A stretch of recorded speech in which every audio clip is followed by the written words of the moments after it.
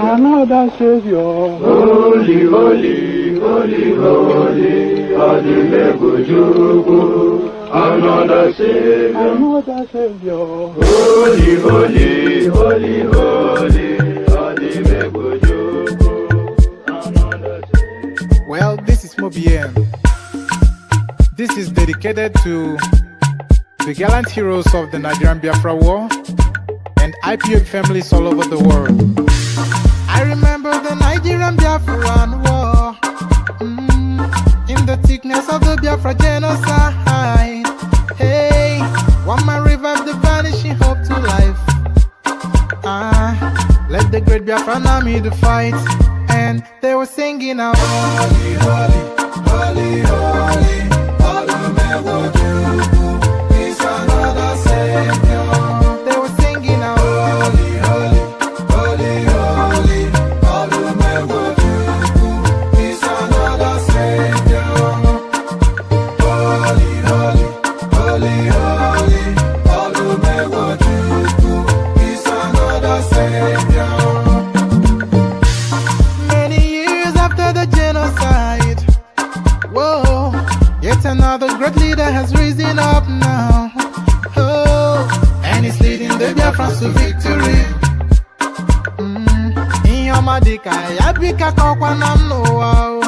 Hey, anamekele mazuche mefo. Manemo, it's an honor having you on board. When I'm singing along, holy, holy, holy, holy, Nandekano is another Savior. Just sing along, holy, holy, holy, holy, Nandekano is another Savior. When I sing along, holy, holy, holy, holy, holy, holy, holy, holy, is another Savior. Getting moving right and getting moving faster now. Holy, holy, holy, holy, is another Savior. Holy, holy, getting moving right, moving faster, get the freedom. Is another Savior.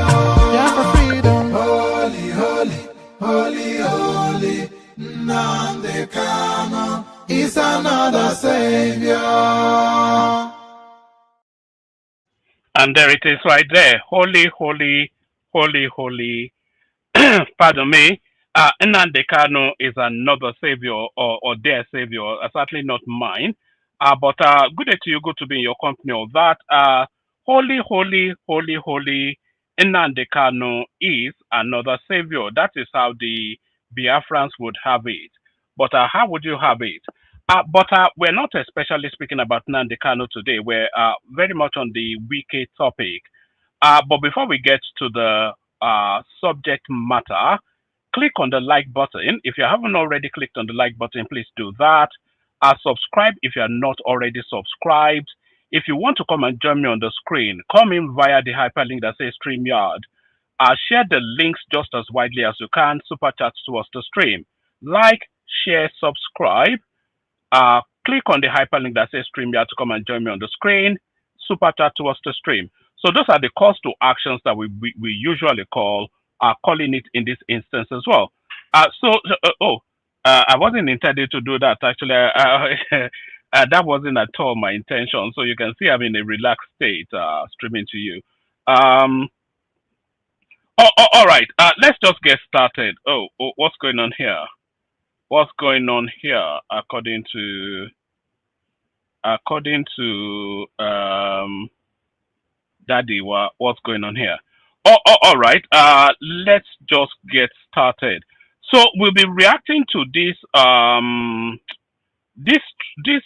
press conference by Yemson Wike. So that's what we're reacting to. So why don't we just get started as I fumble my way through it?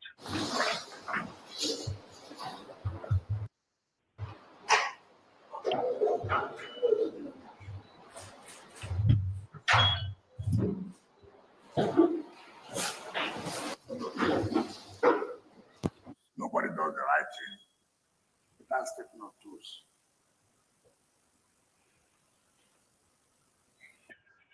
So this press conference, by the way, as most of you will already know, this press conference is in reaction to the incident that happened between Yemson Wike and a naval officer, like yes, between Yemson Wike and a naval officer over a dispute over a property. So here is Wike holding this press conference now in reaction in response to that. And nobody knows the day he will die or how he will die. If we know that this is the way we're going to die, we'll probably go and stop it. But because we don't know, so death comes anytime. It can be through one sickness. It can be through one enemy. It can be anyhow. It can be through assassination. It can be through you running into armed robbers. Armed robbers. But what's important is that you one day die.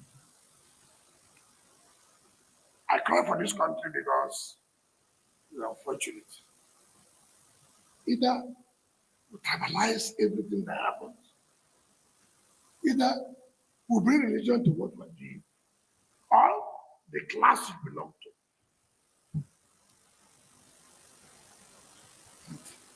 No country can never succeed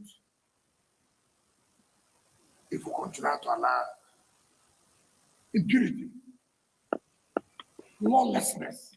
No country, no matter how hard you work, you allow impunity, you allow lawlessness to continue to prevail, that country will never go anywhere. Even amongst government officials, not to talk about private individuals. I have read comments. Yes, I've wounded people politically, I have no regret about it. And I could not to wound them where necessary. Yes, people are not happy about it. So when things happen like this, you see all manner of things people will say. I was watching Channel late last night. I saw a lady and a man. You see, sometimes you just shake your head and call. Laziness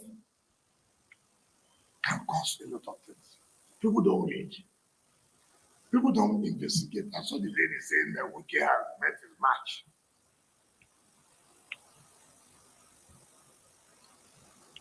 And you don't want to find out what really happened.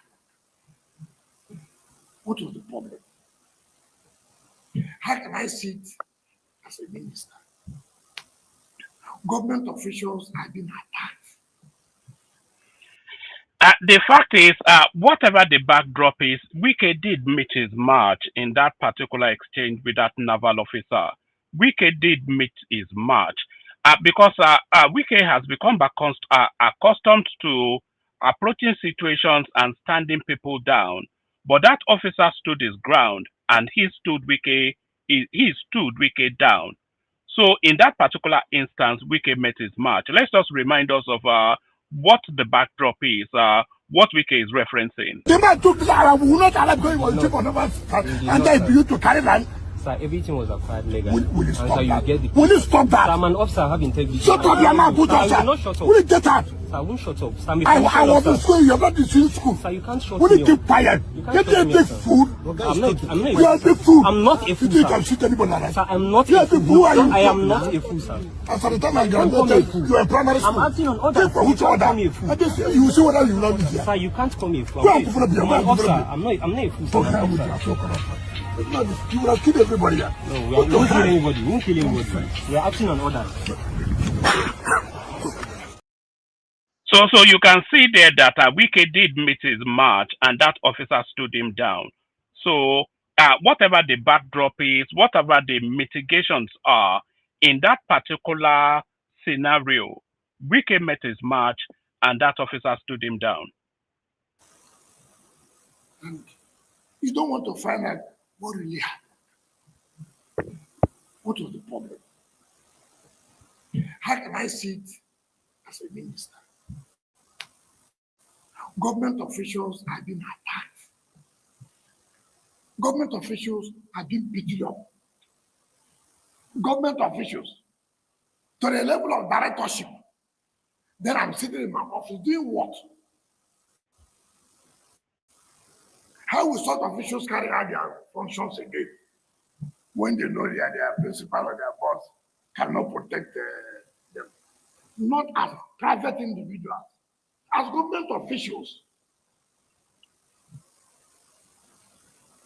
So many people have had problems. Chief Olusegun Obasanjo, former a general, former head of state, former president, he will call me on phone. Minister, I look good at this problem of land here. Please, can you? I will solve the problem. All right. So that comment right there, that's what inspired that headline. So it's the shady deals that have been done in the shadows of the dark of the night in Abuja. So now Obasanjo has of course, there's dispute about legality for Obasanjo to have to call Wike that he has issues with the land. So rather than Obasanjo going through the legal route, through the courts or whatever due process is, he simply picks up his phone and then he calls Wike. And because Obasanjo is such a larger than life personality within the Nigerian landscape, Wike immediately acquiesces to Obasanjo's request, and then he makes whatever adjustments for Obasanjo to have his way all over a land that Obasanjo is disputing or is being disputed with Obasanjo. So those are the shadowy undergoings on that goes on in the dark shadows of the night with regards to Abuja and the wider Nigerian space. That is former head of state, former elected president. We have the courtesy of calling the minister. Look, I have this problem. I have this problem. See how you can look into it. General Tiwa Danjuma will call you. Look, now these are people who they're all retired generals. These are people who cause discipline. They didn't bother because they were former chief of army staff. They were former president. They never sent soldiers. They never sent anybody to go and attack anybody. They just call you. And respect the gas, respect. You see what played out between Wike and that officer right there. It really underlines the rotten underbelly of the Nigerian state. What played out between Wike and that officer highlights the rotten underbelly of the Nigerian state. So all of the abuses of abuse of powers that has held that country back for so long is all enraptured, is all encaptured within that particular space. So you have an ex-naval chief who buys an illegal plot of land, and rather than him trying to regulate the legality of that land or going after legally whoever sold him that land illegally, is trying to use the force of might, the force of the military space that he previously occupies and still has influence over. So he's trying to use brute force in order to take ownership that of something, a piece of land that the law does not confer ownership on him. So the land is not his, and the land is not for the purpose that he's trying to use it for. The law is against it, but he, through the crudeness of AK-47, he wants to assert his will. So and it's that big man thing. That's one of the things that's held us back for so long. So there's that first element, but then for Wike rather to mobilize a team of heavily armed policemen to go and confront heavily armed military men over a land that is being disputed, that is also an abuse of power. So this whole scenario, this little cameo between Wike and that naval officer right there, it highlights the very rot within the Nigerian system. I have to respect. And I'll tell them, sir, don't worry. I will sort out the and I would do. I won't even talk about other people who are highly placed. They will come to you, Mr. Minister. Maybe we didn't know of this. If you knew, we would have done it like this. When a serving Major General attacked the development control, I wrote a letter. The present chief of defense staff was chief of army staff then. I wrote a letter, because that is a serving military officer. That if anything goes wrong, he's still under the authority, under the control of the military. When I came on board, before them, President Jonathan had awarded a contract to develop another city, which was close to the military, but awarded a contract, not to me. A Federal Council presided over by the CNC. Awarded. The contractor went there, he was just away. I wrote a letter. We met. The late chief of army staff, Alabangi, was there. The former chief of defense staff was there. These same ministers of defense, they were all there. We all met. I said, look, it is not good. This government and government. I mean, it's not, let's see how we can resolve this. I never one day, I respect institutions. And I know what it takes. Even as a governor, no governor will say that they supported the military that more than me. So I know. But how do you see a private individual knowing fully well that you are against the law? It is not military versus government. No. If it was military, I would have written to them that, look, military, why are you doing this? This is a private individual.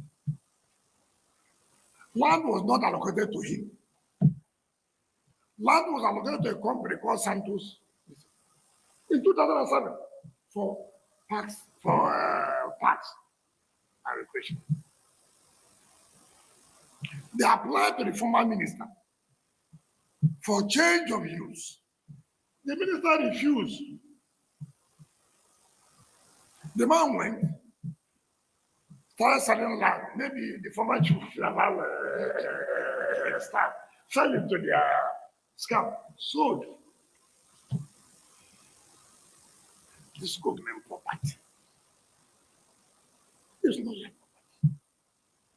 If government officials came to say, look, what are you doing here?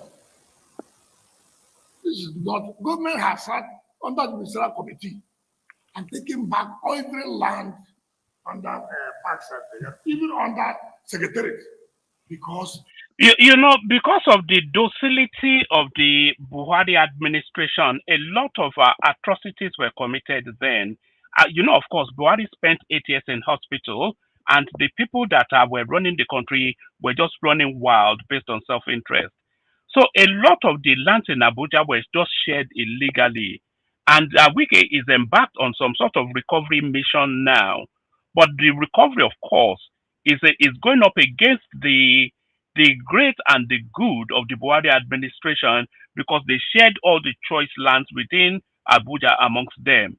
So this battle that Wike is the person actually at the other end is a guy called Gambo. So he was the one that sent that Yerima to go and confront Wike.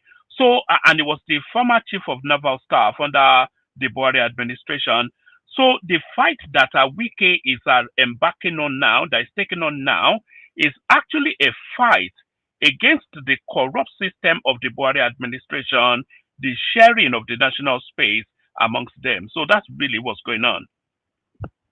we felt that there are a lot of delays, suits, litigations. We said, no, we won't continue with that. You send this to start beating government officials. Not private, government officials, beating them. Senior government officials, you are beating.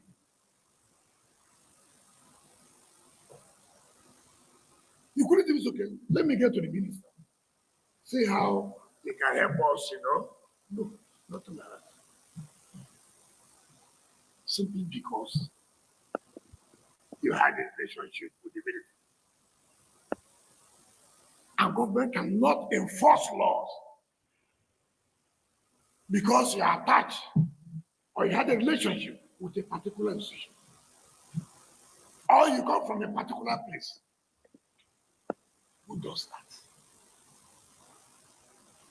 Who does such thing? How will this country progress? Okay, assuming the land is their own, assuming, do not consider land their own. You will build without building approval. You will build without. And by the way, if you want to come in. The link is in the comment section. If you want to share your opinions about this particular subject matter, come in. The link in the comment section. Building approval. And these are people who travel overseas. Some of you who have the opportunity to stay overseas, who don't have the opportunity. Even when you have a deal that you are backyard, you can't even go and extend. You must seek approval from the cities. These are people who are complaining Abuja master plan has been distorted. Now the government has come to put a stop. So we have to comply with the rules. We have to comply with the rules. If nobody wants to do that. You Ghana people, they write all sort of junks in newspapers. Wike did this, Wike did that. Wike shouldn't have done that. On that, why did he talk to him? I represent president as a minister. So if, for example, if you are doing something, a minister arrives, you cannot have that decorum, that respect to say, sir, I will get back to you, sir. Can I call my other? Let me see how this matter will be resolved. Nobody talks about that. Yes. For all that Wike did wrong, is actually exactly right there. That officer, he may be an officer, but he's certainly not a gentleman. He is ill-bred and ill-trained. The aggressive, condescending tone that he was using to talk to Wike, and Wike is exactly right. Oh, Wike is standing instead of the president whenever Wike stands, because it's a federal minister of state appointed by the presidency to speak on his behalf, on its behalf. So wherever Wike stands formally in the course of his duty, is standing as a representation of the government. And the arrogance of that is the entitlement of the North. By the way, we have to speak to that. Is the entitlement of the North. An officer Yerima from Borno State is the entitlement of the North. Wike is telling you to stand down, a representation of the presidency, and rather than you pick up the phone and call your boss and say, Oga, I've got a minister of state here trying to stand me down. What do I do? Please, sir, speak with him. Rather than do that, you are battering words with a Wike, using your size to try and intimidate him and carrying weapons to try and force him back. So that officer needs to be disciplined. He needs to be disciplined.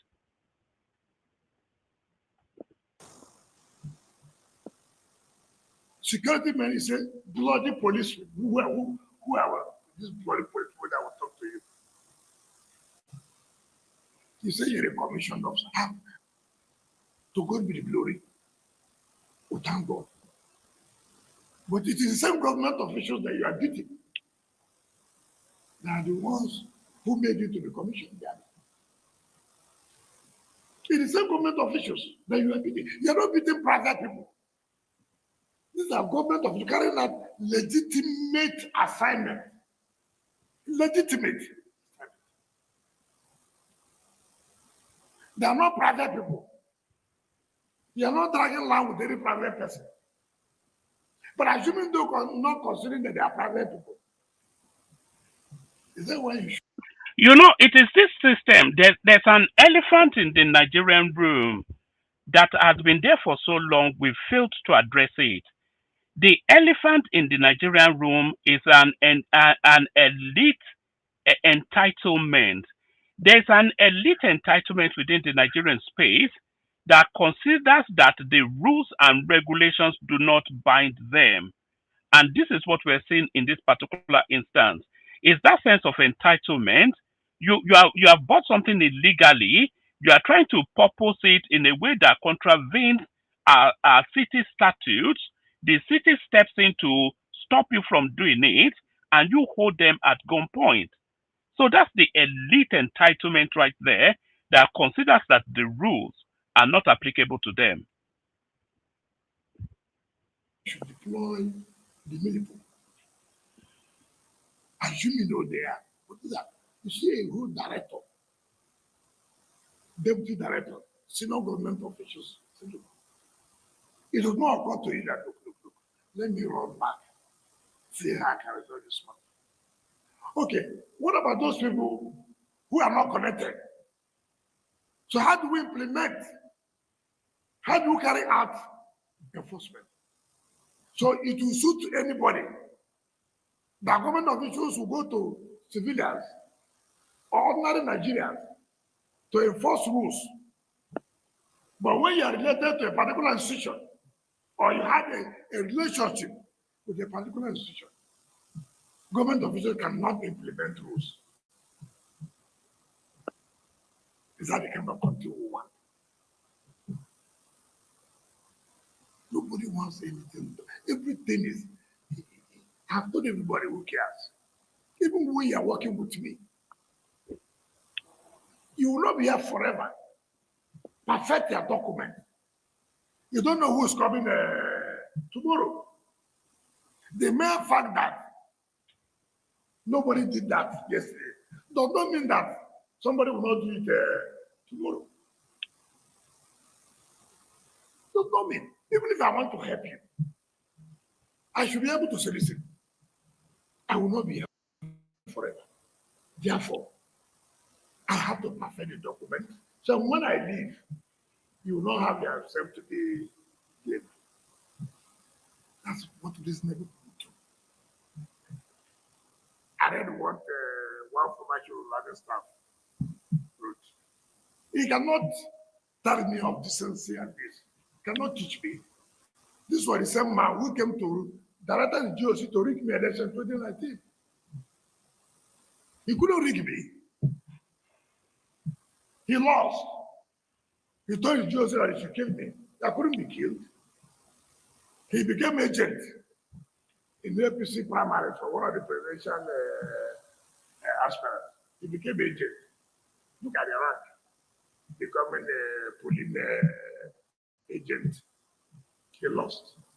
He's the one comment that the minister did this and that. I mean, I've never seen people like this. He's talking about Burutai, by the way, who wrote a very long essay criticizing Wike's conduct and inviting him to apologize to Nigerians and especially that officer.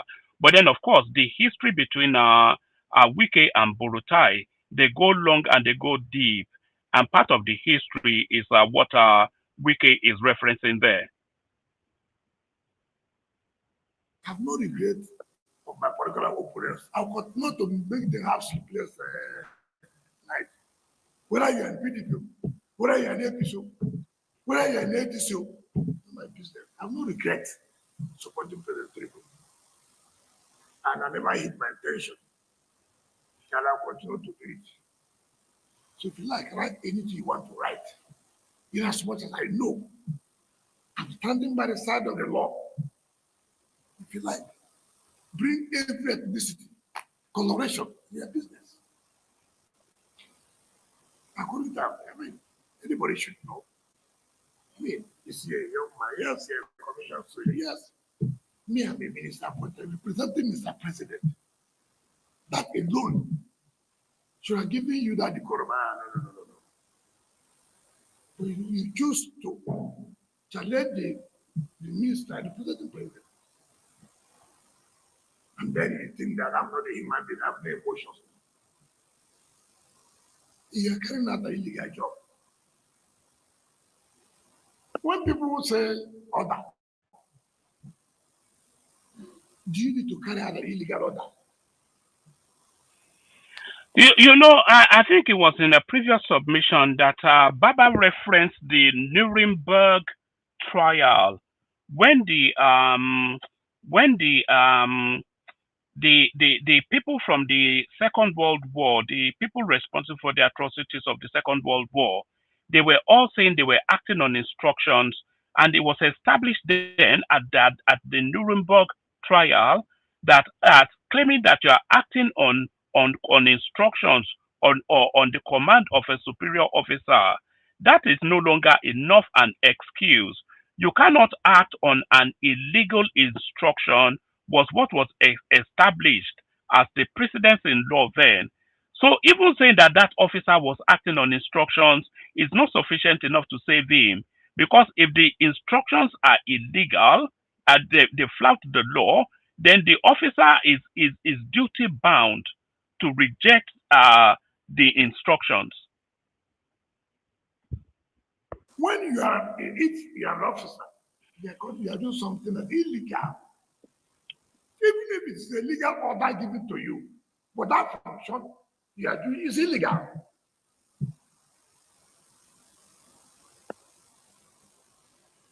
Police was built here under high tension. Police, even as an institution, not private. They arrested our officers. I said, wow, I went there by myself. Look at high tension. Even if they are worsening me, you will not encourage that. And I said, no, you can't continue to do it. It's not good. And I came, and I said, look at the documents. He said, they didn't know. They should obey it. An institution, not as private individual. Nobody will respect law. Nobody will do anything. Even when you take action, I'm aware my coming as a minister, people were opposed to it. But I'm here. And I never one day knew that I was a minister of FCT. I was a minister before, but I never knew I was a minister of FCT. I would do my job without looking at anybody's face. I will not go. You were here when ASU went to Senate. ASU said part of their conditions of going on strike, that they should tell the minister to leave the University of Abuja land. I have not seen the Navy on national television that they should tell the minister to leave their land. I have not seen the Navy. Carrying out what have I done? See, this is the country you are in. And what was the problem? How can a university say they have 11,000 hectares of land? The whole of Lagos is how many thousand? When the Minister of Education called me, I said, my brother, you tell me, where I check the whole of Lagos is how many hectares? He found that Lagos is only about 300 something hectares. I said, 11,000. He said, yes, my brother. The former minister, said, no, you can't do this. The former, not me. This is what I met, former minister. And I carried out what was there. Oh, we can want to take our land. The land will take it away. All right, so it goes on for another half an hour thereabout, but because of the pressure of time, let's start having conversations. We've got Larry with us at the moment. If anybody else wants to join, please join. The link in the comment section. So Larry, Wike comes out to defend his position, and for all that I disagree with Wike calling that officer an idiot or whatever, Everything else, you cannot fault him. So what are you making of Wike's press conference, which I suspect you would have already seen anyway? Larry.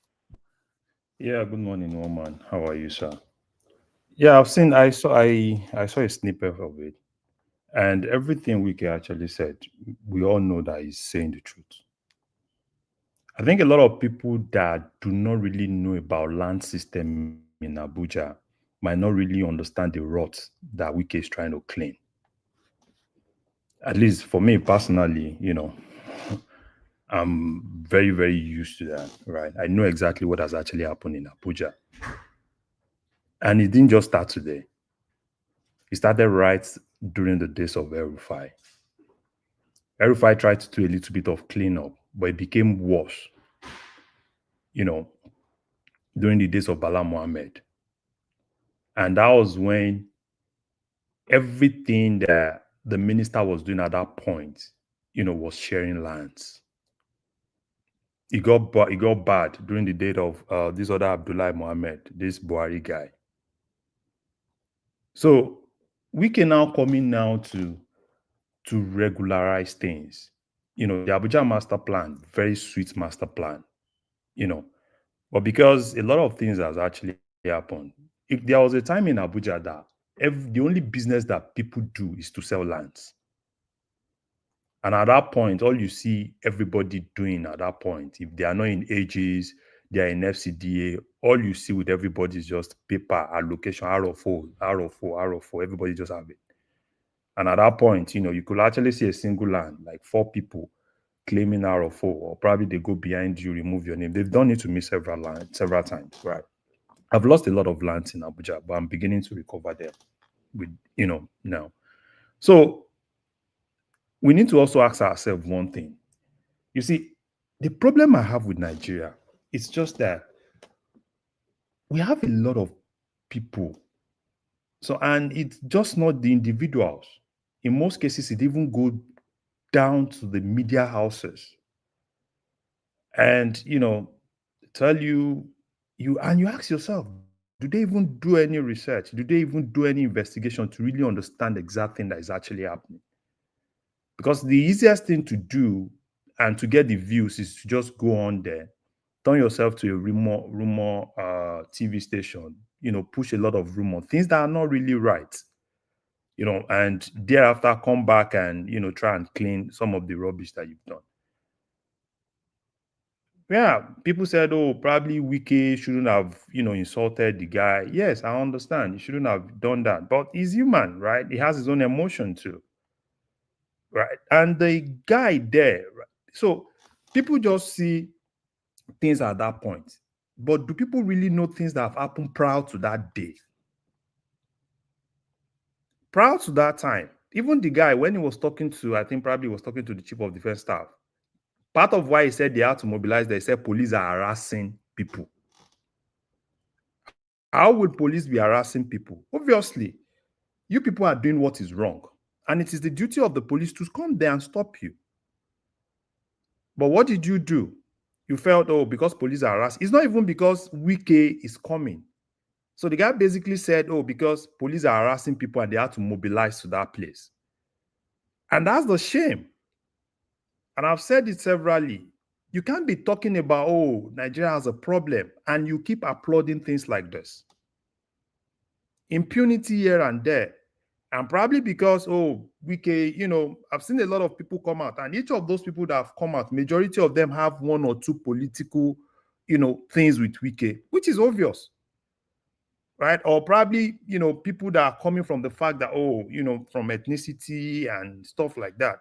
And you've also seen some people that are bold to even say the truth, that even though, yeah, they do not really agree with some of the words that Wike use, but they still need to say the truth. And the truth is just the truth. We can't run away from it. If you look at most of the lands, particularly if you leave Gadua alone, it's not even only Gadua, from Lugbe down to airport, to the airport, what did they do to those places? A lot of Patozu, this one will hijack, this one will come back, and it's a lot. And that's exactly what has actually happened in that space. Even there, even after that, if you get to if you get to what's this place called? This place where we have this immigration headquarter. After that side, down to all these Zuba and all those places, you see all this military zone. Oh, this is military, this is military. And in most cases, go and look at some of those things. It's just being shared by people. They just share it to themselves. And I also saw some people came out and said, "Oh, Wike collected land from 30 generals and all those things." Wike didn't and people do not understand. Most of the things Wike is doing, it's not like Wike just wake up one day, right, and just start doing all those things. The president himself wants him to do it because there has to be a lot of regularization that has to come into FCT. Places that are meant for green areas were allocated to people. And in most cases, when you look at what most of the things that Wike is doing it based on some of the denials. What happened? In anywhere in the world, every area, every zones have what that place is being designated for. And if you want to change that, you still need to get approval. And if you do not get approval, you don't go ahead and keep doing what you want to do. And that's exactly what happened here. A place is meant for a green area.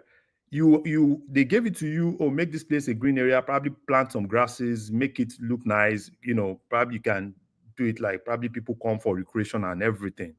Probably that's what that thing is meant for. That's where the company makes their money. And the company now went back and said, no, we don't want to use it for green area. I want to turn it to residential. And they rejected it. And rejecting that, the company went ahead and started selling. Is that not even criminal offense? Because basically, we applaud a lot of rubbish in Nigeria. Basically, because if it happens to people who do not like, and I understand why there's a lot of hatred for Wike. It's obvious, right?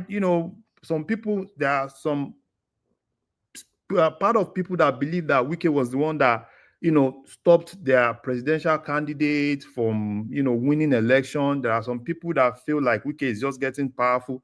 There are some people that believe that FCT is not supposed to be for a southerner, even with everything they did, right?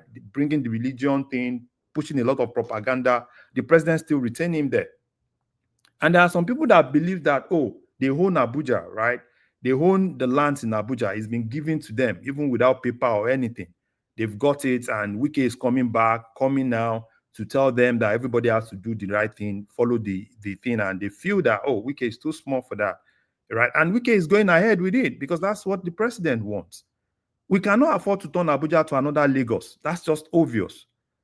Till today, if you talk about any place that you want to go to, that you see a lot of green areas, you at least you feel relaxed, it's still Abuja. So if we're not believing that Abuja will turn everything to real estate springing up here and there without any planning and everything, that's not really what an Abuja that I want to live in, right? And in terms of what Wike has actually been doing, I can tell you the land system in Abuja, and now it's been easy to even get C of O here. Nobody. I've been buying land since the days of Erufai. I have never got it so easy. Because this guy, if you apply for C of O today, maximum in 1 month, if you do the right thing, you get your C of O. If your land is legitimate, they do the search, they do everything, you do not have any problem with it, which has never been the case. Doing the other ones, right? All you do in that time is you still need to bring director of land needs to collect money from you. You go from here, you go from here.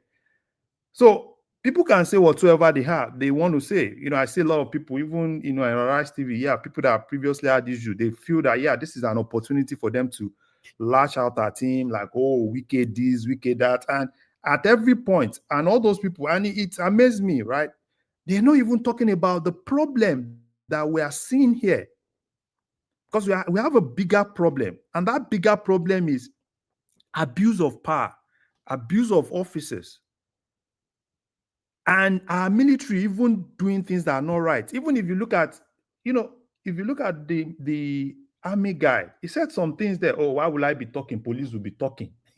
And I ask myself, that place you are is the legitimate duty and the legitimate place for the police to do their job. We are in America here. No matter how much you're a military guy, right? That doesn't stop you from, if you do any little thing, right? You get arrested. People say, oh, in America, people respect the military. People respect the military because the military in America, we do not condone the military if they do anything that is wrong. We don't condone them and applaud them. That is why we respect them. We respect the military because the military are doing what they are supposed to be doing legitimately. We do not respect the military because I was watching a video yesterday, right? MC Oluomo was going, you see a lot of all those military guys. And I asked myself, how do I respect this kind of military?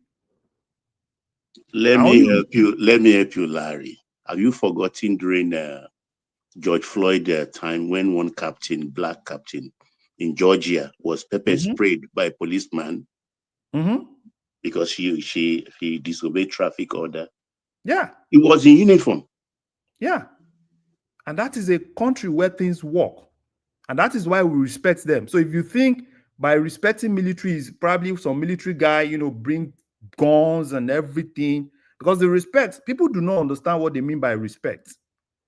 The respect in Nigeria for the military is more of a forced respect. Because people believe that, oh, the military, it's all about guns. You don't go, and I don't blame people. It's psychological. Because it's the kind of trauma they've seen in the hands of the military that make the military force that respect. Not because people really want to respect them for what they do. Larry, let's talk about repercussions, and then we move the mic around a bit. So now this presents as a teachable moment within the Nigerian space. So lessons have to be learned from this and repercussions. So what lessons are you suggesting should be learned from this, and what repercussions should happen, and on whom? Okay, in terms of lessons that needs to be learned.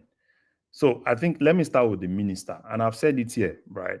The only thing I blame the minister for is not allowing the commissioner of police to do his job. Because if it were to be him being behind the commissioner of police, right? The commissioner of police is supposed to be in front.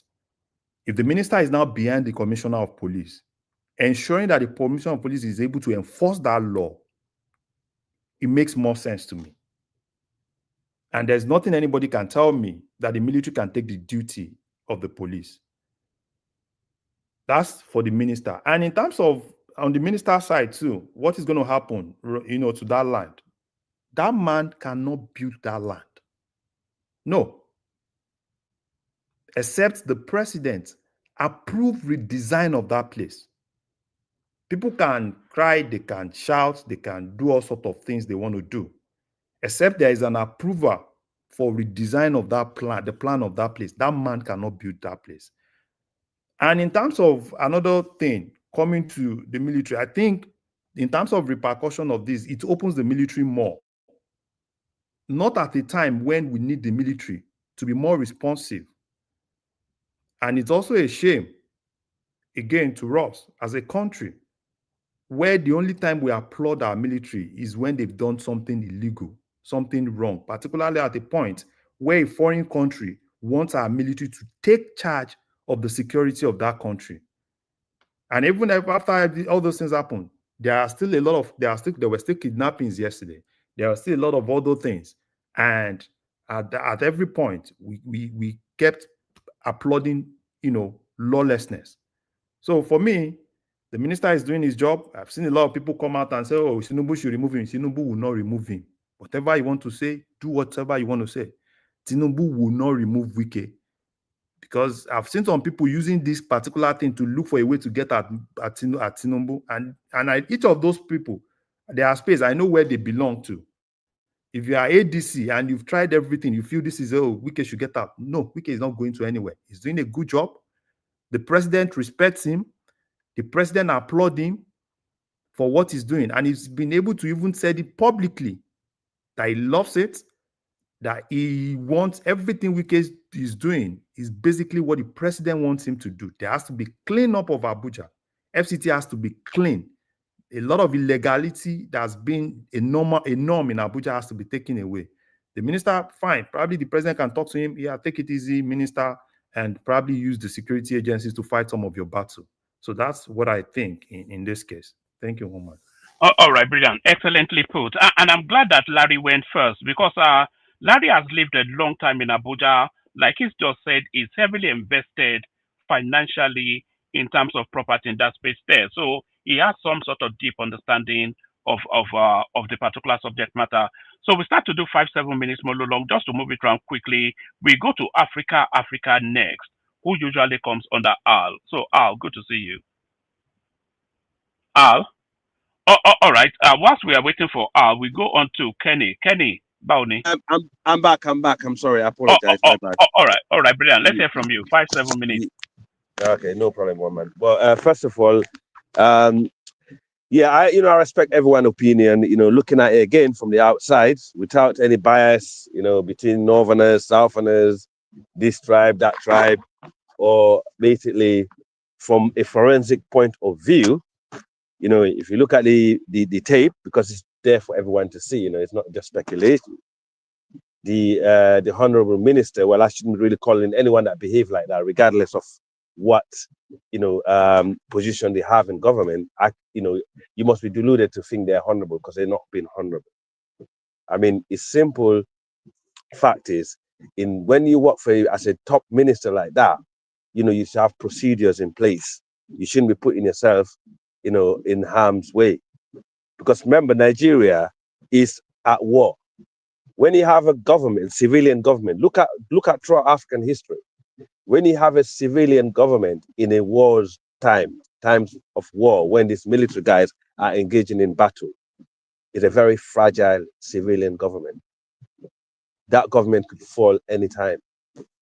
To me, I'm coming in as a different angle, and I think the guy, from the day when I came on this platform, I said, I don't like him. I don't think he's any good for the president. He behaved badly. He insulted the guy. He's a man. He's more of a man than Wike. I think Wike is a boy. He have humiliated himself. To be honest, if it's a guy that have any bone left in his back, I would just resign. Because how can he show his face after that for the whole world to see? I mean, I saw the Nigerian head of police came and criticized him, and also, send an order to the police not to ever be allowed to be used in that such way. So that actually disqualified anyone that think Wike is right here, because the police themselves have came out. The IG never said that. Those are fake news. No, it's No, fake news. We know those that are carrying that news. No, I'm just trying to tone you down so you don't believe in that rubbish. Okay, that's a lie. The IG never said that. No, he said police should not be used. No. The IG never makes statement. Until tomorrow. So skip that, please. Okay. Thank you. By any high authority officer, minister that will use the police against the military is definitely, first of all, should be disqualified, whatever position they held in government, because basically now you are having two authorities fighting one another. So you are actually instigated by his action. Not only he have, cause it's going to cause a rift between the military and the government, 100%. Because now the military is gaining more support by a minor little issue that could be solved by him sending enforcers. You cannot be a minister and be an enforcer going out there bullying people. This is what we get. This is what led Africa behind. You have to have procedures. You should have companies and people in place to do this sort of job, not driving there yourself and actually trying to use the police against the military. That's actually irresponsible. Number one, I don't know why Tinubu is still holding on to the guy. I want him to have a second term, and because of the Trump and this Islamic issue, Tinubu would have nothing to lose by getting rid of him, because he already got to regain his block again. He have regained the north. He have regained, he's gonna keep his own base in the southwest. He do not need Wike. He should get rid of him now, because he's gonna create more problem. And then mark my word, if this guy continue, you will have another military coup, and he will be successful. You should be careful. Police and military, they cannot be used against one another. I've been in countries where so many coups happen. You probably guys young enough or older than me to know, or to live under military regime. That's the last we want, in a civilized world. But the way the guy is carrying himself, he's gonna get some of these officers, agitated and feel, the populist and actually take action. and that's not the thing we want in Nigeria. You should get rid of him. He's a very bad politician. He haven't done the president any favor. He's actually created more harm than good for the presidency. Yeah, sorry, you was going to interject. Yeah, can I ask you a question? Number one, let me ask you something. Are you a Nigerian? Yeah. No, I say I'm looking at it from the outside. Okay, you're looking. So you're looking at it from the outside. So let me say something as a Nigerian to you. Yeah. Right? You said if the president does not remove Wike, there might actually be a military coup and it will be successful. As a Nigerian, and I'm telling you this now, right? I do not know the country you come from, right? There will not be any military coup in Nigeria. I hope so. Thank you. I hope your prayer answers. That's exactly why I need to push back, right? I hope not. Probably military coup is successful in your country, but as a Nigerian, and I'm telling you this as a Nigerian, we don't go to that area. Good. That's a good thing. That's what I like about. That's one good thing I like about the political. Don't push military coup for us, right? And no, I'm not. You said there will be. I'm picking from what you said. Okay, yeah. Right. If the president does not remove Wike, there will likely be a military coup. And likely. And you said it will be successful. So please take that back. Likely. And that okay. I'm ready. Wait. No. We don't go past that area. Okay. That to be successful that you said. You are not in Nigeria. You do not know what the best thing for us. No, it's a political. Yes. People have studied politics. When you study, people have studied politics. Take that statement back. Okay. People can work in your country. You can believe that it will be successful. That's your country. Yeah, I've worked in a lot of countries in this. Yeah. Okay. Let me. I had your interjection. We do not have anything to do with military coup. That's the reason why I raised it, because I don't want nothing to do with it. I want nothing. Yeah, I want nothing to. I always been advocating for democracy. I think I rather be under a bad democratic system than being under the military coup. That's my opinion, and that's always been my my take on it. And I don't want it for you guys. But all I'm saying is, when you study between a lot of the politicians in the sub-region in West Africa, what amount to a coup, there are little problems like that between the authorities. When politicians are set in one force against another force, and then basically it's caused agitation. You don't need a minister like that. You need someone who will be on top of the game, who actually have integrity. That can actually, the man haven't got integrity. That's the reason why the guy actually haven't barged. So, if he was another minister, I reckon he probably would have He does not have integrity, right? And it's kind of like surprised. It's kind of like surprising to me. It's because of how you spoke. How much? No, wait. How much do you know Wike? I see. And okay. How much do you? Because no, can I? But I'm just saying. Okay. You asked me. I don't. Okay. Wait. What I'm saying, but based on what I've seen from outside, because I just listened. Sorry, man. I just listened to his press conference. Right. He said. You said you listened to his press conference. You said a lot of things here. Yes. Okay. Now let me just finish. As someone that actually deals with government services, you don't boast of people contacting you directly to solve their problem. That's corruption. That's illegal. Legally, that's I don't know what school you went to, but I went to school enough to know what the law is. It's law of governance. A law of governance. You don't do favors. You don't do. I listen to it. That's what I'm trying to say to you. I'm actually. Wait. No. You're trying to be. You're trying to derail the conversation. You're trying to derail the conversation. No. Larry, why don't you ask him which country does he come from? Let's know his country first. Yes, okay. You may want to respond to that, and then let him carry on, just so that we can move it around. He's a Sierra Leonean. He's a brother, West African brother. He's a Sierra Leonean and a Fulani. Yeah, he's our brother. Do they have democracy in Sierra Leone or the military? It's democracy, of course. Okay. All right.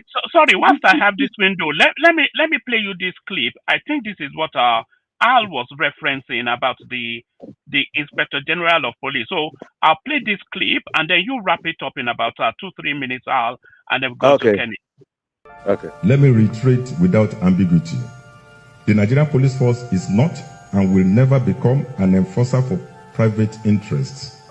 Officers have no business escorting parties for land recovery, disrupting legally existing occupations, or meddling in civil claims without a demonstrable criminal element. Every such incident erodes the neutrality of the force and opens us up to disrepute. The line Stop must be it there, clear. one man. You already, that's And enough. any officer who That already crosses answered my it question. will face disciplinary consequences. Now let me tell you, this particular video.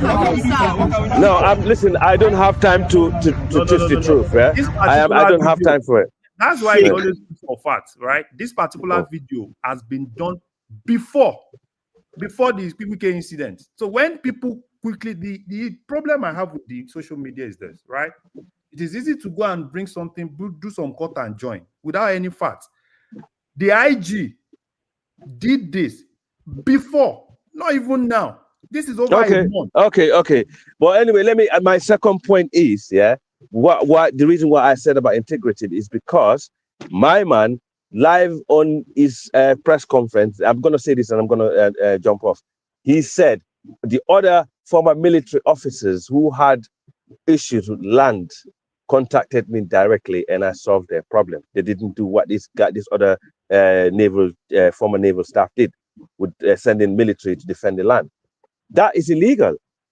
They shouldn't be contacting him to solve problems. This is why Africa is behind. They should be going through the due process, just like everybody else. So basically, you are actually, by accepting what Wike is doing, is actually building elitism in a state of democracy. See, this is why I got a problem. All right. So that's my point. I hope you understand what I'm trying to say, because these are the steps that military officers will see, and also like all the cocktail that adds up, and obviously the populism and stuff like that make them want to think twice. Okay, and that's my opinion. You know, people can say what they like. I don't come here to beg friends. You know, No. We just have to move it around. No, it's taking too long. Let me just move it around. But Al's last point, I'm not sure that I entirely disagree with you, Al. They cannot be doing land deals through to the back channels. Thank you, sir. Because I don't have the phone number of Wike now. So who do I call when I'm in disputing land? So they, Jordan, Juma, everybody, they should go in conformance with due process and law. Brilliantly said. So if I'm in dispute, am I able to call Wike? I'm not able to call Wike now. No. So nobody should be advantaged. They are not. No, let's not. Thank you, sir. I want, man. This is the reason why I come in the show now and again, even though we disagree, but sometimes we got it. They call Wike because he holds an office, right? Wike will. I want Tinubu to succeed because I always like the guy. Yeah, but I don't think he's a good guy for him. Right? Don't sugarcoat it. You want military coup? We do not support military. You think I want military coup? Yes, because you don't know me. You don't know me. You don't know me. Leave military coup to stay alone. All right, leave the military coup. One man know me long enough. How much I argued against it. Thank you. Let Larry make that point, and then we go on to Kenny just to move it around. Larry. Yeah. So one man, let's not mix things up. Calling Wike, it's not because they are calling Wike because it's Wike.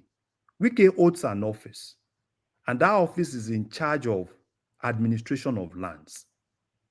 If you have a problem, the office you address it to, you don't address it to Wike as a personal person.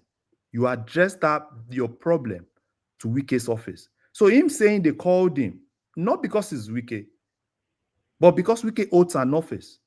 And because they respect the office he holds. So rather than doing all sorts of things because they have the power to do it, they would rather go to that office. So but you're missing the point Al is making. No, Al is making forget Al. But the point is, if they have any contention on land matters, there's a process that addresses it. So what is the process? Whatever law binds whatever it is that they need Wike to intervene in, then they should go through whatever process that law requires. not go through the back channel to go and speak to Wike, Thank you, because sir. the average person doesn't have that leverage. You know, Okay, so that so they are weighing Wike to their advantage on something that is contentious, and they have legal routes, you know, that they can follow to.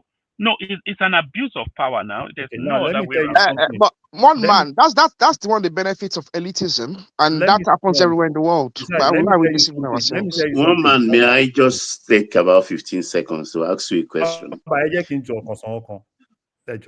Let me just tell you something. You can try it today, right? In FCT. Do a normal formal letter. Address it to the office of the minister, FCT minister. Look for a land. Pay the normal money that you're supposed to pay, 10,000. And within 5 days, if you do not hear from the minister's office, then that shows that you as a normal person does not have direct access to the minister. Yeah, but that's the process now. You don't hear from the minister. You hear from a standardized response. One man, do you expect OBJ to go to this reception in FCT office No, for not land matters? personally. Not personally now, but his agents can. You can His send agents can agent. now. Absolutely. Thank you, sir. Yeah. When he can reach the top person and solve his problem, whether favorably or unfavorably, but that's an abuse. it's not an abuse. No, it's a process. It's a process. In my I give up. considered I give up. opinion. I give up. I give up. This is Why? begging for corruption. Why? Because whether we like it or not, we have elites, political, military, or otherwise, or royalty in every country of the world that are privileged, serving or retired, and they have to be accorded that respect. One man, what happened to Angela Rayner? What happened to the other one in the UK? Remember what happened? Did she trying to rent a flat and not register it? She lost her But job she over was that. that was flagrantly that was hypocrisy now. That Reina was just being an hypocrite, you know. Yeah, exactly. No, but that's different. That's what ultimately No, because she was trying to pass a law. She was trying to How pass is a it law. not? She was trying to pass a law, okay, and she had authority trying to pass the law, but she was trying to circumvent the law herself. That's flagrant hypocrisy. That's part of it. That's part of it. Also, you actually also break some of the rules and the laws. So obviously, that's what got rid of her. Yeah. But all right. Let's I'll move let it. you. Let's move it around. Kenny comes up next. So Kenny, quite a contentious matter. Wike coming out to explain, but he actually creates more confusion, exposing Danjuma and Obasanjo as backdoor channel, you know, merchants and all that. So let's hear from you. Thank you, everyone. Thank you, Baba, Larry, and the rest of the panelists. Mr. Larry, Kenny. Baba, àgbáyé adé sà. Ẹ ṣe gan ni sà. Ẹ kú ẹ ṣe gbogbo gbà gbogbo. Ẹ ṣe gan ẹ pé máa ń gbádùn yín gan bàbá. Thank you so Larry, much. let me say this to you. Let me first of all appreciate your courage, your sagacity, and your spoken word as well. I appreciate you because you are true Yoruba and you are true Nigeria. I will not respond to that guy because when we are discussing Nigeria, I don't think you have business in putting out in what we discuss. You know what I mean? If you want to discuss, nobody says you should not come to the platform. Bring your country. Let's discuss about your country as well. And if you wish Nigeria military should take over Nigeria, I think you should wish something for your own country. Your country, you have issues there. Go and face that. That's what I'm going to say in regard to that. So no one should come and tell us that military junta should come and take over Nigeria, or you wish, even if you think in your mind, you know what I mean, you should take it back. See, if you point four fingers to someone, the rest of it is for you. I love my nation. I live through military in Nigeria. I don't wish them to come back. That's my response to you, Mr. Carl. And for those that are supporting the useless military people in Nigeria, good by them one-on-one. I'm not apologetic. In saying that. Woman, why am I saying this? Yeah, Wike might have his own issue. He might have his own anger issue. You understand? Don't look at the bottle, look at the content. See, what that guy did to Wike that day is actually assault on Mr. President. because Wike is representing Asiwaju Bola Ahmed Tinubu because he's an appointee of Bola Ahmed Tinubu in that space. Even Asiwaju himself he normally joke. He call Wike my landlord. You understand? And Wike has every right to be in that particular place. So for the Arise TV, for Abati and the rest of them that are coming out and talking rubbish, see, there's a say in Yoruba land.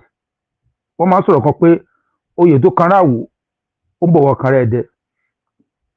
Kùkù òjò tó mì orí èmi kankan ló máa fọ́ sí tójò bá rọ̀ when rain fall it's going to fall on every one of us. The rest of them that they are happy now, which is disgrace, they are doing all sorts of things. You understand? One day it's going to be your turn, and your own will be worse than what this guy did to Wike. That guy is actually what. See, if you go by rank, one man, that guy is below. He's not in any level with Wike. I don't want to talk about the mistake. Wike has got no problem. That guy is not disciplined. Number one, he's not well trained. Sorry, Kenny. Let me leave you in charge. Go run a quick errand. Baba after you. Mr. Triumph next. Peter will be after that. It's not all the time that Mr. Triumph likes to speak, but if he wants to speak after Baba, then Peter will be. But floor is yours. You take charge. Yeah. Okay, no worry. Okay, because one man has stopped me now, I'll not continue what I'm saying. So no, continue your own submission, no, because the room is okay. Yeah. Okay, all right. So where I was, I lost my thoughts. Okay, so Wike is actually a mouthpiece of Asiwaju Bola Ahmed Tinubu, and that guy, if you look at his ranking in military, he's just number one. Is war star or something. And if you look at the position of Wike and just suppose that with the ranking of military, he's below Wike. The guy is not disciplined. His father and his mother is not well trained from home. He has no home training. Because if he's well cultured, a minister of FCT is talking, and you are pointing finger at him that you have right, and he's even please go and watch the video. He's making claim to be like he's the owner of the land. We just say, where's the property? He said, I have the property. We bought the land legitimately. You understand? The guy actually is a fool, the way you could call him. He's actually a fool. You know, you left your own duty. They post you to go and protect a man, you not tell yourself to be an agbero fighting for land. You told yourself to be a vigilante fighting for land. That's not what we pay him to do. We pay him to protect the life of the ex-military man. And you are not saying you are taking order from the military man. How can you say you are taking order from someone that already become a civilian? It's not my military. Yeah, it's not my military. It's civilian. Yes, it's not my military. You are a civilian. You are not saying you are taking order from him. It's a shame on the military. It's a shame on those that defend him, because it's actually a slap on the Nigerian military for your military man uniform to become a guard, a megad. It's actually a megad. That's what I call him. It's a megad. Guarding and fighting for land. Even Oluomo, you cannot find Oluomo in that kind of place anymore. Oluomo, he has changed his way of life. But you military man, you are daggering yourself to become an agbero, fighting for land. Is that their duty? His duty is to protect and fight for the territory of Nigeria. Let's go deeper. What has he done in his life? How many terrorists has he fight in his own life? See, again, it's a shame on the policeman that just spoke just now. That he said this guy actually insulting the policeman, saying, you are not mates. He's telling the commissioner of police in Abuja, telling the man that it's not his mate. Mr. Kenny, let's yes, sir. All right. The IG did this interview before. And why the IG before Wike's incident? Oh, forget about okay. I thought it's after. Okay. No, why the IG did that self is not because of Abuja, it's because of Lagos. They are moneyless in Lagos. Okay. They were using police to intimidate people. All this Said in Ekpe, what all those guys were doing at that point. But social media, Once there is anything, everybody wants clicks, social media money. They will bring this video, even video that I hold, join it to the new one. Oh, this person has responded, even when those people have not even responded. Okay, I didn't know. I thought it's a new video. Okay, I take that back. If it's a propaganda, I thought it was released after the man insult the policeman. And for that guy to have effrontery to tell a policeman that is his boss, that we are, yeah, I mean, see, I don't know why in Nigeria we are giving these people too much chance. Baba, let me before I come to you, sir. Something happened in the UK few years ago. Some group of Nigeria, two Nigerian guys, they pie a military officer in front of a barrack in this UK here. You know what the police what they did? They didn't even leave the barrack. They called the police to come and attend to that issue. But let's put that Yeah, in Nigeria. those two Michael boys. Yes, Yeah. I remember. remember Yeah, I remember that case a couple of years back.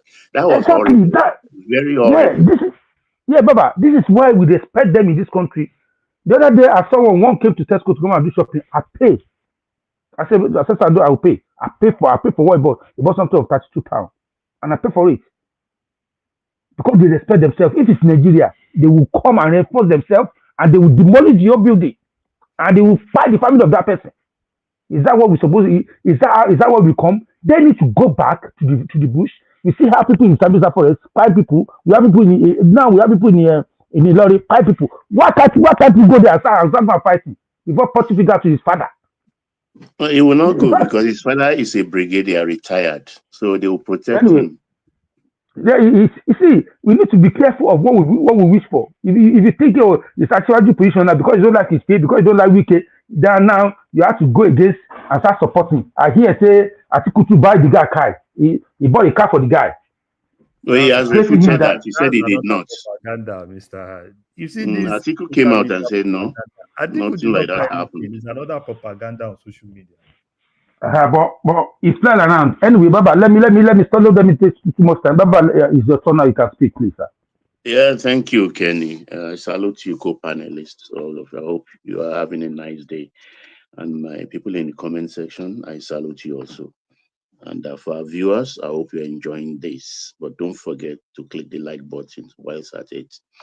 Yes, look, the Nigerian military or West African military, they are a different breed entirely. And I think they are suffering from hangover of incessant coup plots along West African countries, because I don't think there is a West African country that has not experienced one coup d'etat or the other. So that service has been glamorized, particularly by our women and some of our elites. Nobody has not used the military negatively in a way. They are always available. Even some people in the gun eras send their children to military school to become officers just for the glamour of it. So I can understand. And that is why in Nigeria today, you cannot wear a camouflage t-shirt. You cannot rock it to say you are going for a picnic or anything. They will strip you naked. While here, I can go to Walmart right now and buy myself full military kits, camo, up and down, and nothing will happen. Fela say uniform na cloth, na tailor dey swam. We over glamorize this. In a constitutional democracy, the military subjects themselves under authority of the civilian government anywhere in the world. I just mentioned when I interjected Larry a short while ago, during at the heat of the George Floyd problem in America, in Georgia, an officer just coming out of duty, going home in uniform. If I remember correctly, I think it was a traffic problem. And he was in uniform, and the policeman wanted him to come down from the vehicle. He refused. He used pepper spray on him, and nothing happened. He was a Marine. He didn't pick his phone call and call a platoon of Marine to come and storm that place and become destructive. These are the problem we have. When they stormed Fela house and threw the mother out of the window, it was unknown soldier. That's where we are coming from. And people, the young ones who doesn't even know the antecedents of the military in our political life or governance will come out and talk anything, anyhow. Whether this is not about the hatred or likeness for Wike. Let us look at the problem, the malice in our society, where a retired general, 3-star general, will order an officer, a junior officer, is not just an ordinary rank person, to go and do mega job. That guy, Yerima, lieutenant, is a victim of the malice in our society. A naval lieutenant is an equivalent of a captain in the army. He's a captain in the army. If you were to be in the army and you sent him to go and do the job of a megad, that is wrong. Only in Nigeria, that kind of thing can happen. So the Yerima himself, as far as I'm concerned, is a victim.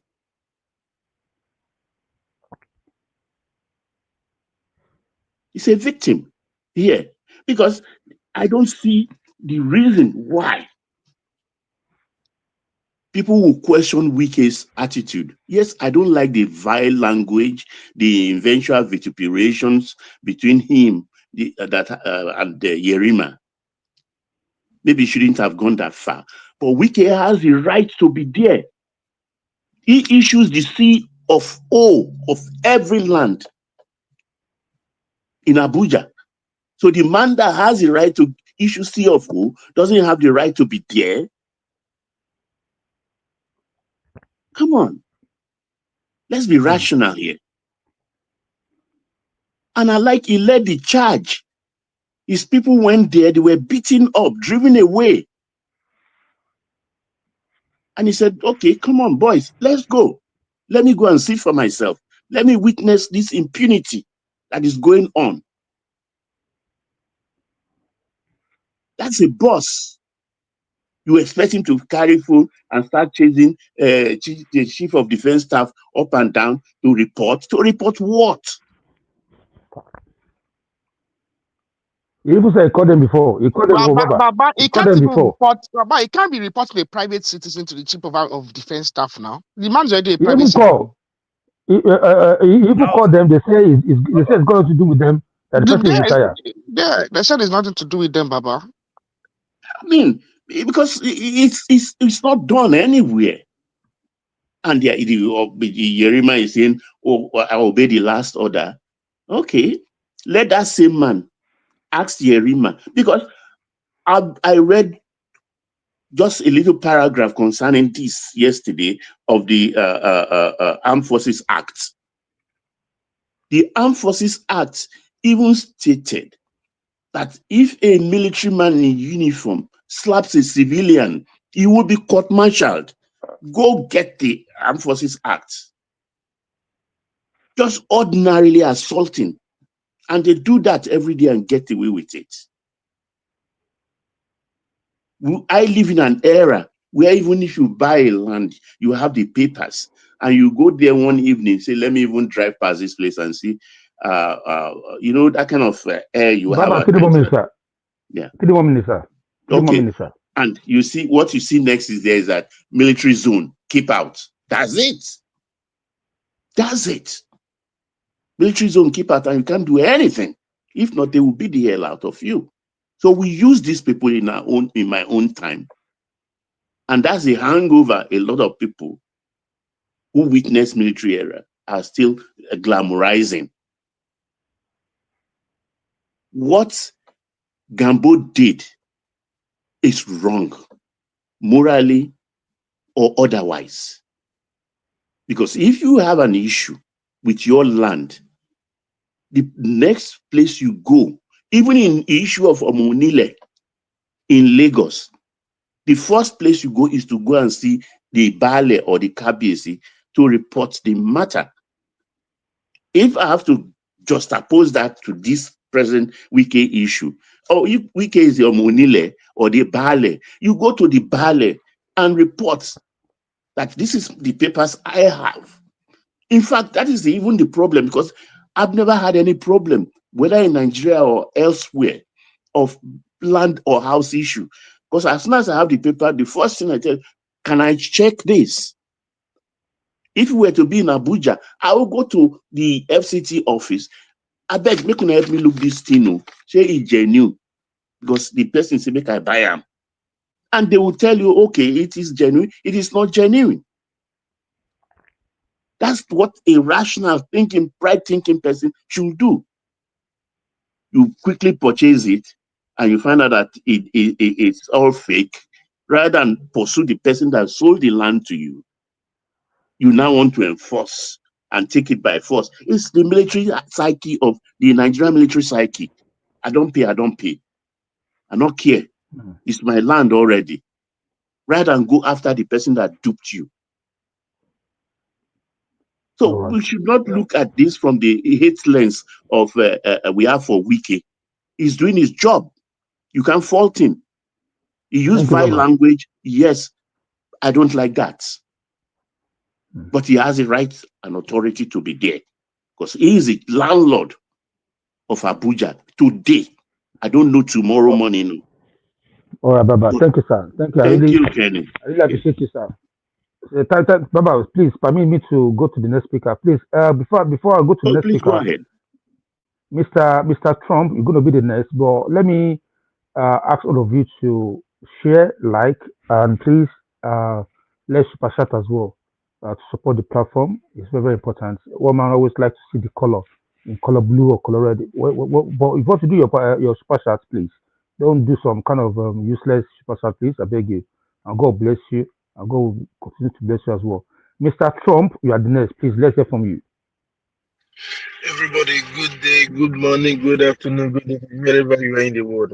Baba, mo kí gbogbo You yín got 5 minutes, please. mo kí gbogbo Yes, 5 minutes, sir. sir. 5 minutes. Alafia. Okay. Okay, I don't talk too much. I only came in because of even my relatives contacted me because of what happened to our dear Minister Wike. It is a big shame to the military. They don't even know the laws. I'm a former military guy too now, here in Europe. I won't use a negative word on myself as an example. I can't even try it now. I'm a retired person already now. I cannot use my influence. I have to follow due process. There's many work. I started pitying Baba. I pity Baba. I will not lie. He has many work to do. That's the moral decay is too much. I don't know how he's going to do it. Even God will help Nigeria. God will help Nigeria. And one thing I noticed that my people are not ready for change. All the old military send them back to the barracks. No one on the street. No one anymore. For what reason? This is the job of a police. The police now. The police is hardly to see a military person on the street. It even for oh my god. But I'm not just to say too much, but I just want to make everybody know where I stand on. It is wrong for the military guy to speak to a government official. It is not done anywhere in a better civilized world. They have to know this. It is not done anywhere. Anyway, it's only in Nigeria that I know that they use military as a connection, as a power by force. By force, it's not done. Everything is under negotiation. You talk. I remember when I wanted something, the people I sent my agent in Nigeria to do something for me, the people below was using their head, trying to stalk them. I have to call Abuja. I will not lie. I called Abuja. Luckily for me, it was the boss office, one of the boss office. So the guy just called Lagos and they gave me everything that same day. You understand? Some people just abuse this. I did not even give a dime. Not even a dime, no, not even a dime. They did everything legalized, official. At least I know that there are good people in Nigeria. Mason, you know, walk more. But only thing that is just the bad eggs, the little bad eggs, that's the one we are hearing. But this Lami, what's he called? I want him to be fired as an example for others. He has to be sacked. Somebody has to be a scapegoat, please. Baba Wike, please, you make him to be sacked. Even his father is a retired brigadier of military. Sack the guy in his life when he goes to the in the civil war. He's going to understand how lives work. You know that in civil life is is more than the life of a military, because military life is just you follow orders. We understand, but in the civil life, you follow the rules and regulations. There is law that govern everything. Any country that anywhere there is no law and order, that's we call it jungle. Eh?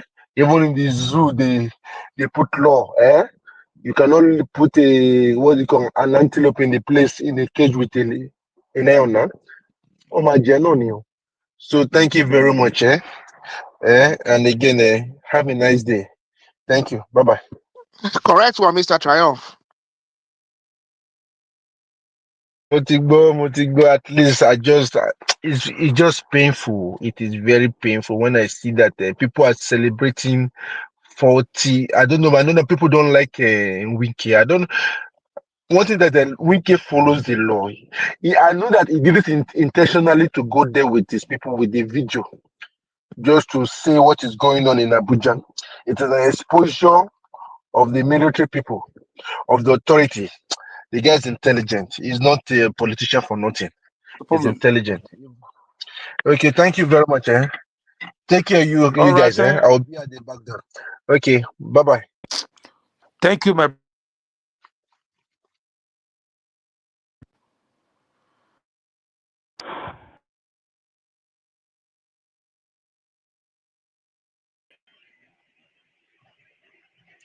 Kenny, are you there? Is that Simba? Yes, sir. Good Yeah, evening, go sir. ahead. Go ahead, Simba. Àlàáfíà fún ẹ. Yeah, sorry guys.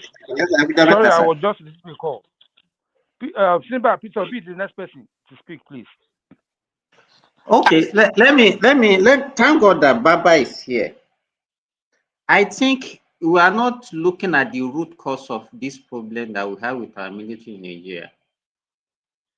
And I think Baba made mention of it that since the military knows that they can actually overthrow a civilian government, and since the first one happened in Togo, I think we have actually given them some kind of authority that doesn't belong to them. And since then, we have overrated them. We believe that the military is actually above authority and the constitution of the country. And so it's already in our DNA. And that is why they behave in that manner that they usually behave. Exactly. We have seen examples. It's not limited to even, okay, we can see now it's happening to a minister. Baba, I hope you remember there was a time Abiola has an issue with Air Force in Lagos. Are those boys that took DG to Air Force barracks in Ikeja, and they ended up saying, I think it was Nura Imam. Nura Imam, yeah. Nura Imam, IBB sent to go and quench the matter, and he ended up saying why he was Abiola and his son arguing with mad dogs. That's where that mad dog came into our lexicon. I remember very well. And then since we also started involving military in civil matters. Yes, so we don't actually know their boundary. No, you see people that actually supposed to know what is actually good for the country. It's like Nigerians. Sometimes that's why I don't pity an average Nigeria, because we don't even know what we wanted from that country. We use emotion. once we don't like one person, we don't even look at critically what that person is doing.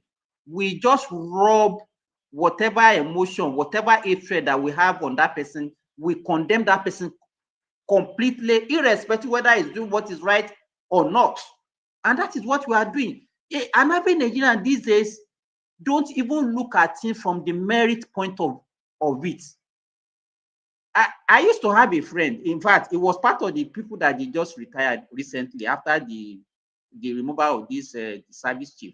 He belongs to the same class with the former Minister of Defense, and he was retired recently. We bought lands together. In fact, I was one that even is an Air Force officer. I introduced him to that land.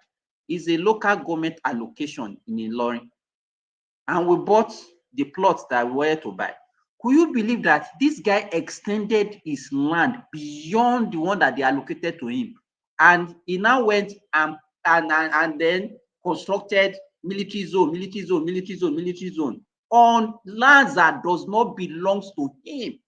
And it was intimidating, but because of his rank, the local government officials. Even people that witness military rule, I don't know why they are taking side with the impunity that these military people are actually exercising. And that is why you see, even you remember Baba when El-Rufai was the minister of FCT, he was doing the same thing that this minister was doing, because they've already distorted. They distorted the master plan of that. El-Rufai even move around with bulldozer. Bulldozer, yes. Now, just because we have a thread for Tinubu, then the APC, and then Wike is actually on the side. So whatever Wike is now doing is wrong in the eye of majority of Nigerians, just because of their hatred. And I don't know the kind of country they want to actually have for themselves. And that we have a lieutenant, for God's sake, in Nigerian Army. He's not a junior officer. Now turning that guy to a mega to go and be supervising artisans that are building a house in a country that is shadowed with insecurity. No, let me make you this example, Simba. Do you know, as a junior officer, a captain, even the 3-star general, if they are both in a car, the 3-star general cannot sit behind and Yerima will drive him. They will both sit in the front. They will both sit in the front seat while Yerima is driving, because he's an officer also. That's how the rank works. There's someone trying to do a mega job. Exactly. You not see Nigeria, they will say, hey, that Wike zone, his zone is even too much. Why is he doing not what he's doing? Is he doing it illegally? A plot of land that's supposed to be meant for a park. India, look at the population of India. Papa, when I was in New Delhi, I saw a lot of open spaces for recreation. You see basketball courts, they have it scattered all over the place. We don't have such, because every available space, you have to build something. Festac is an example. Festac in 70s, different from what you see now.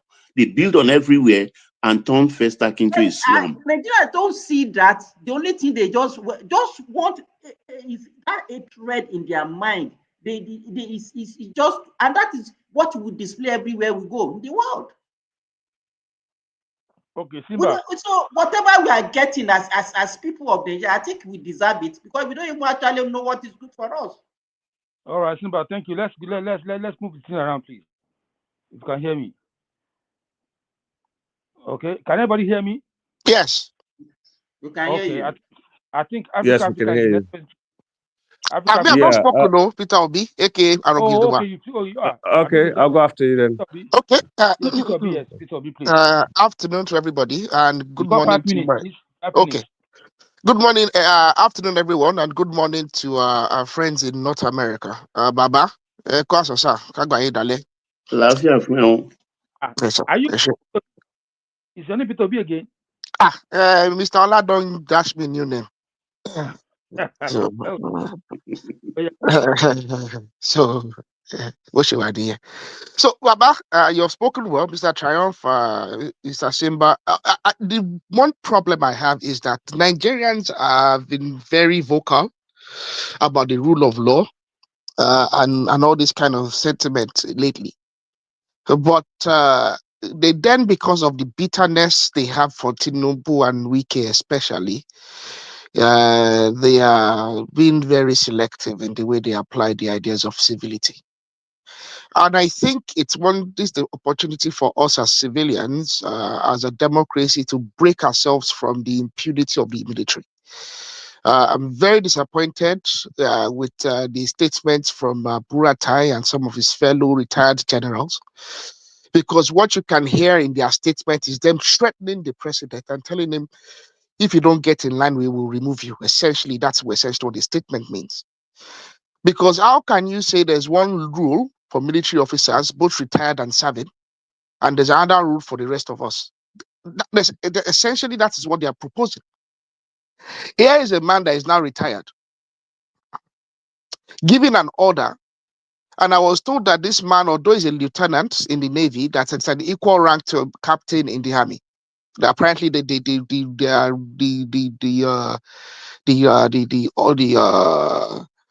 ranking in the Navy, it's kind of funny, but it's kind of like comparable to a lieutenant, to a captain in the Army. So he's actually not a very, because a second lieutenant and lieutenant are the most junior in the Army. But he's even a bit further ahead in that. This is an individual. And apparently at some stage, you could see him when his guys were getting very hot. He was on the phone call, holding the phone call to someone. The individual that was actually on the other end of that call was the chief of defense staff. Can you believe it? These guys were getting hot in the background. He was getting distracted, talking to the individuals in front of him. At the same time, on the phone call, the individual on the other end of that phone call was the chief of defense staff. That's the level to which we have gotten in the country. Sorry, it was the Wicked that put that call across to the chief of defense staff. Yes, and then he handed the phone call to this Sherima. Thank But you. what I'm Thank trying you. to tell you is, at the time, when the chief of defense staff is talking to you, is in front of you, is not in front of you. If the chief of defense staff is on the moon, and you are somewhere in the middle of the earth, when he's talking to you, you will address him with maximum respect. Maximum. It's like your demigod. It's like a small god before you. After God, there's Mr. President. After the Mr. President, if you're army man, there's a chief of defense staff. I mean, I don't understand where we have gotten to in this country. And this reflects why there's indiscipline and why our military is failing to succeed. If what you just said, Aru, is true, that the chief of defense It is now. talk to this thing. What I know in military, this thing is, as soon as he hears the CDS, what a chief of defense talk, he will stand at attention. Full attention. Immediately. That's why we call them zombie. Sorry to use that word. He will stand at attention as if he was in the presence of the chief of defense staff. That is the procedure. And everything will be yes, sir. Yes, sir. Yes, sir. Yes, sir. Yes, sir. That's it. Carry on. Sorry for that interjection. They slap you. Maybe the people in front of you, the Wike should be slapping him at that point in time. He would not even flinch. He would just maintain composure, because the person he's speaking to is more important to the person in front of him in terms of authority and rank. But you are telling me that a civilian individual has given you last order. And you can see in the statement of the army, like, I do understand, like Mr. Pato said the other day, and a few other individuals. Yes, the army are they want to boost morale of their officers and their rank and file. I can understand that. But that's the problem of the army, and that's the problem of the nation. We have, in fact, like someone said, Jeremiah is a victim as well. They have failed to compensate the military officers and the rank and file appropriately. They fail to motivate them the way they are meant to motivate them. If you fail to motivate them the way you are meant to motivate them, you cannot then unleash them on the Nigerian populace and let them abuse and take their anger and take their rage on the Nigerian populace as without repercussion. Because that's what they are doing. They are allowing the military rank and file to take their anger out on the Nigerian populace in exchange for their lack of compensation, appropriate compensation from the federal government and the military administration. That is not our business. This is civilian rule. A military officer that breaks the law can be arrested by a police officer. So what does it mean by this bloody police officer can't speak to him? That was the commissioner of police of Abuja of the FCT standing in front of you. There are courses, development courses that are senior police officers and senior army and army generals take together. So what does it mean by the bloody police officer? What kind of nonsense is that? I mean, it's absolutely ridiculous. Didn't we have police officers, senior officers that were deployed as governors back in the days during under military rule? There were police officers that were deployed as governors. So if you're a military officer deployed in that state, would you now tell me you're not under his authority? I don't know where we're going to as a country. And Wike really revealed a lot of things in that press conference. Because it looks like that's something that's been happening in Abuja. You are allocated a land, hundreds of acres, knowing full well that in the end, your intention is to actually split the land and sell it for profit. You are allocated the land for agricultural land. The people on the land, the locals, they are chased away. They are compensated for pennies.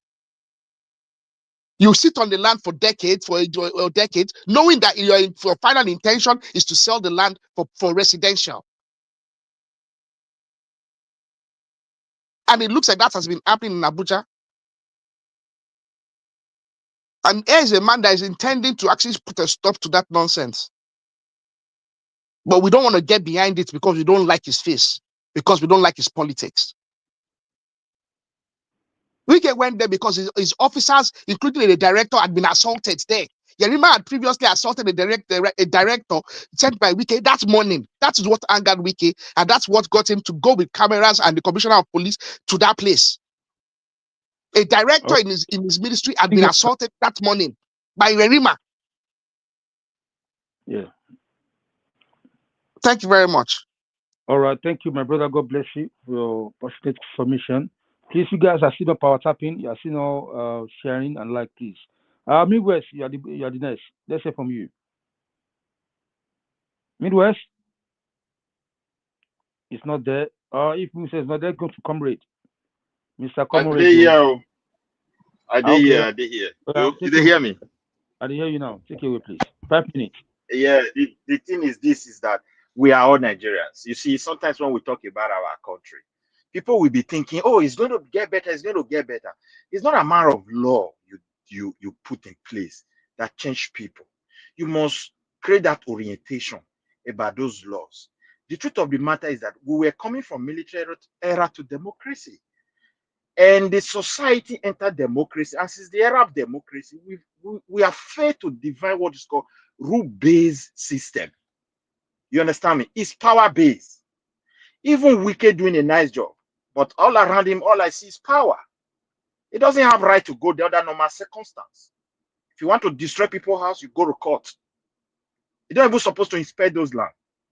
You understand me? So he will work with other various ministries, go to court, and the court will say, destroy it. No, it doesn't need to. Wike does it, and the ministry don't need to go to court to destroy land. It's the individuals whose land is not destroyed that needs to go to court. Nobody, you just letting land destroy. You made your point. Let me just make my point. Under normal circumstance, where I have lived, let me give you an example. And I don't want to go to Europe. We have enjoyed right here. Go to Senegal. When a police officer want to arrest somebody, a military officer will keep quiet. Because when I was there, I happened to live in a military officer's house. And we became a friend. A Senegalese officer, he owns the house. My character make him my friend. And when I had a problem, I ran to him. He never hesitated to escort me there. I was believing when I was going there, I have a backup now. When he got there, he was a pure civilian. They just push him aside as a civilian like me. He was pleading with them and all those kind of things that he knows me, I'm a group, and that's all he wants to say. He has no power to demonstrate anything because these people have rule-based system in their brain. You go to Quebec, the same thing. This is Africa country. But if they want to destroy people's house, they go to court. And in those places we call primitive people, really, they are poor. The way they do things, they are not like, you can't sell one land for two people. It's not possible because of the system. By the time you want to build this house, with the bureaucratic system of grant to build house, it will pronounce that this land is a problem. If you want to pay, the same thing. So we need to really work on society, not just look at our House of Assembly. To the extent they just pass law. Even another senator is now complaining that, this thing be like rubber stamp. Imagine. So for me, Wike is exercising its own authority with power, not a rule base. If the only court now they destroy person's house, once you don't already build that. Under normal circumstances, wherever I've been to in the world. So I've never seen a place where a minister will say destroy house. No way. So the army himself, they were raised with mentality that they are superior than anybody. And since we entered democracy, the so-called politicians, they need the army to misbehave. They don't respect law. So you want army to be respecting law before them. They want police to break the law. They use police to break law, and you want police to respect the law? The answer is no. Everything is under command. Who has the influence? From president to the common man that has the influence. What happened in Delta State the other day? They were humiliating one king, I think last year, destroyed the whole village. Is it not an army officer that went there to go and be trying to fight people because of our land, and the people retaliated? They went there, they excused the land. The president gave them power. They did not protect any people. Today, the people they arrested, they did not release them. They humiliated the king of that land. So now it gets to the minister. We are all saying they should not do. Army have power to do whatever they like. We can have power. It's just the system. If we want to change it, we must work on how to transform our country to rule-based. People will know that there is law, and the government is willing to enforce it. This is just my submission. Thank you very much. All right, thank you. Mr. Kenny, can I have a quick rebuttal? Well said. Midwest, well said. Everything I said earlier, but a part of, well said, Midwest. Boom. Can I have a quick rebuttal? I'll be less than 30 seconds. It's very important. Mr. Midwest made an erroneous statement that anywhere in the world that an authority, a council, for instance, what we have in the UK and parts of Ireland, they have to first go to court to ask you to remove a property that does not have appropriate planning permission. That is not true. My cousin was speaking to me a few days ago. Okay, he had extended an extension in the back of his house. The council simply wrote him a letter asking him to remove the extension at his own cost, telling him if he does not remove the extension within a period, very short period, they gave him less than 90 days. If he does not remove the extension in 90 days at his own cost, he would remove it with his own money. If he does not remove it, they will come and remove it and they will charge him. It is similar. It is similar though. African man, please, let me say this. Okay. If somebody listen to the way Midwest talk now, you think that what he's saying is actually right. You understand? If you build on an illegal land, if you build even on your land and you don't have proper planning, forget legal. Government does not need court order before they can demolish your house. Yes, they already have a law backing them, telling them to remove it. Wait, excuse me. Look, Arrow, we are not talking to the same thing now. Somebody already have a house. The house is well planned. All the document is in existence. And now you decide to extend. That is a different case. Even if you extend, it's a matter of extension. There's also a similar story in County Meath where an individual built a new house without planning. They did not have planning. They went ahead to build the house, and the county council told them to destroy the house. They went to court. The court told them do you have planning? They don't have planning. But The main issue Nigerian is law, they there's tell no Nigerian law that says that government, if you build an illegal land, if even if it's it's not on legal land, if you build it without appropriate Even planning, by the way, we even say different here. You said the council. Did the Nigerian government recognize the council? They don't give them power. no, FCTA is the I don't council. even Wait, understand. Let me wait, finish what I'm saying. the What you FCTA is the said council. earlier, It doesn't matter.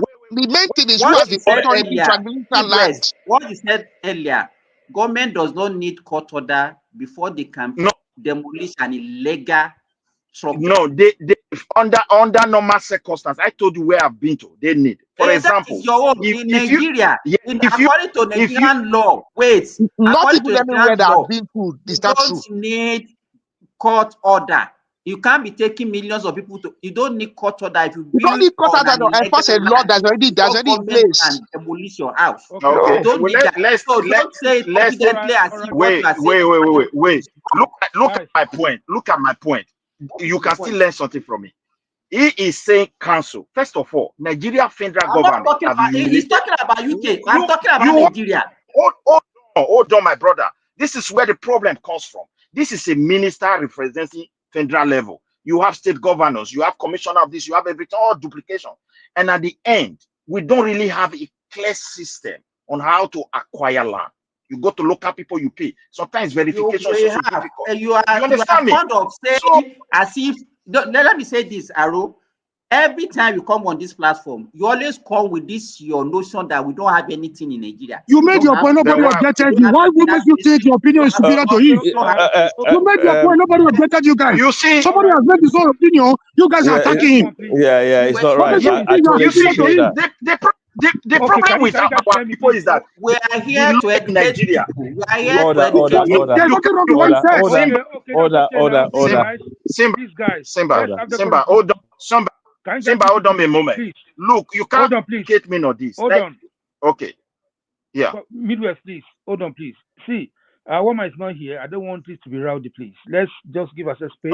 Okay. But if one person is speaking, see, you know what I mean? Yes, see my little contribution. You see, when the society is structured one minute after you are going to come with please. Okay, when a society is structured on a power base, this is what you get. The federal government want to construct federal road. You don't see any document from local council that say put road there. It's an abuse. Let us be honest. So we must go to drawing table. The army has power to defend themselves because sometimes they go to court, they don't even have that justice. The minister himself is doing it according to what the law gave to them. You understand me? Everybody is power. If the law is there, who are you going to arrest now? The army are lining up.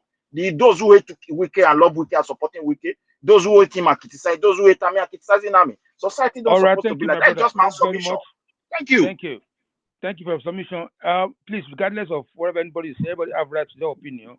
I'm not a lawyer. I don't think you have a lawyer on this panel, but the law is law, and the Bible says you know the truth, and the truth sets you free. If you don't know the law, let's go and do digging and find out, and so you can know the truth about what we're talking about. Comrade, please, what says you, please?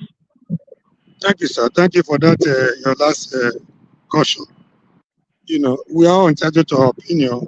Nobody is perfect here. If we were perfect, there will not be any for discussion. Everybody will be living as an island.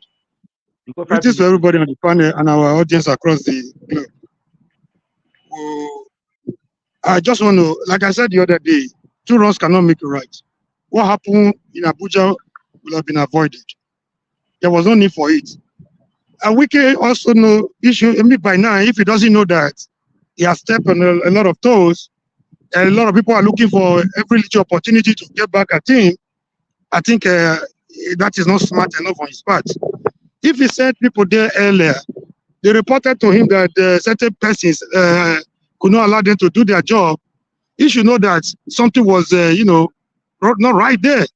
No, mobilizing, you see the people, you see the number of persons that follow Wike to a site. Is that how we spend our money? Is that how big, is that how large ministers are living? You see the number of officers, civilians, and the military that are accompanying Wike to a site. So, before he got there, he knew there was going to be war. He was prepared for that. We should be happy that it did not escalate more than that. You know, the officer too, he has his own problem.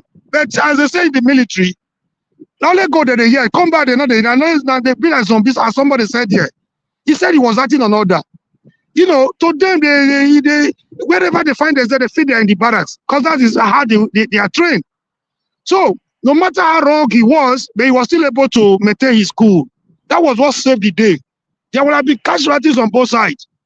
You know, when the Wike was getting closer to the military officer, there was a DSS man that wanted to, you know, stay in between so that to maintain a physical combat. I mean, to avoid the physical combat. We can push that man aside. Man, the problem we have in Nigeria, we all know the problem. Sometimes, sorry to use this word, we're all hypocrites. We try to pick and choose. When it suits our purpose, we applaud it, no matter how bad it is. We don't care. When it is not in our favor, either on a tribal, religious, or political affiliation ground, we try to be more Catholic than the Pope. This is the problem. And it will continue unabated. We are pretenders. We are liars. We are not good people. It's easy for us to blame our leaders. Blame this, blame that. Blame the leaders emanate from us, the kind of people we are. From the mindset we have. We are pretending in that country. And what will befall us? Nobody might be able to control it. It's going to happen. What happened to Boniface will happen to Bonileg. Because the name Boni is come out to boat. We pretend a lot in Nigeria. Even in the so-called press conference, he indicted himself. He did not just say something. He mentioned name. He called names. This one came to me. This one came to me. To do what? To do what? Probably he didn't want this one to come to him because he had the one or two beef around the corner.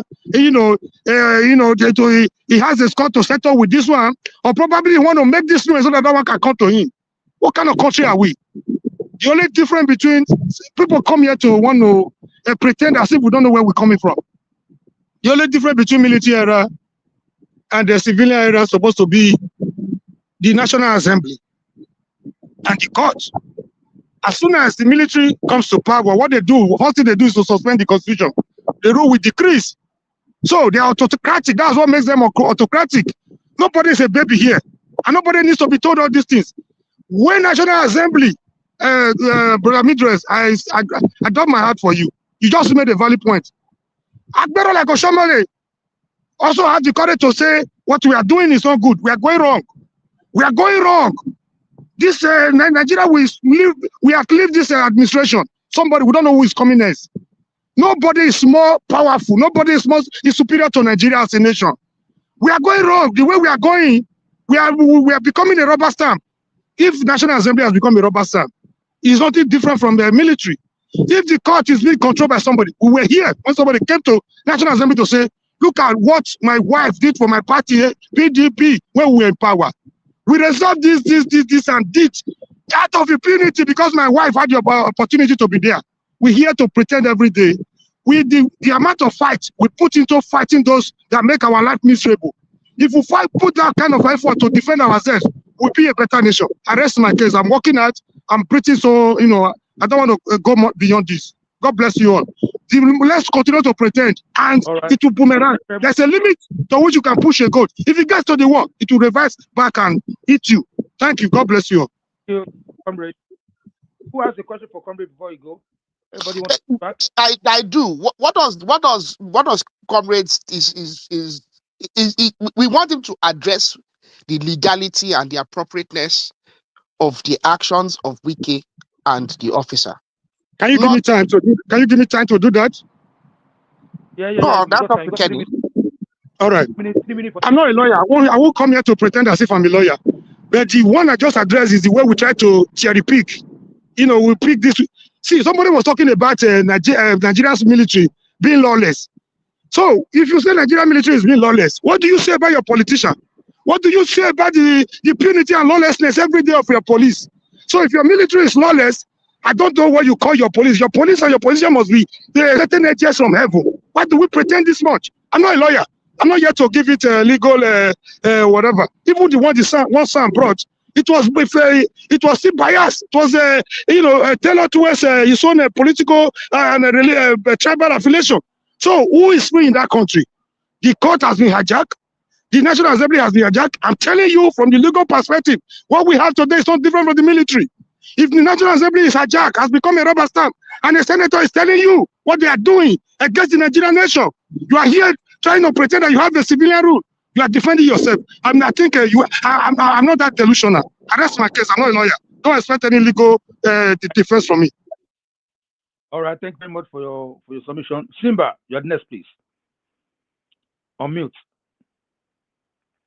Mr. Simba, Dr. Simba, my brother, how you doing? You are there. Prince Daddy, aside to there, welcome. Simba. Actually, I'm supposed to speak, but if you want, I could come after Simba. Okay, no, you can speak now. You can speak anyway. Simba is not ready. You can speak, my brother. Okay. This is exactly what I said in the beginning of the conversation, and you got 5 minutes, okay?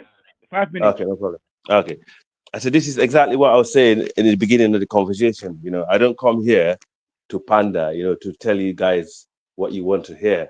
I'm just, giving my own wisdom, what I see, and based on my own observation from the outside. And I think, if you have a government in place that doesn't respect institutions and also setting one institution against another, which is the police and the military at the same time, it is a recipe for disaster. And at the same time, sorry? You see, my brother, what I don't want you to do, I don't want you to gaslight us, yeah? Okay? So because you're trying to gaslight us here, I don't want that to happen. Speak to the issue, but don't gaslight us. Thank you. No, but I'm just speaking in any governmental term, like any institution that is that. If you're trying to be in any normal democracy, that this is what I'm talking about. You don't set institution against one another. A minister or a government hierarchy, governor or a minister shouldn't be doing that. And also, according to all the lawyers and all the experts that look at the issue, they all said that the minister doesn't have right. So I don't know why people are trying to make twist the truth. Al, where did you hear a lawyer say that minister doesn't have right? And right, what exact right are you speaking about? Expatiate on that. Some lawyers said it's like a public order offense by insulting and standing in front of somebody. And in the UK here, wait. What right exactly does he not have authority to enforce? What law does it have authority to enforce, and what right does it not have? Definitely, you are not quoting Agbakoba, and you are not quoting Femi Falana, because we know what they said. No, okay. So let me just one thing. You guys was arguing about the process. Can you please answer the question I just asked? Yes. Well, basically what I'm trying to say is, if you look at the law, and basically how I forgot the name of the person, but he was actually he went into the military laws and the civil law, and he weighed them both together. And no. We're not talking about what law and what authority does Wike not have the power to enforce, and what law was he contravening? Physically enforcing a law as a minister is against anybody, regardless whether it's a military or a police officer or a civilian. Okay, it's not right. What's the remit of Wike's authority?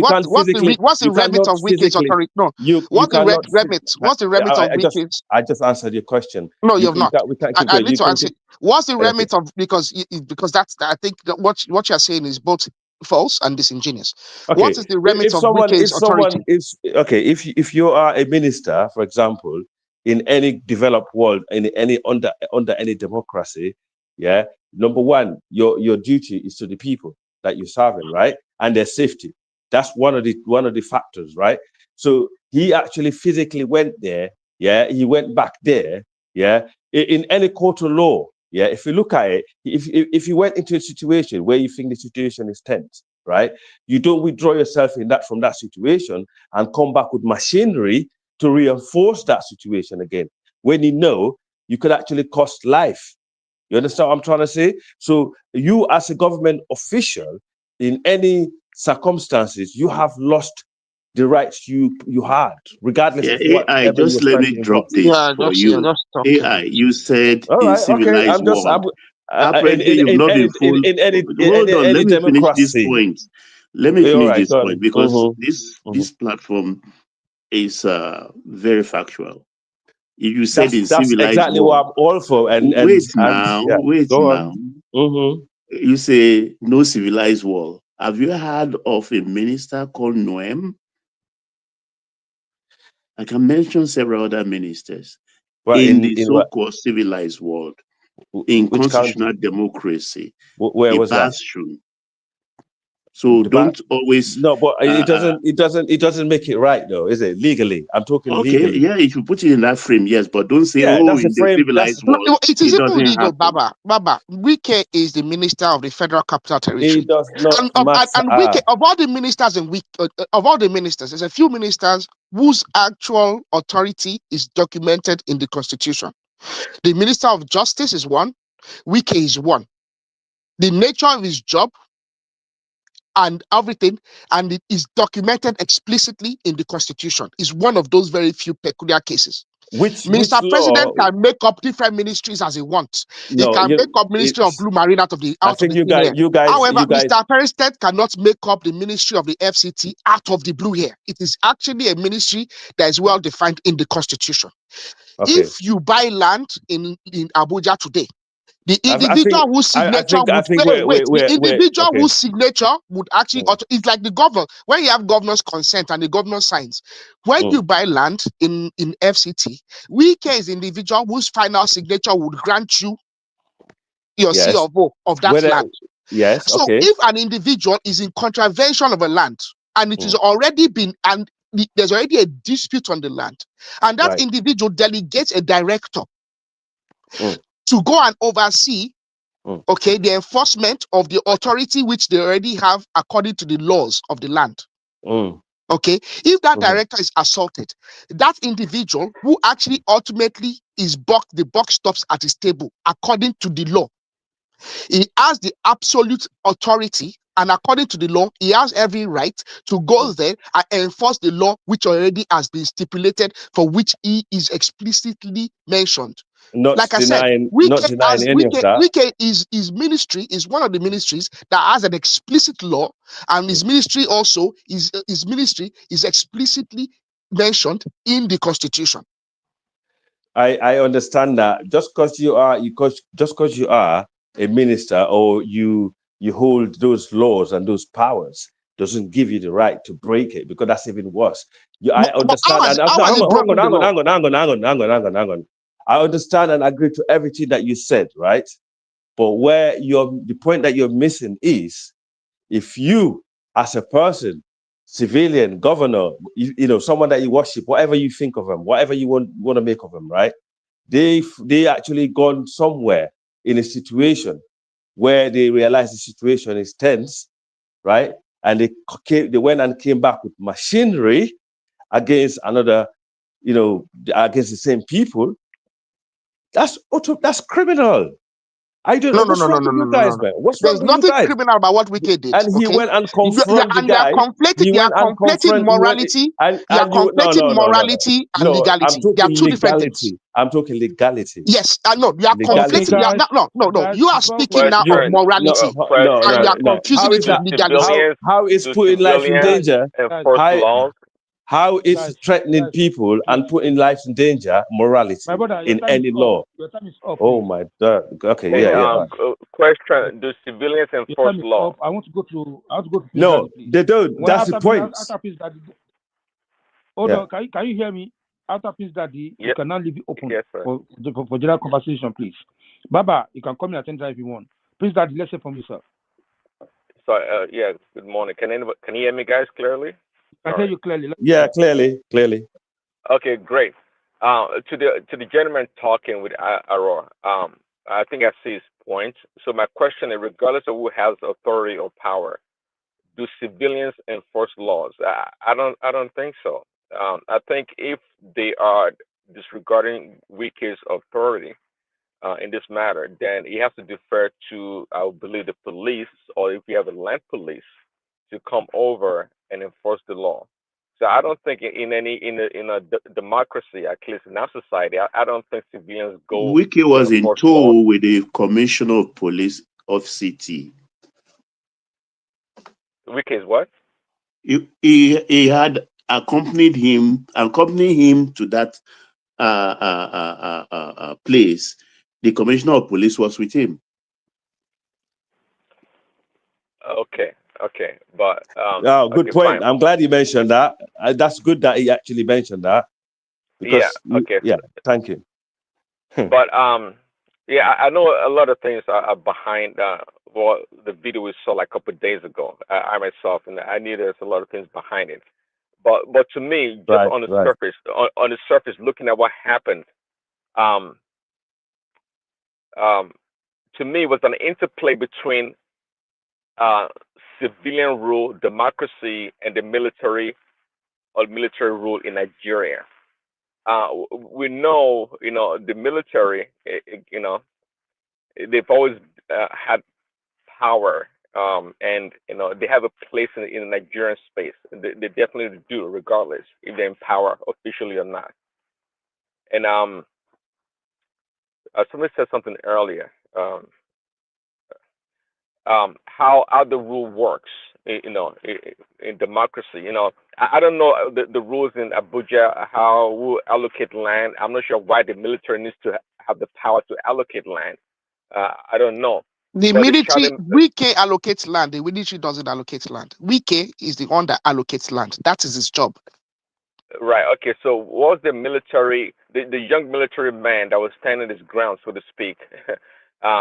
What authority or power did he have to be exchanging words with the governor, essentially, that is Wike in Abuja, if he didn't have some kind of military backing or support He to was do that? actually doing what you call illegal duties, if you want to, if you want to know, because he Illegal claimed duty. that he's under order, but the individual that he claims has given him the order is actually a civilian.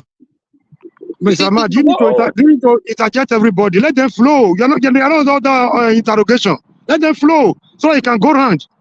You end up interrogating everybody. Are we under cross-examination? No, no, no. All right, sir. I'm getting some understanding, but okay. Sir, this allows you Thank to you. do that. So Yeah, okay. So obviously that civilian that gave the military guy the order is not above Wike. So what we saw there is really an interplay. The power meet power in our Nigerian space. That's just the way it works. And but I like it. I'm not. I don't That makes a lot of support. sense. That makes a lot of sense. Definitely, I can Yeah, see that. Mm. I don't. Yeah, I don't support Wike insulting anyone, be it military or civilian. I'm not for that. But I like the way you call it the visual, right? Standing down a military person regardless of their rank, because we live in a democracy, and I think at the end of the day, the civilian rule law, supersedes any damn military law or rule. It doesn't. Civilian is paramount. Um, but just I'm not sure about UK. I guess it's the same thing here in the US. No, No you matter are your right. You are right. I think it's a global thing, yeah, to be honest. Yeah.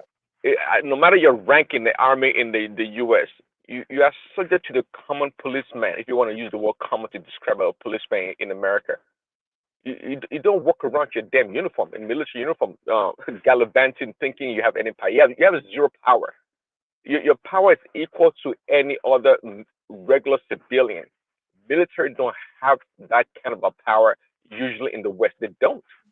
But in Nigeria space, we gotta understand, it's not the same. It's not the same. Military has power.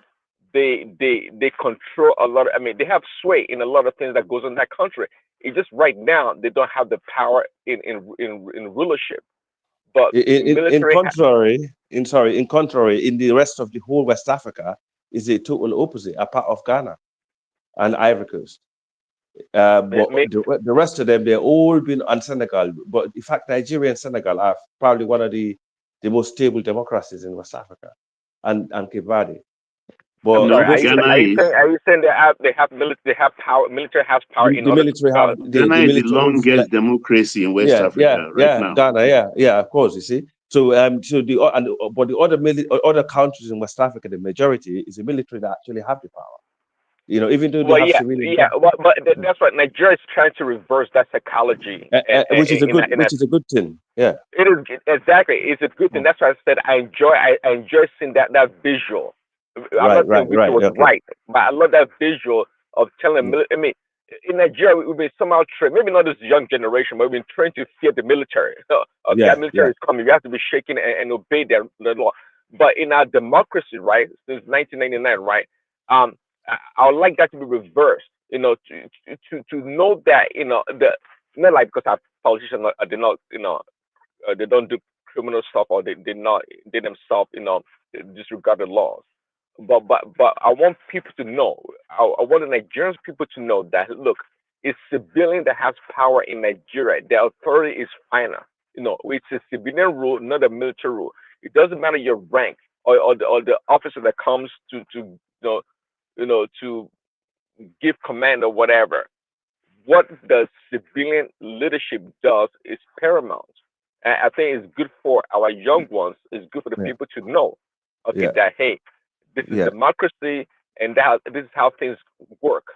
No more military. We're not scared of military anymore. Yeah, sorry. I really apologize for interrupting you, but but in the military in their nature, how they are and how they train. So if someone said Hello, like my zombie, brother. Can you they allow are the children to have robotic. permission? Yeah. Sorry, no. But you can see also why the military do not respect a corrupt government. Sorry, what's this?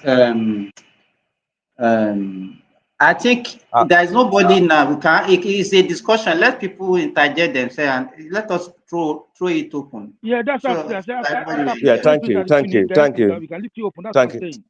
Yeah, thank you, sir. If you can respond to that, Larry, is Larry there? No, sorry. I was asking a question. But I'm here anyway. Yes, I am. And I have something to say actually, because what I see here actually is because people tend to side with the military, either ignorantly or knowingly. Because if it happens to you, I think you will have a different opinion. I think it was early last year, a brigadier was traveling on a highway. Most people here will remember. And a civilian in, I think, Honda Accord or Camry, speedily overtook him. And he asked his driver to pursue that Camry. They overtook him, bundled the driver, beat him up, put him in his boots, and drove away to their barracks. Wow. This was last year. That's the military. We have suffering from hangover of when they used to reign supreme.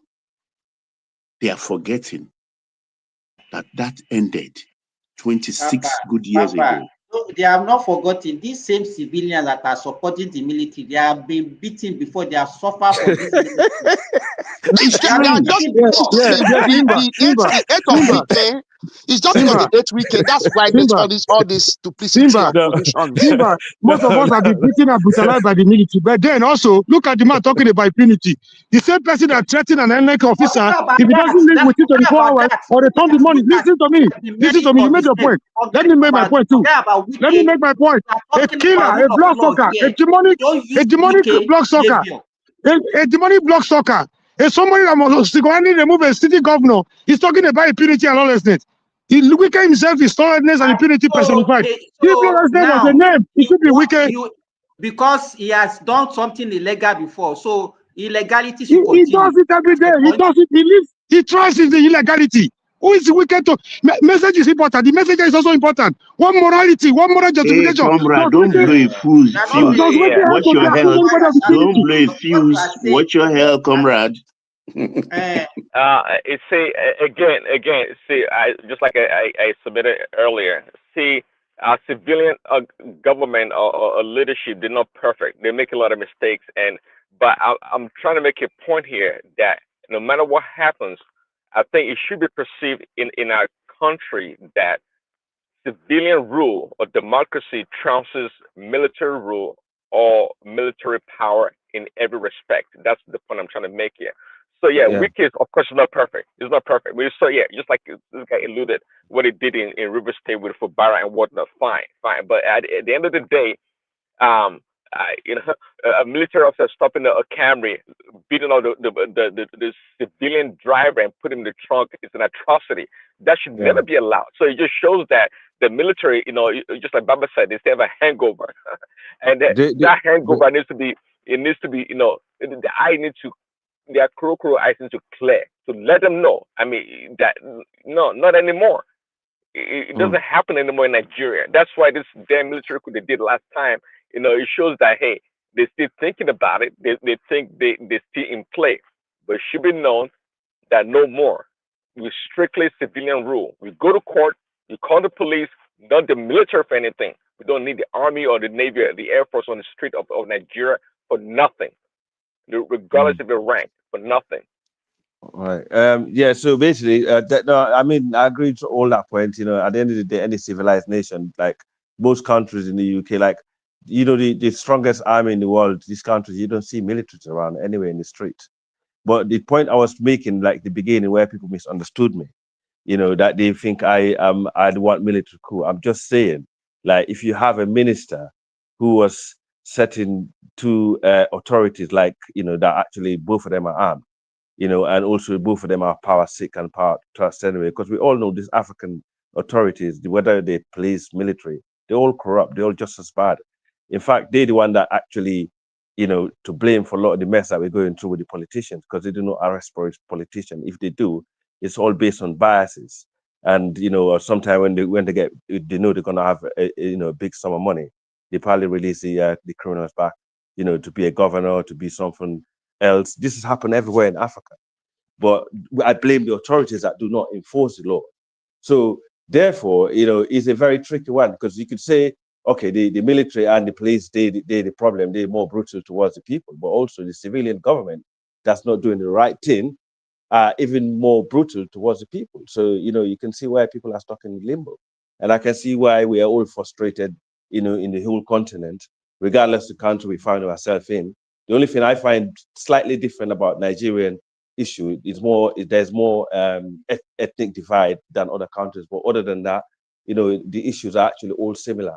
Bad governance, bad police officers, brutal military officers that have they're supposed to defend the land and the people, but they'll actually do the opposite, and they'll take bribery, and the police will take money from little children in the market, and it's just an African problem. But where do we start? You see, AI, I'm subscribing to what Comrade said a short while ago. We all pretend.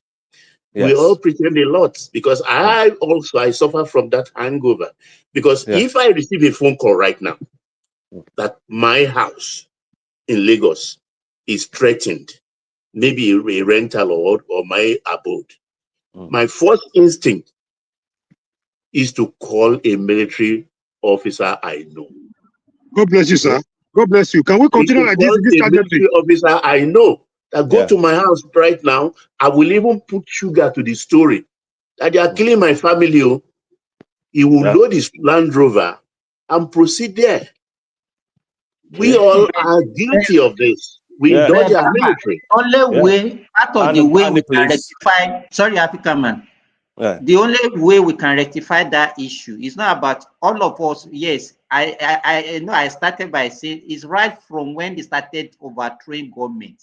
That was when they believed that they are above everybody. You see a military man, a small, in fact, ordinary sergeant military, we see a civilian and say, you bloody civilian, as if you are not a human being. They are built with that arrogance, and they believe that they can do anything and nobody can actually call them up for anything that they are doing. They've been living with impunity. But what baffles me is that we civilians that are actually suffering from them, from their impunity, we are not the ones supporting them Just the same way we suffer from politicians. What is the difference? If a military man oppresses you and a politician are supposed to save you through democracy, save you. That is the way you normally reason every time you come here. They are impunity. Lawlessness is lawlessness. Whether by military, by police, or by civilian, lawlessness is lawlessness. Don't give it a coloration. Don't try to deodorize it. Absolutely, 100%. But no, comrade, how is he trying to deodorize it? How is he now? I don't know. Okay, military. I think what comrade. Okay, comrade, 1 second. They are trained that way. They are not taught that way. They are arrogant. The bloody civilian. Okay. That is their term. That's their terminology. I can hear. Civilian I can understand comrade. Against us. I can understand comrade. Simba, I can understand comrade frustration, because the frustration it's getting from you is you're more sided. I'm not in any way pushing military action because I was brutalized by them. The worst civilian is better than the worst military, the best military. I'm not calling for them to come back because we saw her through them. Wow, you are tactically supporting them.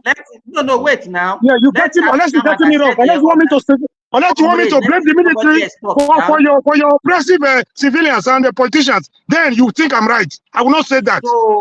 So two wrong can make it right now. When we are saying, okay, if you cannot condemn, so we should leave all of them, both the civilian. I'm condemning all of them. But you have the same courage. Have the same courage to condemn them all, so that we can continue to build a new nation. Not you supporting one at the detriment of the other one. Now. It's not about the civilian. We are talking about the military now. So you cannot tell me that. Lawlessness is lawlessness. Lawlessness is lawlessness. Wike is a lawless human being. If lawlessness was a name, it should be Wike. If impunity was a name, it should be Wike. It's not your fault. The people that say they understand you, they are the ones giving you energy to be talking. Okay, people that surround themselves with criminals like Abuja in the Senate, in a Senate crime. People like Wike should be in the prison for the crime committed against humanity. I don't know what you want. Do you want us to have a revolution like the French did and drag Abuja to the front of the National Assembly, put a guillotine in front of the National Assembly, and line them up one by one and chop their heads off? Because I don't know what you're arguing about here, comrade. Okay. The very moment, what's the morality of your argument? What does this conversation have to do with the lawlessness of Abuja? You want to cherry pick? You want to cherry pick? It's not going to work for a nation. Okay, give it. But only the government where they are. Say it the way it is. Don't blame the young man. Guillotining them one by one. Is that what you want? You blame the young man for starting up to a bully. You leave the bully alone to continue to bully people unabated. I don't subscribe to that. The young man was involved in illegality. He's illegal duties. If illegality was a name, it should be Wike. Wike don't thrives in illegality. You take land from one person, you give it to your sons, your children, and your cronies. What is legal? What is legal in that? What is legal in that? Just leave him alone. Wait, Mr. Comrade, can you please answer me this question? What Wike was doing there? Okay, I think we are confusing two things. We are confusing the personality of Wike as a politician. We are confusing it with the personality of the minister of the FCT. And we're also confusing it with the personality of what Wike did, the manner in which Wike spoke to that officer on the day. Those are three different matters. What's your question? Now, what Wike was doing there as the FCT minister, does he have was he supported by law, and does he have the authority to do so? That's the first question. All right. Let me answer that one first. I'm an old man, so that I will not forget. See, there's a bad way. You could be fighting a very logical cause, a very noble cause, by using the wrong methodology. You see, what he did was arrogant. He wanted to put himself above the institution. This is why in Nigeria, we build strong men instead of building institutions. In a Senate crime, when institutions work, what he was doing on that day is what institutions are supposed to be doing. So the moment he got the information that some boys were challenging his boys in the field, he mobilized himself. He took everything upon himself to go confront the military. That was a wrong approach. I'm not questioning his office, but the badge the man was wearing too, the young officer was wearing, it's not about his age, it's not about his name, it's not about his ethnic group, it's about the badge of honor given to him by the state, by the Federal Republic of Nigeria. Okay, wait. Comrade, you are still confusing it. I made it very clear. Mr. Wike is the minister of the FCT. Yes, sir. We already understand that land allocation, planning, approvals are under his office, and he absolutely has the final authority on the matter. Yes or no? Can you say that again? We already know that he's the minister of the FCT, and we know that land allocation, planning approval, he is the final authority on those matters. Yes or no? Yes. I'm not going to give you. No, you can't answer. You can't ask the question and answer yourself. No. According No, to let law, me come in there. law, This planning allocation, approval and this land particular allocation allocation. is its final remit. Yes, You that's ask the the fact. question. Let me answer you. You cannot probate and reprobate. This particular allocation was not done on that weekend. It was done before his inception, before he came on Doesn't board. matter. Let me learn. The fact of the matter is, government is a continuum. He is the current authority there. If he has any challenge, there's no point in time at which this land was allocated appropriately for the use for which it was you being could hear used. him asking for documents, right? If he has any discrepancies, any challenge with the documents, let it challenge it in the court. Let it challenge it in the court of law. Not making yourself the police, the court, and the judge. That is wrong. Comrade, wait. Can't run a country like that. Mr. Comrade. Okay. Who is he? Who does he think he is? Mr. Comrade, I want us to enlighten people. Comrade is right. I'm afraid, but some of Comrade it is not right. Comrade is fantastically wrong, and I'll tell you why. Okay. Yeah, you are right. Mr. Right. You are the one that is right. Wike is always right. Every other person is wrong. It's not about Wike is right every day, every morning, afternoon. Wike is always right. On the Even the removal of another elected governor, he was right. Wike has always been right. Even when he kills people, he's right. Even when he touches any officer, he's always right. Man, we're not ready as a nation. Wait, comrade, I want to enlighten individuals as they are listening to us so that they understand the merit of the matter. The land was allocated. What makes you feel your argument is superior? What makes you feel your argument is superior? I'm not saying my Mr. Comrade. You said what something earlier that. What makes you your Mr. Know-it-all? Just like Wike. Comrade, I'm neither myself nor yourself are entitled to our opinions. He's just trying to. Neither myself or yourself are entitled to our opinions, but we are only entitled to our informed opinions. So let me disseminate my informed opinion right now. The land was allocated around 2007. The land was allocated to a company for which the purpose was meant to be commercial. The land was meant to be used for parks, okay? So essentially a recreational park. So the land was allocated for a recreational park. Sometimes in the between 2020 and 2022, the company applied to change the use of the land. That was in 2022, and that application was rejected. However, between 2022 and now, the company, however, knowing full well that they did not have the plan, the approval to have the land converted for residential use, went along to actually divvy up the land into plots and sell those plots. One of the individuals to whom they sold the plot is the former chief of naval staff. The chief of naval staff then went ahead to start construction on the land without actually even having approval for the construction. So number one, there's already two matters here. Number one, the company that sold the land to him has converted the land illegally for residential use. So that's already inappropriate already. Okay? And then the chief of naval staff, my brother, So number one, the land has already been converted illegally by the company that sold the land to the chief of naval staff and to other individuals. The chief of naval staff has then gone along again to actually start building on the land without planning approval for construction. So even if the land had been successfully converted for residential use, the chief of naval staff still needs to go and apply for planning permission for the building for which it was putting up. So number one, there's no planning permission for the residential building, and there's actually no approval to use that land for residential use. And the authority, the FCTA, has already contacted the chief of naval staff. So this is not a matter of the chief of naval staff is only hearing about is only coming into contact with the. This is a matter that's already been in contention already. The FCTA had already contacted the chief of naval staff to notify him that he does not have the correct planning permission, number one, and the land is not allocated for residential use. And the only reason the chief of naval staff deployed army there was to forestall and to stop and illegally stop the FCTA from actually enacting and actually and to stop the FCTA from actually coming to that land and actually enforcing the law. Okay. So I Okay. want us to, and that is where we find ourselves now. Okay. Now we can talk about how Wike behaved on the day, Okay. but we Bro, cannot let actually me dismiss say the this. No. fact that For the once of them, FCTA authority One second. has the, One has the I'm second. not in any right way to enforce the I'm law. not in any way supporting what they are doing. Guys. Okay. Okay. Let me. Can I before I forget? Yeah. No, hold on, please. Hold on. All right. You Okay. be speaking. We have new speaker on you. You have new No challenges. problem. Okay. Cool. The prestige, please. Let's please.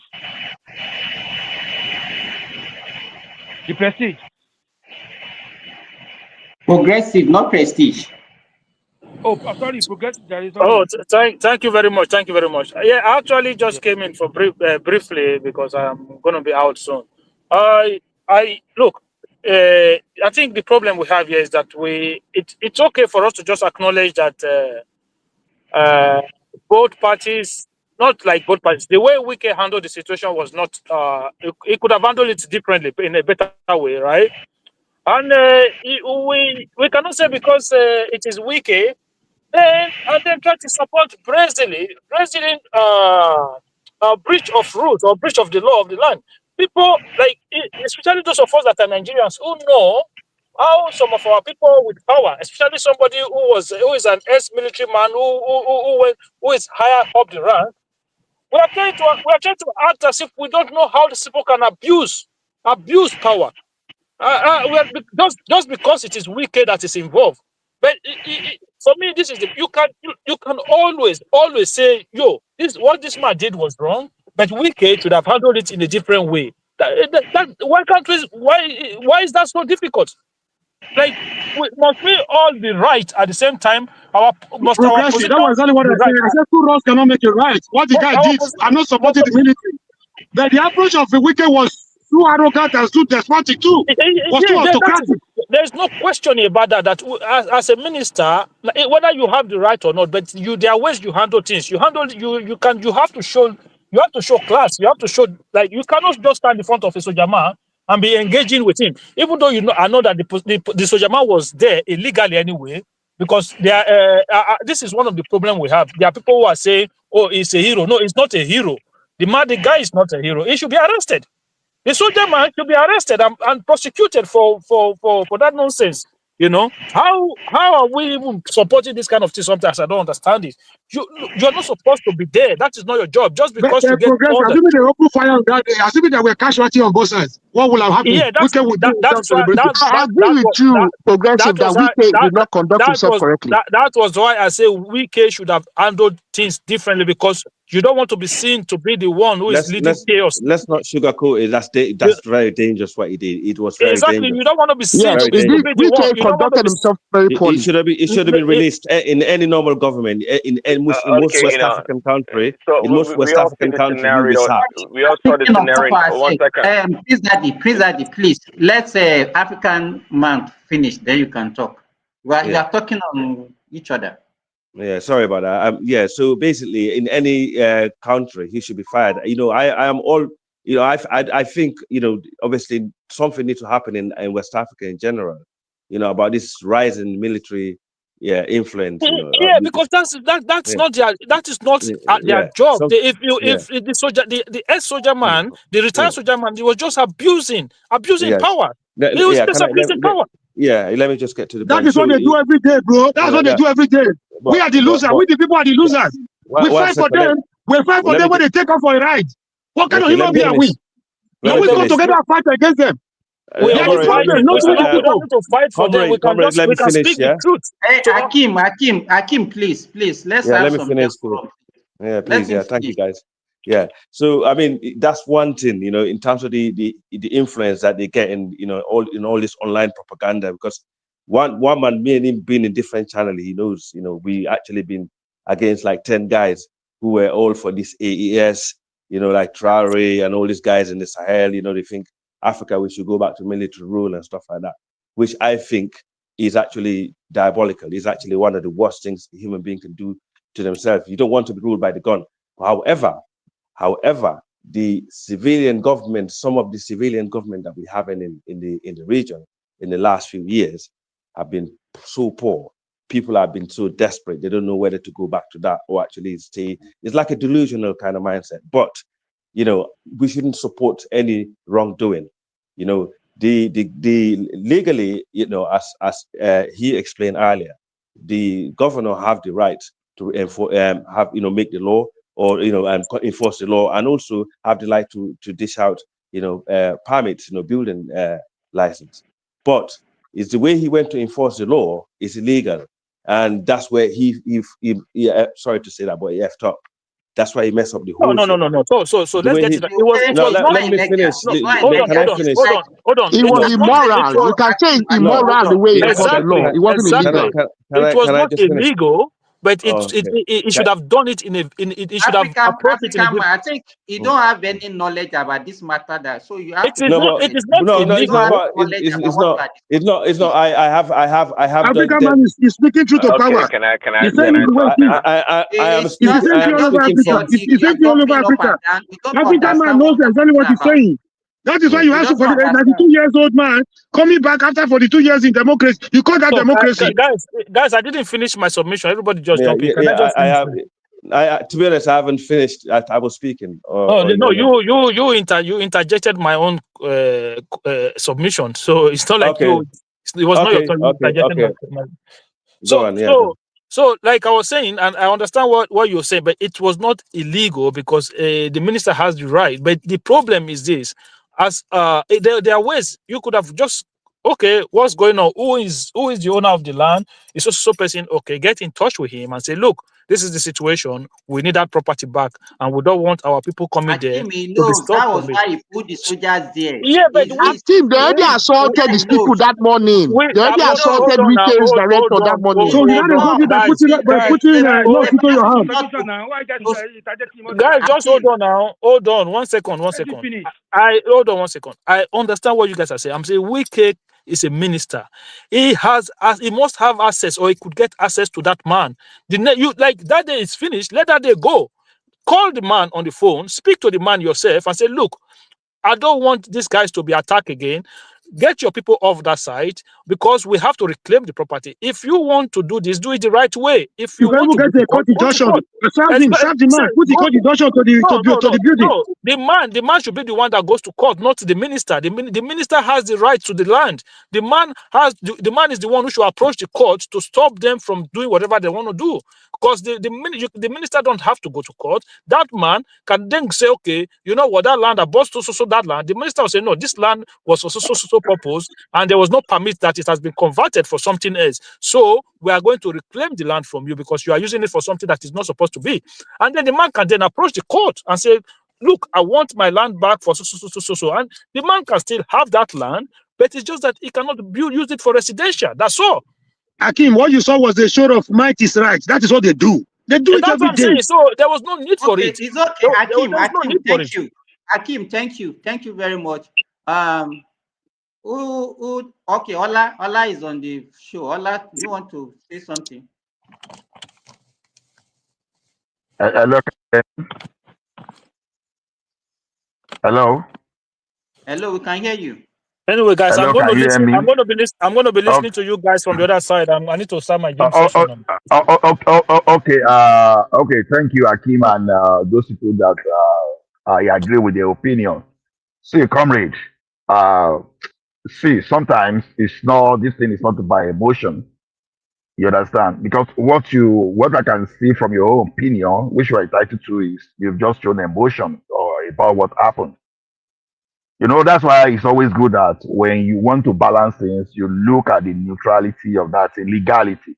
Because this thing happened to Wike now, that's a minister, that's many of you dislike so much. Wait till it happens to you or anyone that is a Bro, common that thing civilian happens to the tomorrow. poor man every day. The only reason why we're debating it because it's happening to two Sure big you men. will, sure, Why are we sure, pretending? Why sure are you we will let me pretending? talk. They do this to Sure you will, commoners, to sure you Nigerian will citizens let me every day. talk. Every day. The only reason why Comrade, you you should are, see us debating it as comrade, you are being being an issue disruptive. is because Yeah. it's between two big men. No, I'm actually somewhere around there. Saw the NIB home like 30 minutes, but because I saw the way things were going, I said, let me just visit. Now, I'll still be see, comrade, yes, because it happened to big man, then that means it's an opportunity for you to right the wrong. You should know it from that place. It's an opportunity.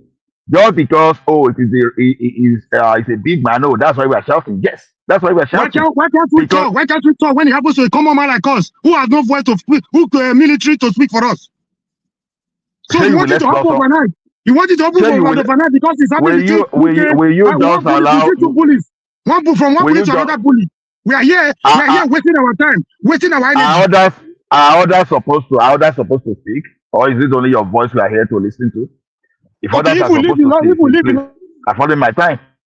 If others are supposed to speak, please afford Let my the man time. speak. Let's hear what you got to say, because he might have a different twist into his conversation. Okay, all right. Yeah. So the thing is this: even when people were not speaking, when it happened to a common man, yes, we agree that it was wrong if it happened to a common man and nobody spoke about it. Good. But it has now happened to a big man, then it's an opportunity for us to right the wrong. Because normally it is the elite that trigger most of those things that create a civilization because they have the power to influence decisions. So the situation of Wike now carries weight to influence decision that will benefit the common man in the long run than when it happened to just common man, as you were going to say. So we won't say because people did not react when it was common man that all of a sudden we should allow it to go under. That's not the way to build a society. So what we are that's saying the is way we this. fight for our winners, both politically, Yeah, religious, and that's why you don't get it. traditional rulers. That's how we fight for Comrade them. They don't Omoruyi, even care. We fight for those that don't Comrade even care about Omoruyi, us. Comrade Omoruyi, there's no activism that we have done right from student level that people like us have not done. Approach is always different. So when it's not, everything is not all about greatest bubu. It's not always like that. It is not always like how you can raise your voice and how you can shout about things.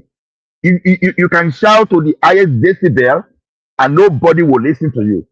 And someone will just say hello, just speak smoothly, and everybody will align and start working to correct things. Bro, look at the point I'm trying to make. We cannot endorse the impunity if you every day. continue this, We expect it to change overnight when it comes to big man. It doesn't work that way. If you let want me tell you one thing. nation, we do it Time like and that. If you chance, want a law and time order, and chance, let's begin to plant that seed. time and chance happen to everything. You understand? It has been happening for decades. Things has never changed. But anytime things happen to big men, we have that opportunity to review so that everyone benefits.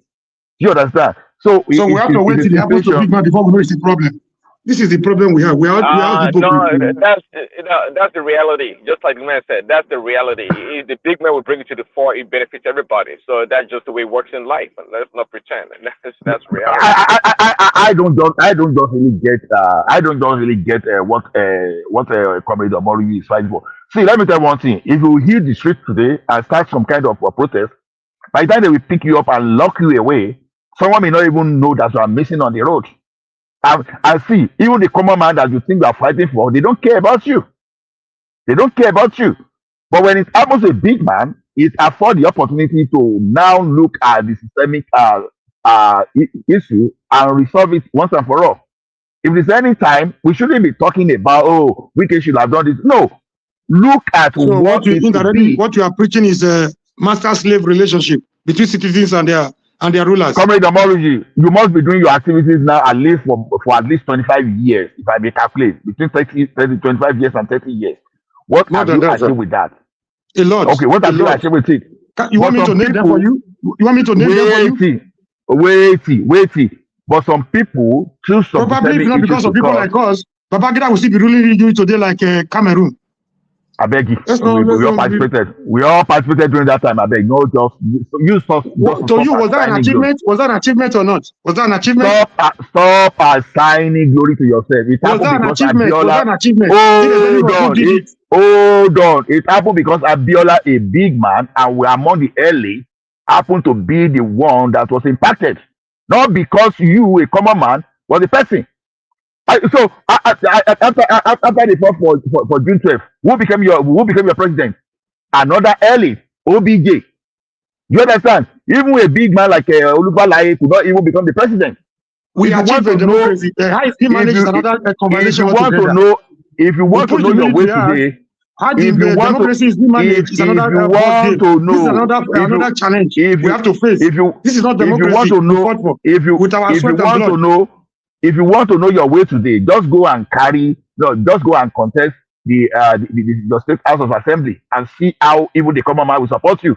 Just let's just face the part. It's something that is practicable, and don't let just be leading the emotion. I think emotion is the right way to go. What you are displaying this morning, and you are disrupting everyone. Bro, It's I've all done about that before. emotion. I know what the commoners did for me. The commoners are ready, just that they don't have opportunity. They are oppressed. They Okay. are subjugated. They are depressed. Okay. And the common man has shown into the like of Showore what it means to be organized, what it means to use the early to push for you. Now, Most time it's when not you about see, what we gain. Most time it's not about our personal gain. It's about let letting people know their right on their left. okay. Waking people up from their slumber. It means a lot. Or else, what happened in Cameroon will repeat itself in Nigeria. Every society, the common person, they don't move the needle by shouting, by jumping. But the common man that want to move the needle, you just go and meet. Let me give you an example. You look at your rep within your constituency. You go and lobby, and you be reasonable. If you go to your rep and you shout from now to tomorrow, your rep will just see that this, please, I don't want to deal with that noisemaker. But if you put up papers and you analyze logically and you present, you let the person know that this is the issue, this is what I think we should do, and you offer a solution. Yeah, you will be called. You'll be called. Let us talk. But if you keep shouting, it must not be this way, it must not be that one. Honestly, as the rep is saying, you just said that guy, I'm not at all. I don't want to speak. I don't want to speak with him. We have to be logical in whatever we are doing. You are seeing Wike. Some of us, we are seeing the legality of the situation. You understand? So it happened to Wike. So when it happened to Kroma, so what? Something happened to the look at when the only chief of naval staff then, Rear Admiral Arogundade, if I remember. Look at when it's only when they beat up a civilian. You understand? Some people like you too, they still came here. Yes, it is happening to a big man. That's why they are doing all those stuff. You don't do that. But they took that case to court and they won the case in the court. They fined the Nava, and that is part of our law today. You My brother, understand? let me ask you one question. What Wike did in Port Harcourt by converting half of Port Harcourt land to his own property, private estate? That's the problem I have with you. Is that legality? Is that what you call law and order? That was the problem. So because he converted all entire Port Harcourt to his estate, the same thing is in Abuja. The same thing is trying to achieve in Abuja. Let's not be fool. Nobody can carry us into a fool's paradise here. Hold on. So that is why it makes it legal. You understand? The soldiers that are supposed not to be seen on the street now to be abusing the legal enforcement authority. I'm not defending any of them. They are all involved in it. Let's not die in their war. We are dying unnecessarily in their war. Listen, if they are involved in impunity, you have to separate issues. You have to separate scope. So if you want to solve a problem, you don't use one excuse that, okay, this thing, because it happened illegally yesterday, so we just overlook today just because we have to solve this one first of all, and you can use this one even to reach to reach the wrong one before. That is why that if a high court gave a judgment in any part of that country today, so that it will become part of our law. Tomorrow, it solve any problem that is related to that. What is happening to Wike now? If you approach the court, or you have some kind of the act of legislature, our legislature, the act of the parliament, we have that one to resolve the issue. All those things you'll be complaining that have been happening maybe 5 centuries ago can be resolved even by just this little thing. This little thing that happened in Abuja can resolve so many hundreds of issues. That is what we should be looking at, not all this MCO or all this. Let's just give ourselves knuckle. It doesn't move a needle. Because as far as I'm concerned, if we keep arguing this way, we are just entertaining the public. We are only entertaining. We are only entertaining. What they are doing in one word is land grabbing. They are grabbing land for themselves and their cronies. Okay, Baba.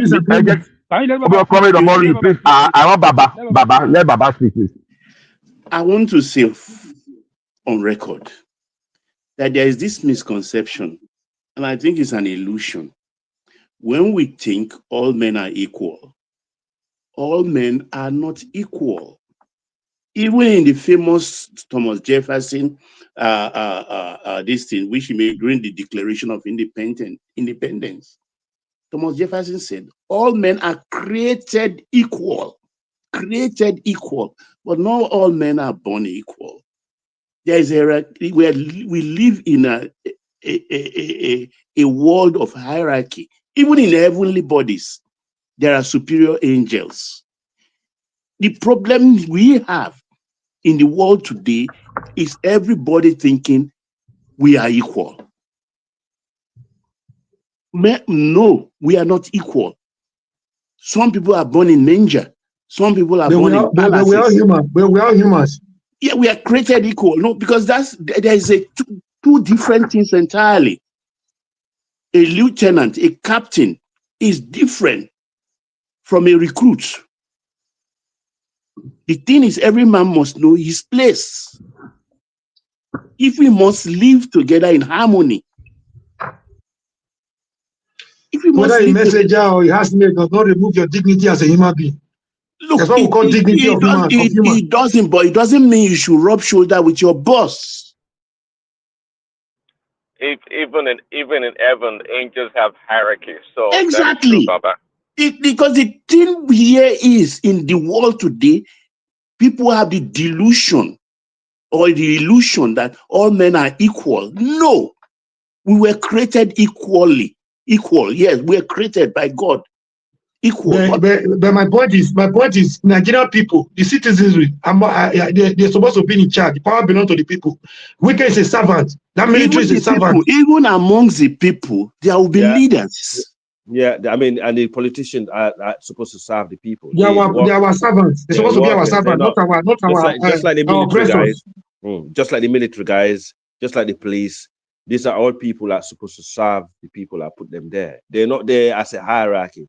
The people are. They should serve the people, not themselves. The people should not fight. It should be the other way around. We should not fear them. They should fear the people. Can I talk they should to? I fear don't the like power of the talking people. on somebody's this yes, thing. go on. Yes, go on. Yes.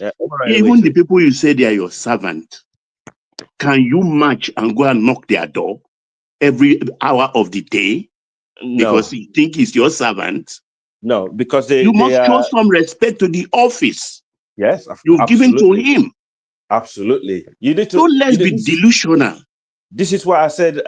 This is what I said the last time when people were talking about invading Nigeria and stuff like that. When I said, I can't believe to hear people are actually in the times like that. A foreign country is threatening to invade your leader, and then you're happy and clapping for them to come and invade your leader because you don't like him or her.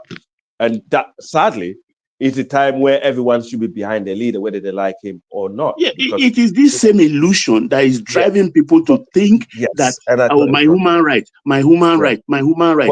Yes, but your human right stops where my own starts. But however, there are two different things. Yes, however, and this is causing problem in our society today, whether in the West or in Africa. Right. Everybody has his own boundary. Everybody has his own boundary. It doesn't remove the right. It's an inalienable right. Nobody can take it away. Not even the president can take away the right of the people. However, a politician should not make the normal average person feel like they're better than them. Especially like the people that are represented, like governors, senators. These are people these are the arms of the government. To me, I am. Listen, I never. I said a lot of good things and bad things about the government. I think they have done certain things good based on what I see and certain things wrong. But that goes to most governments in the world, right? But however, the guy the minister or governor that you see, I don't like him as a representative of the government, because if that was my government, I'll be like, nah, this guy is not making a honorable president, because Tinubu is a humble guy. You can see he doesn't hardly speak. When he speaks, someone that you want to listen to. To have some mouthy guy that's always drinking alcohol, behaving badly, representing him, it doesn't look good. And he's a president who represents a majority conservative constituent in the north. And Sorry to cut you short. You saw what Wike did one time when we had a foreign diplomat. You saw the breach of protocol he committed. It's not a good image for the president. It's not a good image for the nation. It should not be in Abuja. Why are you talking about that? That's not an issue. Simba, just give me a second. It's not an issue because you've talked about it's an issue. It's a drunkard. A drunkard cannot be a good image maker. It's a drunkard. The thing you are accusing Ruby about doing, you are doing the same thing now, comrade. Yeah, you see, you talk about Wike. Hold on, please, AI. Yes. Talk about Wike in the same vein, but there is something they call executive stroke legislature or legislative harmony. That's what they are having now. It's not there because they are rubber stamp. Because we have a way of using things in a only way we understand it. You look at it. Wait. Let me finish. I beg you, let me finish. The cup you look as half empty, I may see it as half full. They are two different things. The people you see now as rubber stamp. You mobilize the civilian to go face a man holding the gun. You mobilize the gun to go face the gun. Only a drunkard, only a boss smoker does that. It's not a good image for the president. It's not a good image for the comrade. That's one of the problems we are talking about. What makes you think? That's why we all agree it's wrong. Hold on. No, what makes you think that a soldier should feel entitled to open fire on the civilian? What makes you think that's the way it should be? What I'm saying. They are wrong. Can we continue like this as a nation? Let me tell you, all of you are saying, what if that guy opened fire? And I am telling you that even the mentality from that we are saying, if that guy opened fire, is where we are even getting it wrong. It's hangover. Okay. Why will you think that? Let me tell you how that one is possible. Don't tell me anything. You go blow your gasket to the way they shout. Let me speak. I've installed gadgets for people that carry arms, and they don't behave this way. They don't have this entitlement that, oh, what if I open fire on you? That's the problem.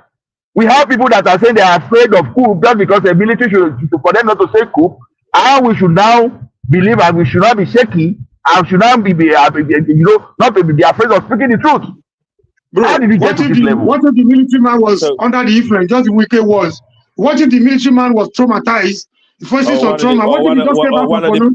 of the police officers who came with the governor. Trigger happy policemen. One of the police officers who came with the governor. It will be a different case altogether. We are here supporting Igbo. We are trying to support one Igbo to defend the other Igbo. That's my problem, is because the police officers that came with the governor could be trigger happy, and the military guys could be. They were ready to kill. They were ready to kill. It could be a military officer that have been traumatized because you are actually in a war, that have a different, mindset to the other, people that he says. So I gave example the other day of what Sanwo-Olu did in Lagos. Other than that, I think the governor is, other than that, I don't fault the governor because he's doing his job, basically. Well, I don't like his character, but that doesn't make me, if he's a good governor, he's doing the work in the ground and he's doing what he's put there to do, regardless of his character, fine. But if it's someone that's actually feel like, he can, the kind of action, what I've seen, what he done on that day in any government, he's out the door, because it's been filmed and it's gone global as well.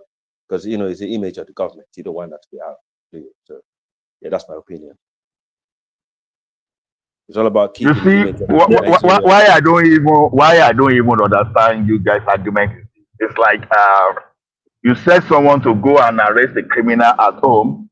Maybe that criminal happened to be a military officer, and so because it's traumatized, he now open fire on the authority that are supposed to enforce.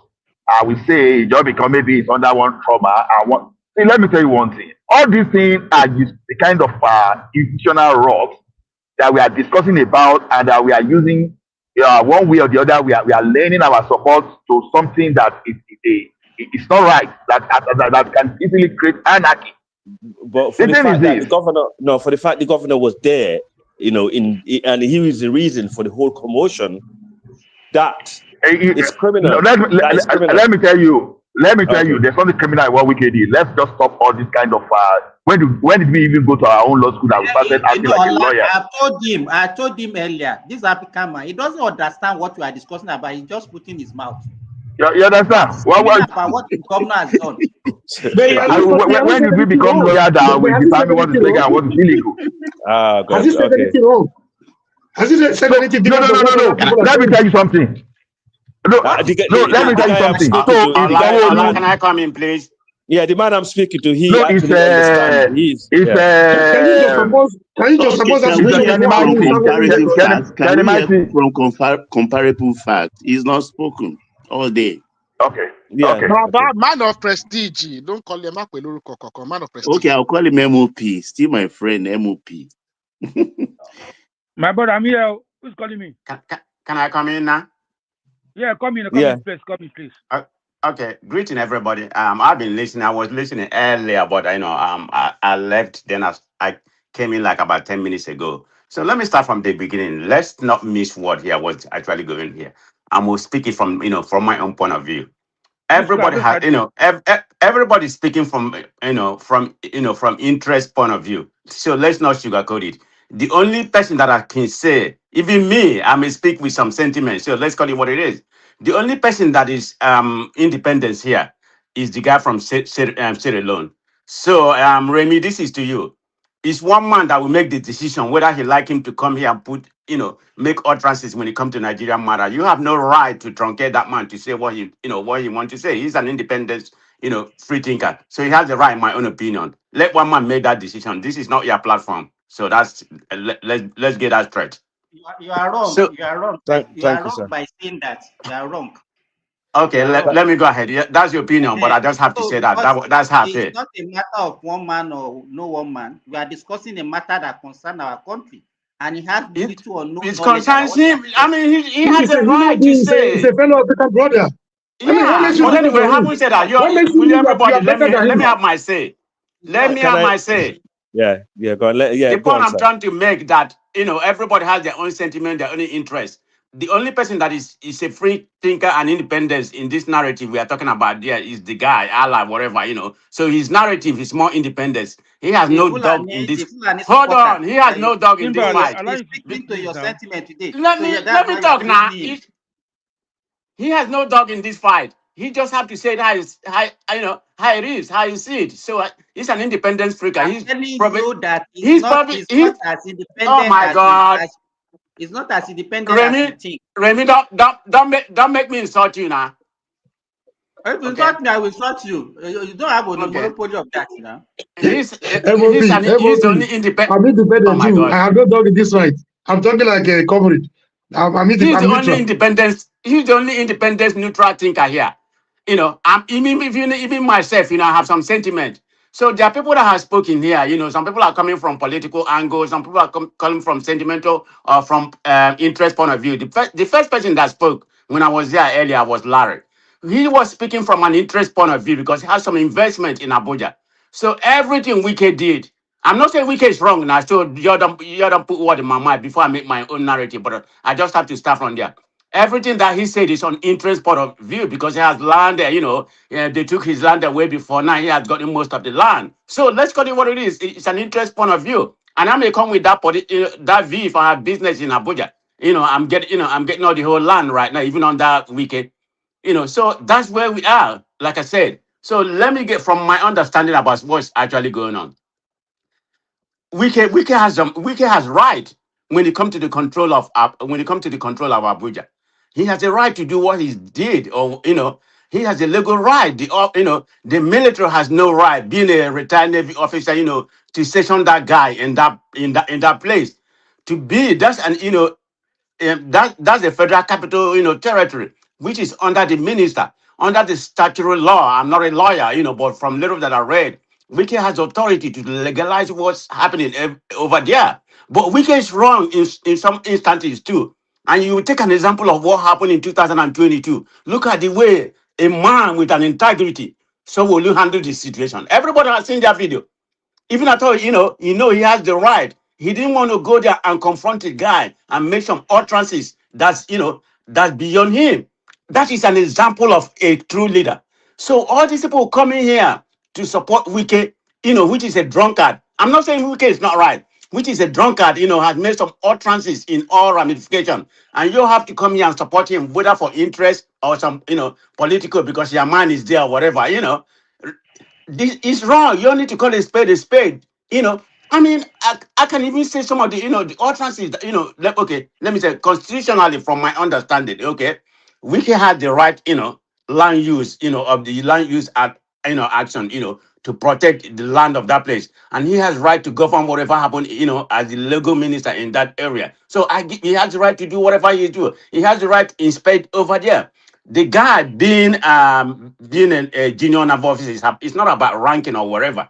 That the person that order him to go there, is a retired person. So he has no right to do whatever he's doing. This is the problem with Nigeria. You use our military. They're supposed to be, in the forest right now fighting the terrorists. The problem, that is very, very much eminent to Nigeria. That's where, and you are using you're using the junior officer, just for your own benefit. That's where the military is wrong. Okay, but what concerns me most, I don't know if anybody is talking about it, is the untrusts of Wike. Some people here have said that Wike represent Tinubu. Yeah, when it comes to the law or whatever. So are you going to say Wike represent Tinubu for his utterances too? So if it is good what Wike is doing because he has the right, then it is bad what Wike is doing. Tinubu has to take both of them. If you're going to take what he's doing, he represents Tinubu.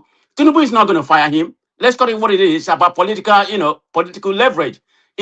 Because of River State, he's going to get it, to begin with, in my own opinion. He's going to win River State. And Wike Moore is going to, Wike Moore is going to justify that. That's why he's going to keep Wike there. Wike is not a good person. Let's go to what it is. I mean, look at the utterances that he's using.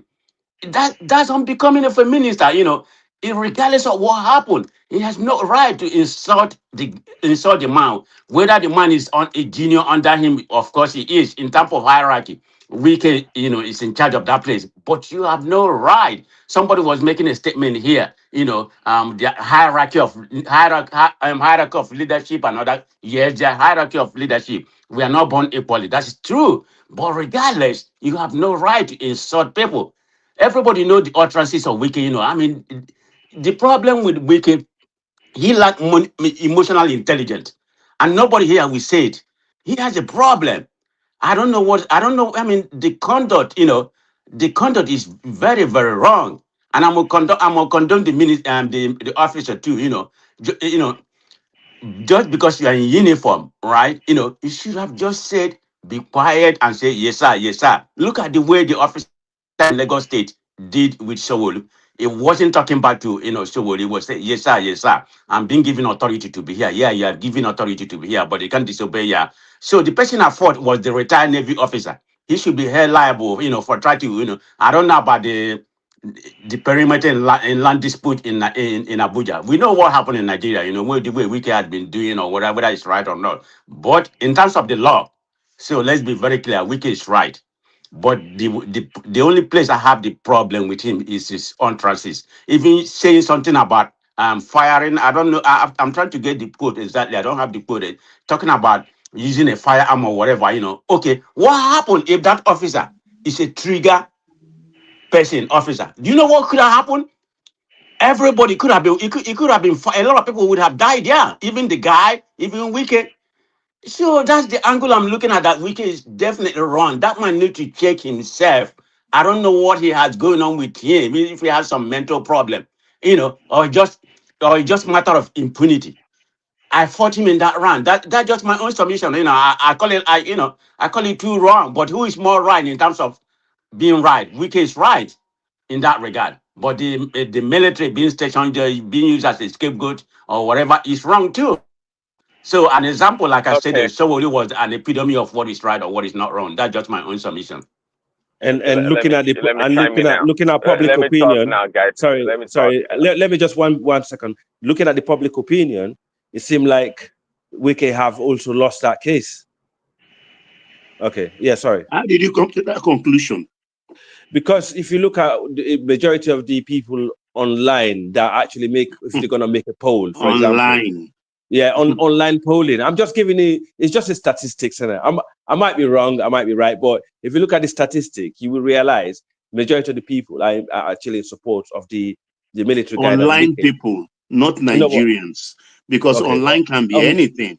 Can be yes, somebody that's true. in Haiti Okay, interfering in the affairs of an African country. No, that's very true. That's true. But the reality is, you're But right. the fact that the online people, does that make it right?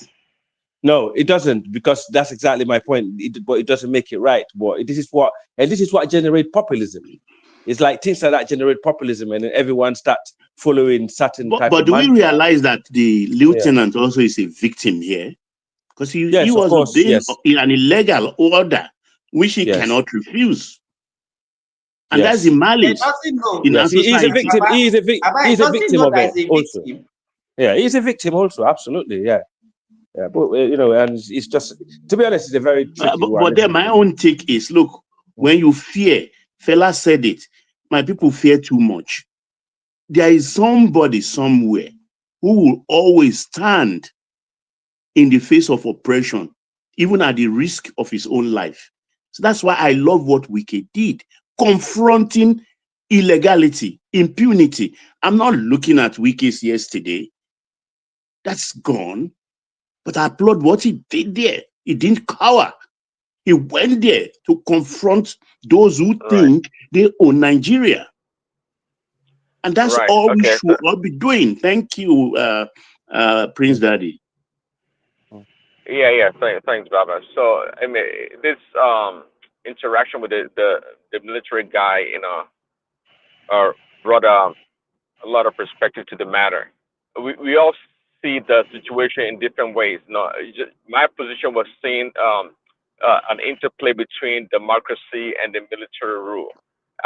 Some people are talking about respect for the law and impunity and this and that. So we all saw it in a different way. It gave us opportunity for different interpretation of what happened. But and some people think, Wike is a drunkard. Well, that's another one. But Obiano is dead. huh? Obiano is dead. Obiano is dead. Yeah. Yeah. Oh, okay. Oh.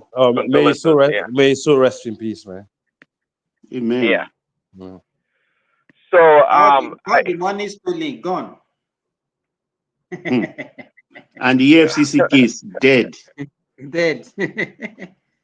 Now Wike, I mean, what is his name now?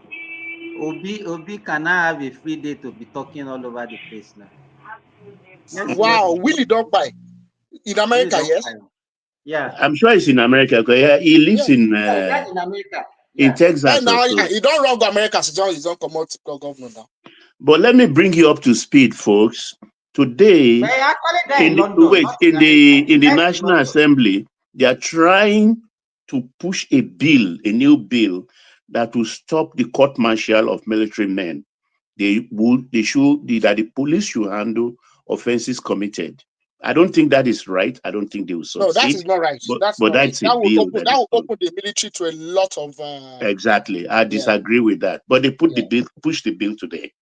yeah, By way of because information. even the court martial Baba doesn't stop a military man after being court-martialed from So actually they just remove them, disgrace them, and push them to the police. Yeah, That's what they because do. after the court martial, you can still go to a civil court. Yeah, that's what they do. So if you remove the court martial, that will open the. How is it being done? How is it being done in Western world? Court martial. Court martial. They remove all the accoutrements that made him makes the person a military person, and then push him to the police. Allow If the the police to person is arrest him. operating under order, if at the time the crime was committed, they were actually, operating under their commission, it's court martial. However, it doesn't mean that if they break the law, civil law, that they cannot go to a civil court directly. But let's say in the case where they were under commission, and at the point in time when the law was broken, they were, they were under order. You can't, it's a court martial first before any civil court can delve in the matter. So this Yerima, for instance, if he's going to be disciplined, he has to be first disciplined by court martial, because at the time he did whatever you think he did, he was doing so under order. You get what I mean? If it's a situation where, when he's now going about his regular business, he commits a crime, then the police can handle it directly. But at the time, if you think he committed the crime or not, what he did it while under order. So the court martial has to first discipline him first. So I don't know why the Senate are trying to intrude unnecessarily.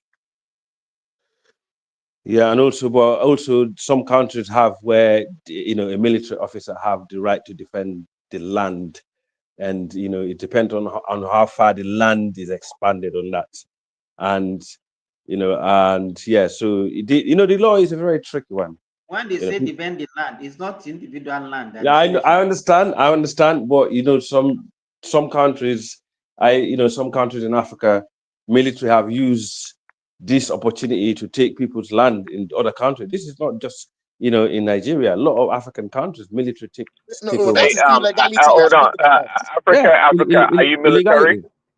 No, Africa. I come from a military background. No, I'm not myself, but yeah. But a lot of African. I saw your military boots in the profile. No, I come from a military background. Yeah, so basically, a lot of them. Hold on a second. Are you a coup plotter? Are you a coup plotter? No, definitely not. Okay, all right. The last thing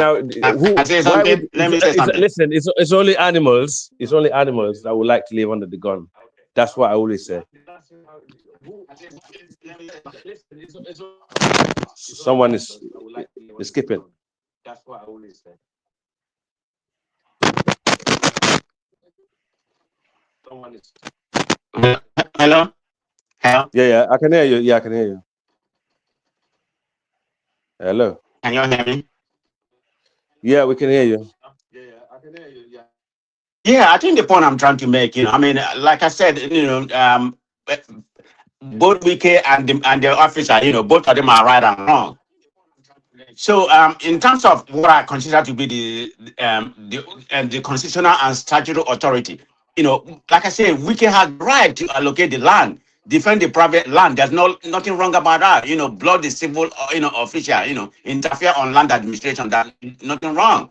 But like I said, the use of the military, in my own, my opinion, is misuse of the military asset. If you look at it, that's wrong. You shouldn't be using the military to do all this. That's supposed to be a place police supposed to be doing. What is the military doing in a civil matter?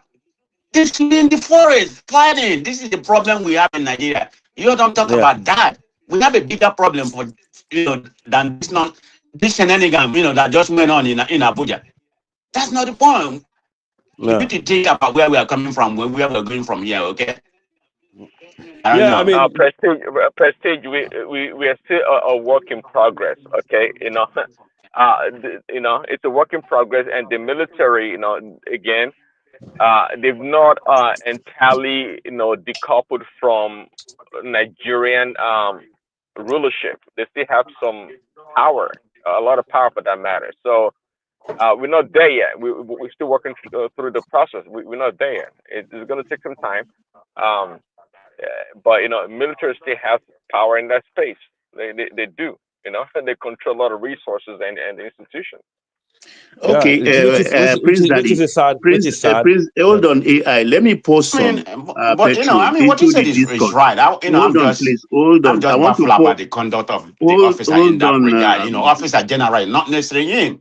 Like I said, they have no right in interfering in the civil authority. Comparative fact. Let me throw some petrol into this discourse. I mean, he acted, beyond his lawful mandate. That's the way I see it. Anyway, sorry, I apologize. Okay, so like I stated properly, I don't like to flog the whole thing again. I said which is right. When it comes to the legal, statutory law. Mr. Moderator, but it's the only utterances that I fought. That's not a good example of, No, yeah, I've got to leave, guys. But thank you very much. Great conversation. Basically, the bottom line is keep democracy for as long as you can, avoid all costs, upsetting two, authorities like the police and the setting them against one another, especially in Africa, dangerous move. And at the same time, based my opinion, the governor got a right, but he enforced it, in a criminal way, which we obviously in a lot of countries he will be, that will be criminal matter against him. But at the same time, he obviously is the governor of the state, so he was, it's every country got their own laws, but looking at it from the outside, I don't think he's a good representative of the government. But thank you very much for, giving me your time. And also, I'm from Sierra Leone, yes, and I come to your platform now and again because I catch up with man. Africa, don't go yet. Yeah. Don't go yet. Yeah. This may concern you. I just want to put some petrol into the discourse. Okay. If Wike were to be a Fulani or an Okay. Hausa or a Fulani, a Northerner, yes, would the military, those retired like Buratai and all the rest, even Yerima, would he stand up to him? Yes, I swear to my life, I would. I stand up to a lot of my people all the time. Maybe it's just this general. I just throw it on the floor because we have a problem in our country. We look at things from different lenses. So I'm just bringing this lens into it, and let's hear the opinion of people. I swear to my life, I will look beyond tribe and I'll look more into the, my nation and my people, basically.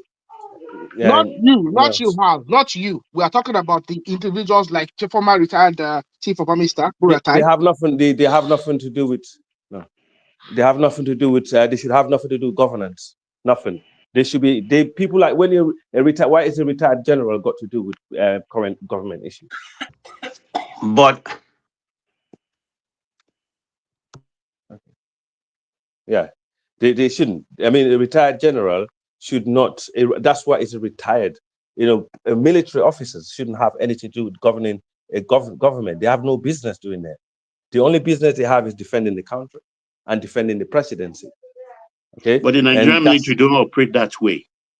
Which is sad. That needs to change, and this is what happened in most African countries. We have a divided military, whether we want to acknowledge it or not. And I was speaking to someone the other day about. But Baba, yes, we need to make a distinction between retired and serving military. Okay. Yeah, so I was speaking to one of my guy who is in because Nigeria. as a retired military, I'm not a fan of Brutal. So let's make that clear. He has a right to make a statement, but because if he's in the military uniform, he has no right to make a statement. That's the way it works. He's retired. So in this case, he has the right to say whatever he wants to say in that regard. This case, not that I agree with what he said. Both retired and serving, they are coming out with their full chest in this matter. That's surprising they are together. To me. All the military seem to be together. I know is that you're right. They are coming out with their full chest in this matter. Where the serving ones doesn't have the right to be commenting on something of this matter. My own understanding. Yeah. So guys, thank you very much, and you have a good evening. Yeah. Thanks for coming. Yeah. Thank you. Thanks. Bye. You still owe me that discussion on Sierra Leone.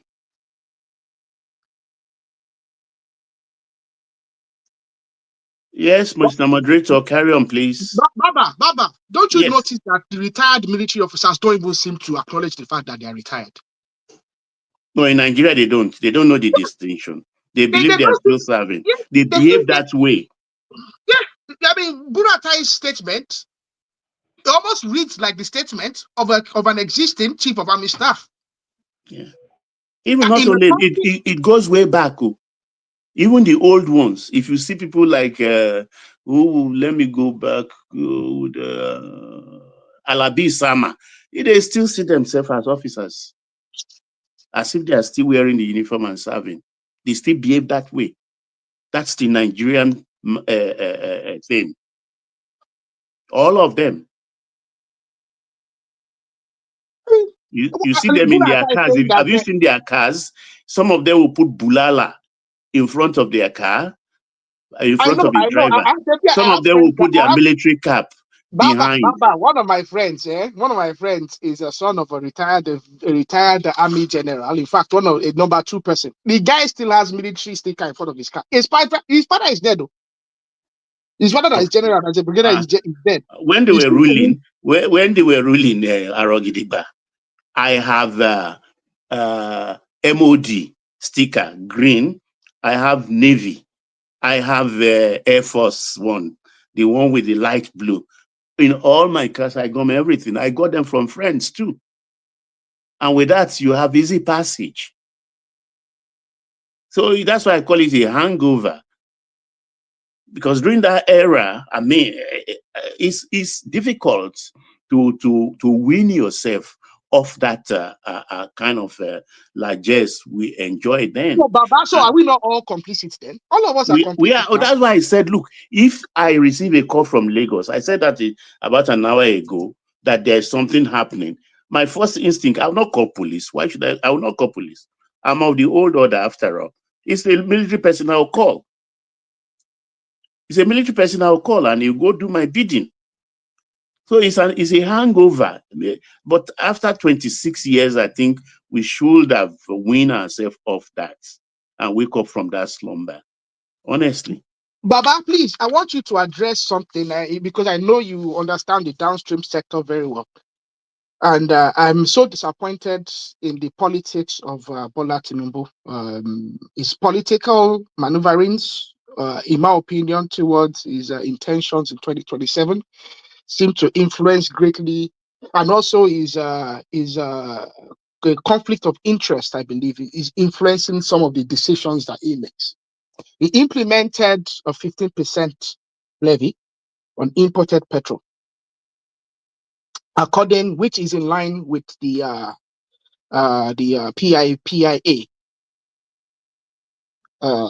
And then within a week, I believe under pressure from all the different divergent interests, I believe yesterday they have suspended that under the guise that the 15% levy would cause a rise in fuel prices. Even though we have seen that the reverse is the contrary. In the last 3 months, we've seen a steady drop in fuel prices. I believe it's something around 800 naira now in some of the major cities, 800 to 850. Someone correct me if I'm wrong, but I believe it's no more than it's no more than 900. So Baba, can you please tell me what's going on? The thing is, it's a very, very complex issue. It borders on money. We're talking about big money here. The private importers, they still have stock in their tanks, in most of their farms, and they've already paid on pro forma invoice of cargo they are expecting.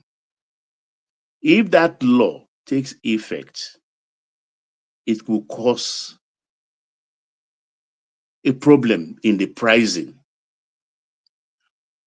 But they are at war with Dangote because Dangote has assured the president that they can unilaterally supply all the PMS and AGO needs of the country and is underselling.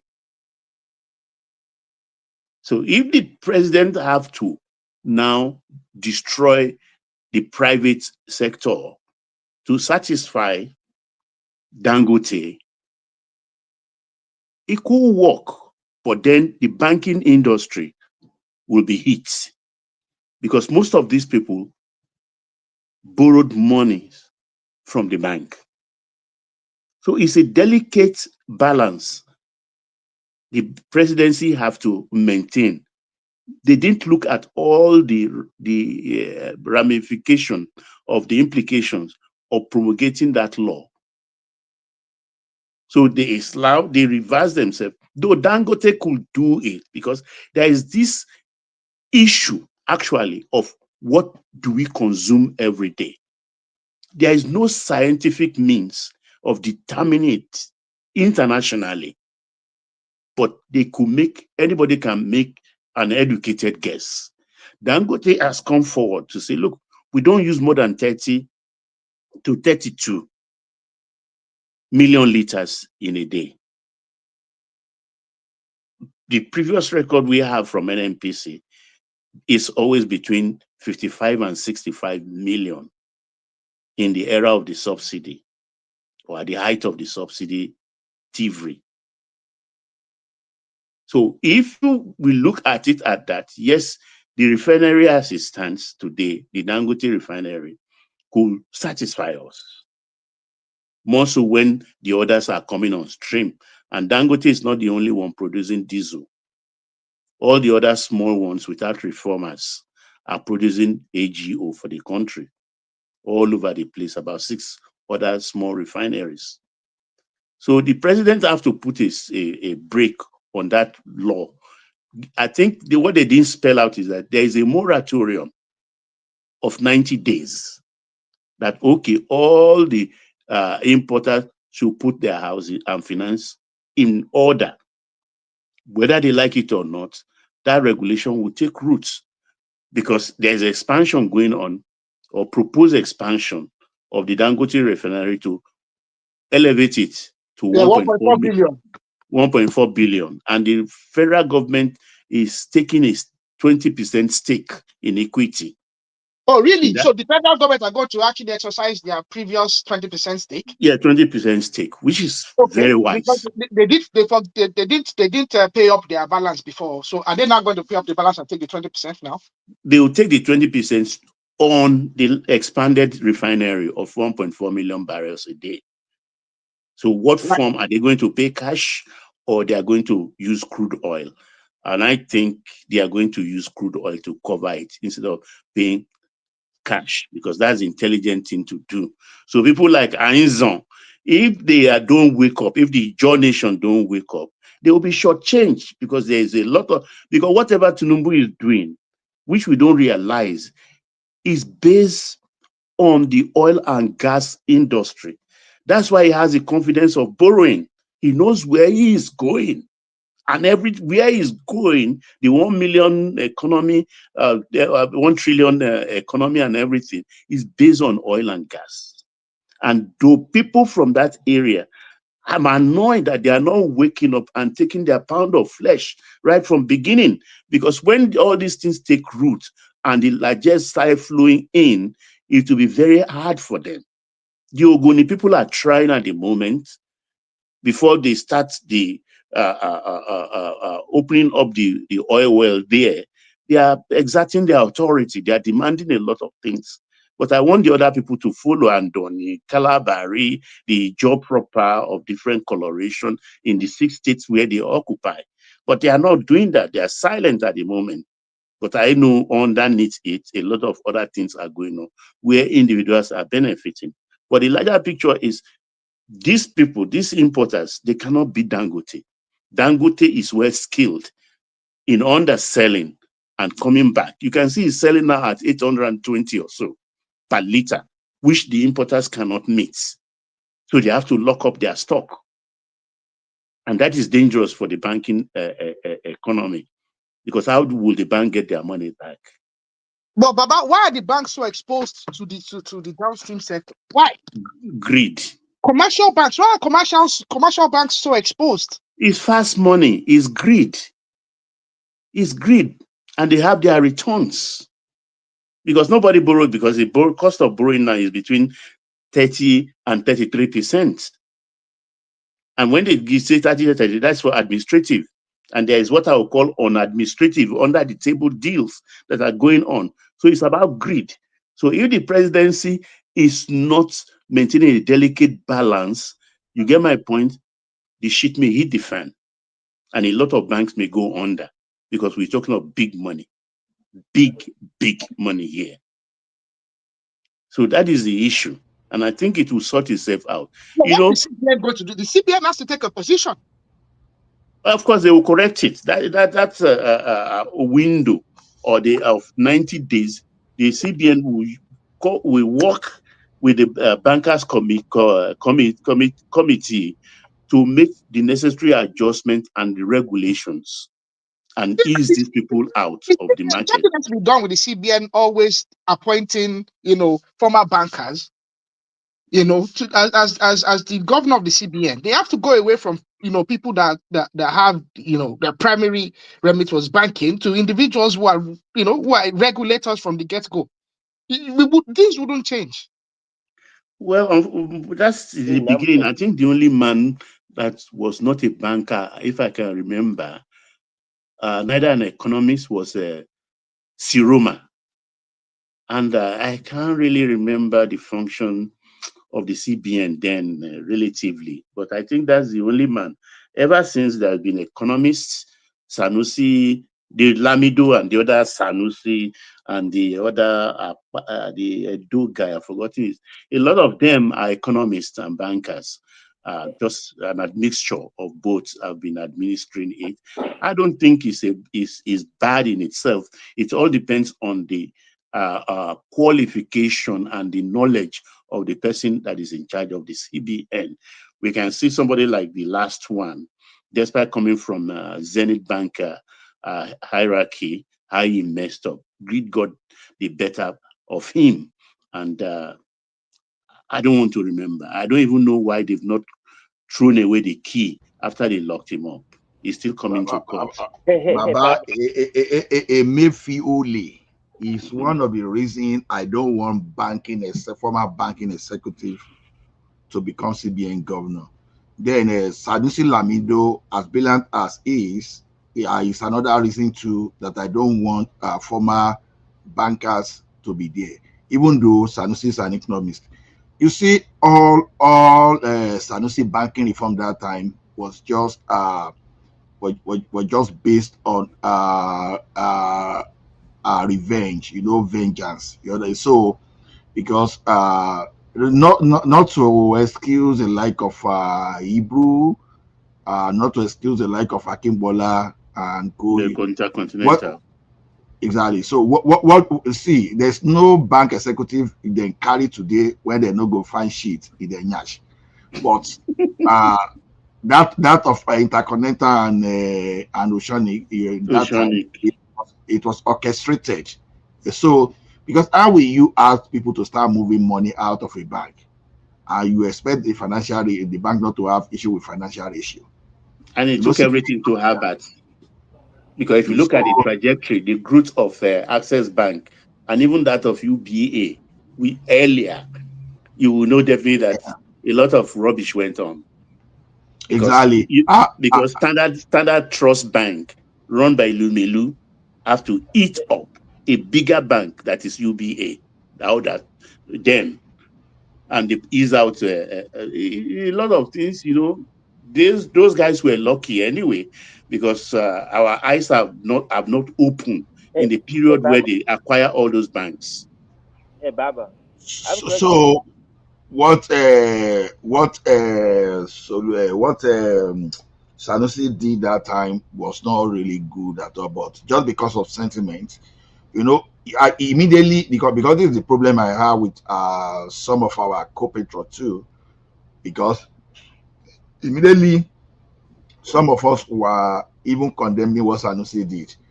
With so many people came at me. Yeah, just because I lost my job, I was just laughing, because none of them, even people that were even fighting me, didn't even know that I resigned and I left Nigeria for Canada.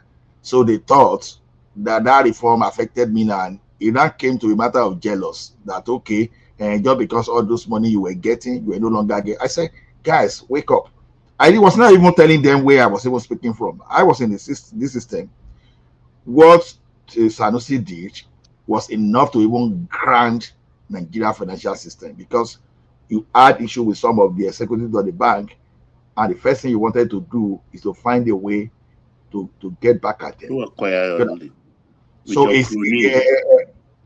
So Sanusi was caught demarketing a bank, a commercial bank, and that commercial bank, the cousin of one of the governors was worked in one of those commercial banks, and he reported the case.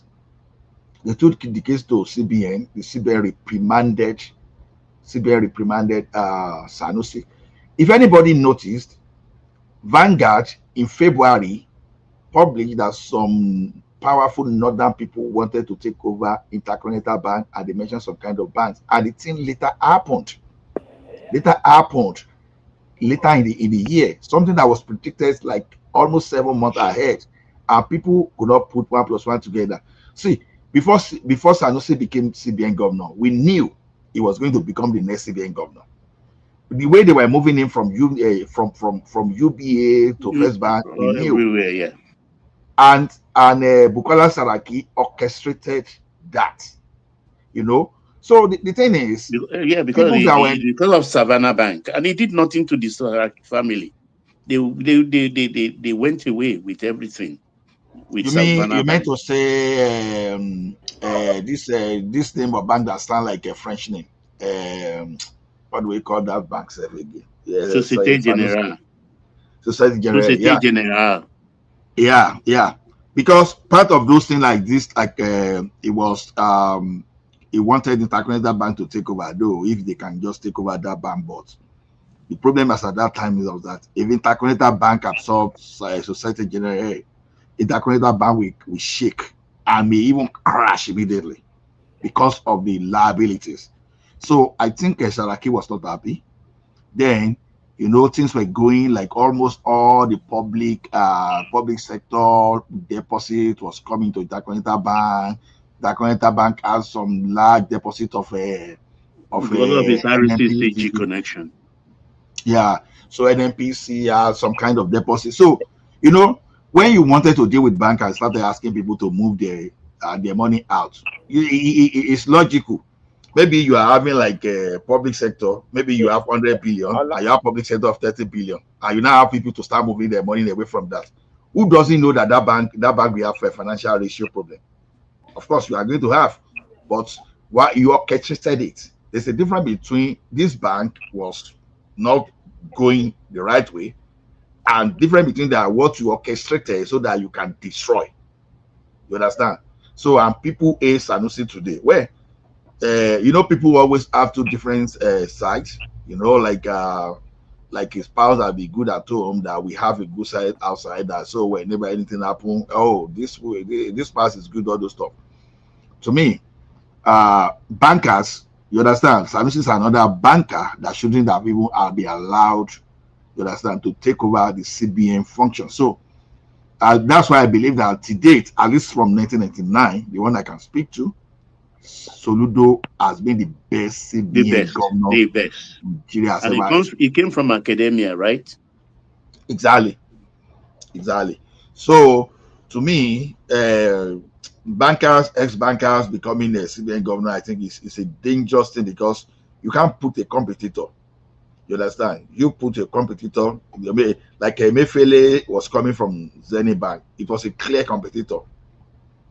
So you don't do that. And he actually behaved like how many bank executive will have behaved to a commercial. You understand? Yeah, because he came with a boss in tow, whether administratively acknowledged or not.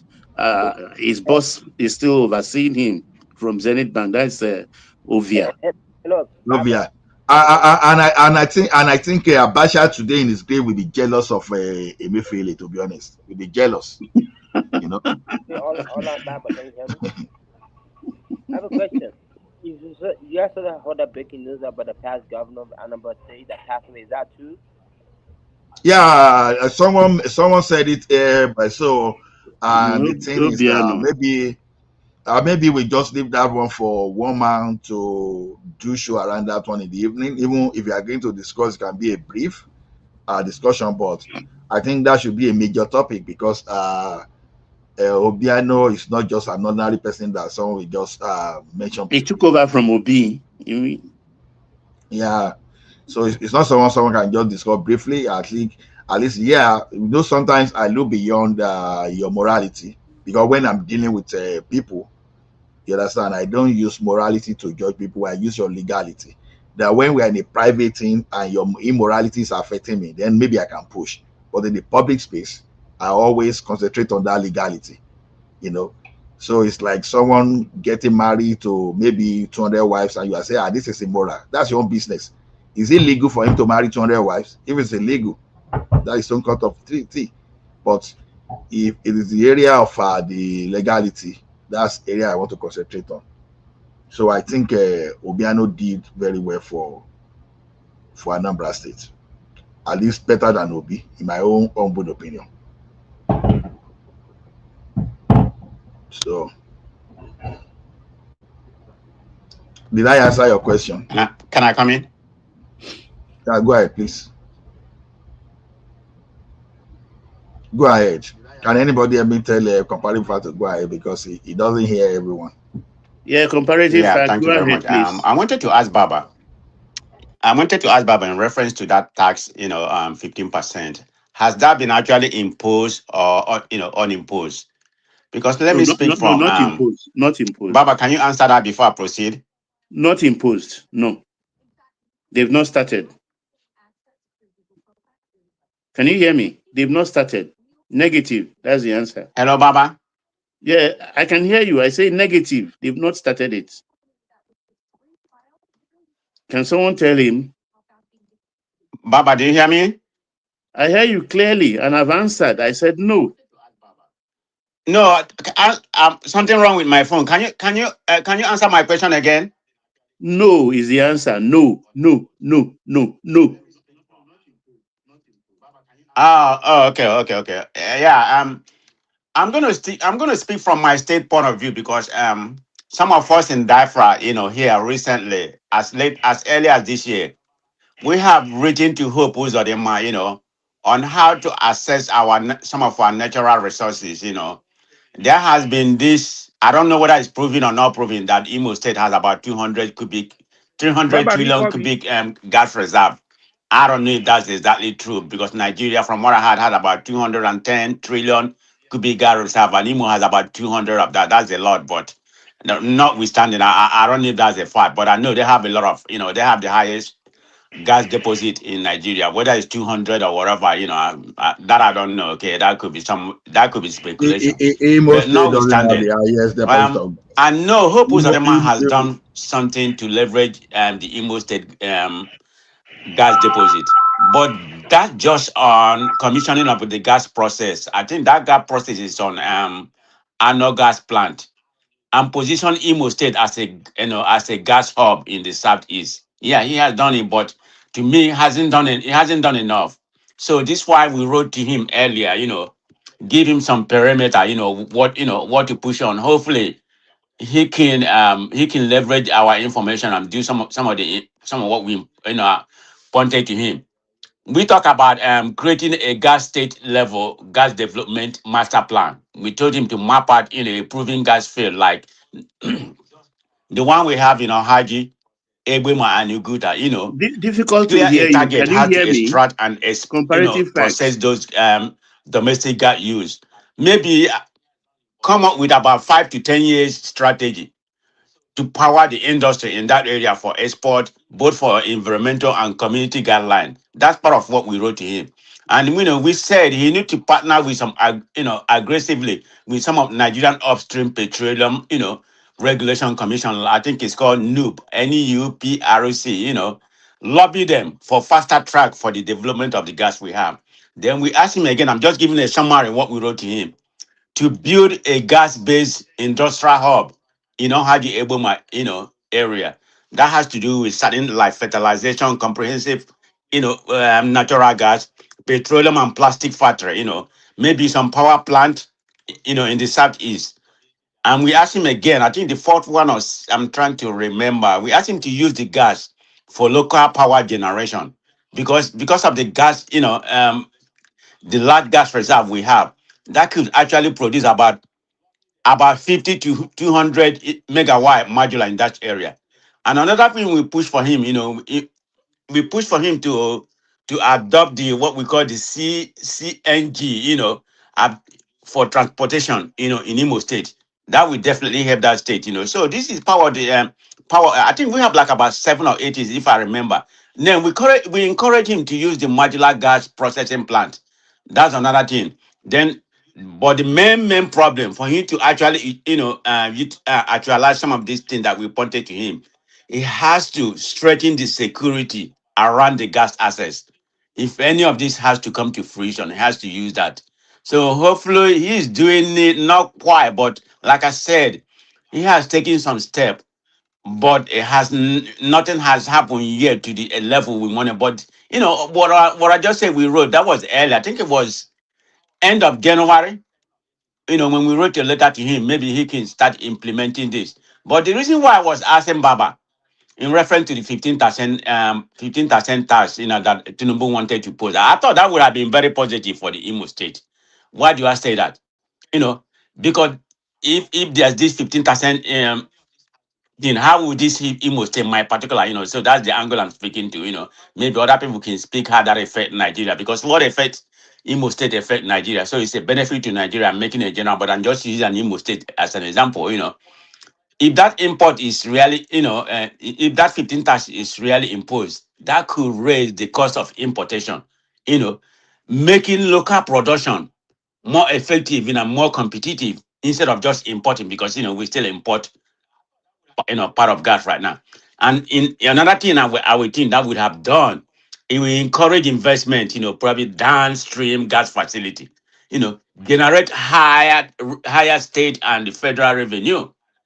So I would have liked that to stick, but like Baba stated, that had been unimposed again. So I don't know why he waffle, just maybe because of the lobbying or the so hierarchy, he's trying to pander to them. Maybe he's right, but I hope sometimes you shouldn't be pandering, you should stick to whatever, he's got telling him, whether it's right or wrong. That's the art of a good governance. That's my opinion. I just wanted to make my, some statement in reference to this narrative. I come from the gas, we have some oil, but it's like about 3 or 6%. So it's nothing like they have in Delta or River or whatever. So that's my point. Thank you, everybody. Okay, I don't know whether you can hear me, but if you do, you are very correct. The gas reserve in Imo State alone, is I think 200 trillion standard cubic feet. That's a lot. I don't like actually talking about the Southeast for reason best known to me, but because you brought it up, so I think I have a right actually to enumerate some things to you. The three states that produces oil apart from gas in the southeast is Anambra, Imo, and Abia, and combined, the three of them barrels per day is just about 2.1% of the total Nigeria produces every day. So it's insignificant as far as I'm concerned. So it's still big money, but the thing there, the cocoa there is the gas.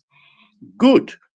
So the problem is, if Southeast wants to prosper, if they want to catch up with other geopolitical zone, they have to tone down. Yeah, go ahead, Baba. I can hear you. Something wrong with me, but I can hear you and I can They speak. have Thank to you. tone down on this agitation. My honest opinion is driving away investors. Gas is the future. Gas can do a lot of things, like you said, power the energy in the 5 southeast states. But then there is a problem of security with gas pipeline. In recent history, we know how Niger Delta held the nation to ransom, and the nation has to submit. Though rightfully correct, in my opinion, they did that. Can we duplicate the same thing or face the same danger with Southeast? Southeast is volatile at the moment, and this is driving away investors in that field. Gas is even more volatile than oil. So it is the danger, the whole Southeast can burn in 24 hours if a gas pipeline is destroyed or exposed. So Southeast has it with 2 trillion alone of standard cubic feet. alone in Imo, not to talk about others. I mean, within 10 years, Southeast will have become another thing if properly utilized, the commission they get out of it from derivation. And I know with the agitation, they can even command much more than the 13% available at the moment, which the judges have not been able to raise in Niger Delta. The Southeast are capable of doing that. But if this can only happen if Southeast tone down, calm their nerves, and go for development, compete. And then that is the power upon which they can negotiate themselves inside Nigeria or outside Nigeria. So that is my honest opinion, because they are sitting on wealth and they are not talking about that. They are talking about port and no port. Port is not going to do that for them. It is the gas that is in Southeast. That is the corridor of their salvation. Baba, did you hear the breaking news? Somebody wrote on the platform. No, I've heard of Obiano about an hour ago. Somebody broke it live. So that is the situation, this thing. So when they Wow. they are ready to take off, they will. Comparable facts. You need to fix your phone, man, because you're just in and out, in and out. So when the Southeast are ready, they will take off. That's how much I can just use in conclusion. I'm progressive. I don't know. This is a new phone, okay? You know, it's a new phone that I bought. This stupid iPhone, they said it's good. I don't know what's going on. I'm not interested if it's a new one or an old one. You don't need to tell me that you bought a new phone. So, Mr. Moderator, thank you. You have a fake device. That's the way. That's the way I see it. So last time I was speaking to progressive. I don't care to tell you about what I bought a new phone. It's not why I made it. I'm just saying, why is he messing up? Who care about telling you about a new phone? You need to go sit down sometime and stop being so sensitive. You cannot take joke, right? Trump or Tinubu should be the one to look at why the thing is having problem. Talk to either Trump or Tinubu to fix the phone for you. So last time I was here, I was talking about the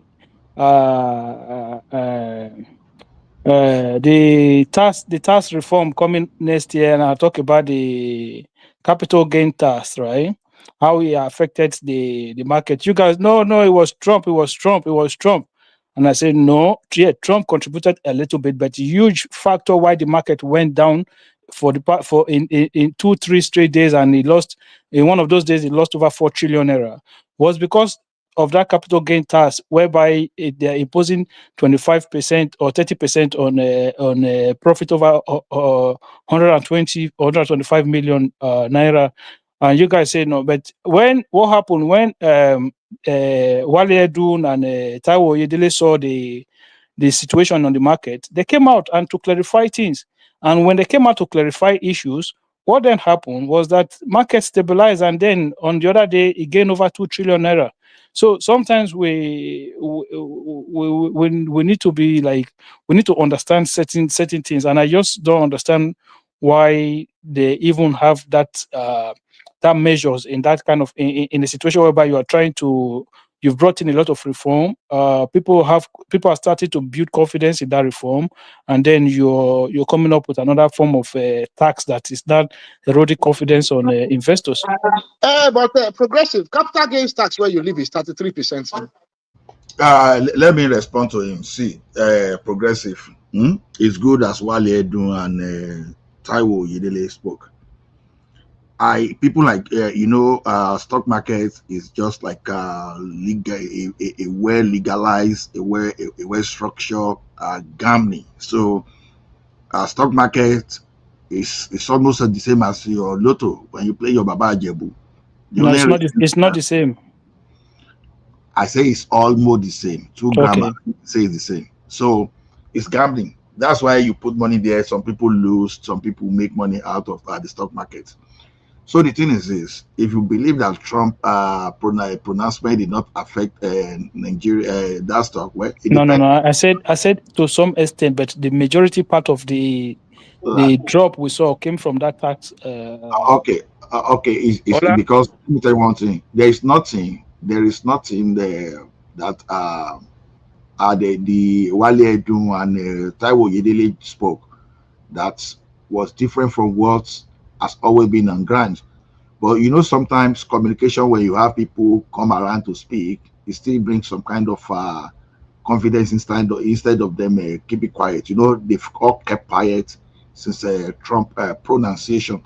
The thing you look at is this: those investors you see, especially the institutional investors, they know what some ordinary common investors don't know. They don't know. They know. So the thing is this: if you are moving your money away because of the capital gain, to which market? You understand? Do you think if the type of a profit you are going to make in Nigeria is what you are going to make in the economy that is already plateaued? Yeah, but you also don't get the kind of volatility. What do you call it? Volatility that you get in Nigeria market. You also won't get it in That other is like you were saying, like Aro was saying that where I live is 33%, but there's guaranteed stability in their market. So it's different. If you are putting money in that Nigerian market, the volatility is too much. Then you are that is why we are telling you that Trump announcement was a major reason. You understand? That created that volatility that you are talking about. Even without Trump, before, we know a country like Nigeria market is volatile. But just now, you keep watching what will happen when there's an election time and see how people will just be taking new position. And when people take new position, they wait for like 3 to 6 months after the new president is sworn in, and they will start coming back again. When it's going to another political dispensation, maybe they are going to change. People will start bailing out. So the question is this: whether volatility or no volatility, the thing is, investors want to maximize whatever they can maximize. And institutional investors, they have a way of breaking things down. Okay, when you say you have to reach 150 million before you can pay certain, like up to 25% or thereabout, then before you reach that page, these people, they know how to break things down to take advantage, to maximize. That is why they have financial experts on their payroll. So it's not just a common person that just, okay, let me put my money here. You start thinking, okay, my money will become 200 million. Or no, institutional investors, they don't do that. They do calculated gambling, and the calculated gambling is mostly about political situation. So they listen to the political event. You know, after about 3 weeks now, right? You understand the type of chaotic situation that the Trump announcement made. You know, things is beginning to get to another equilibrium now. People start doubting, will Trump go there or will he not go there? Those are the kind of things that I think is influencing the comeback. So they won't run away because of capital gain. I can guarantee you like that for almost 100%. Because the question is this: if I'm in a market where I can make 200 million, and maybe I pay 25%. You need to stop. There are lots of market around the world. There are lots of places investors take their money to. There are lots of market investors can take their money to. They just have to shop around. That's all. I know. So the idea, look, what you're seeing in the market now is the confidence that like both foreign and local investors, FDIs have in the reforms. And if that reform start to look shaky in a way, people are going to bail out.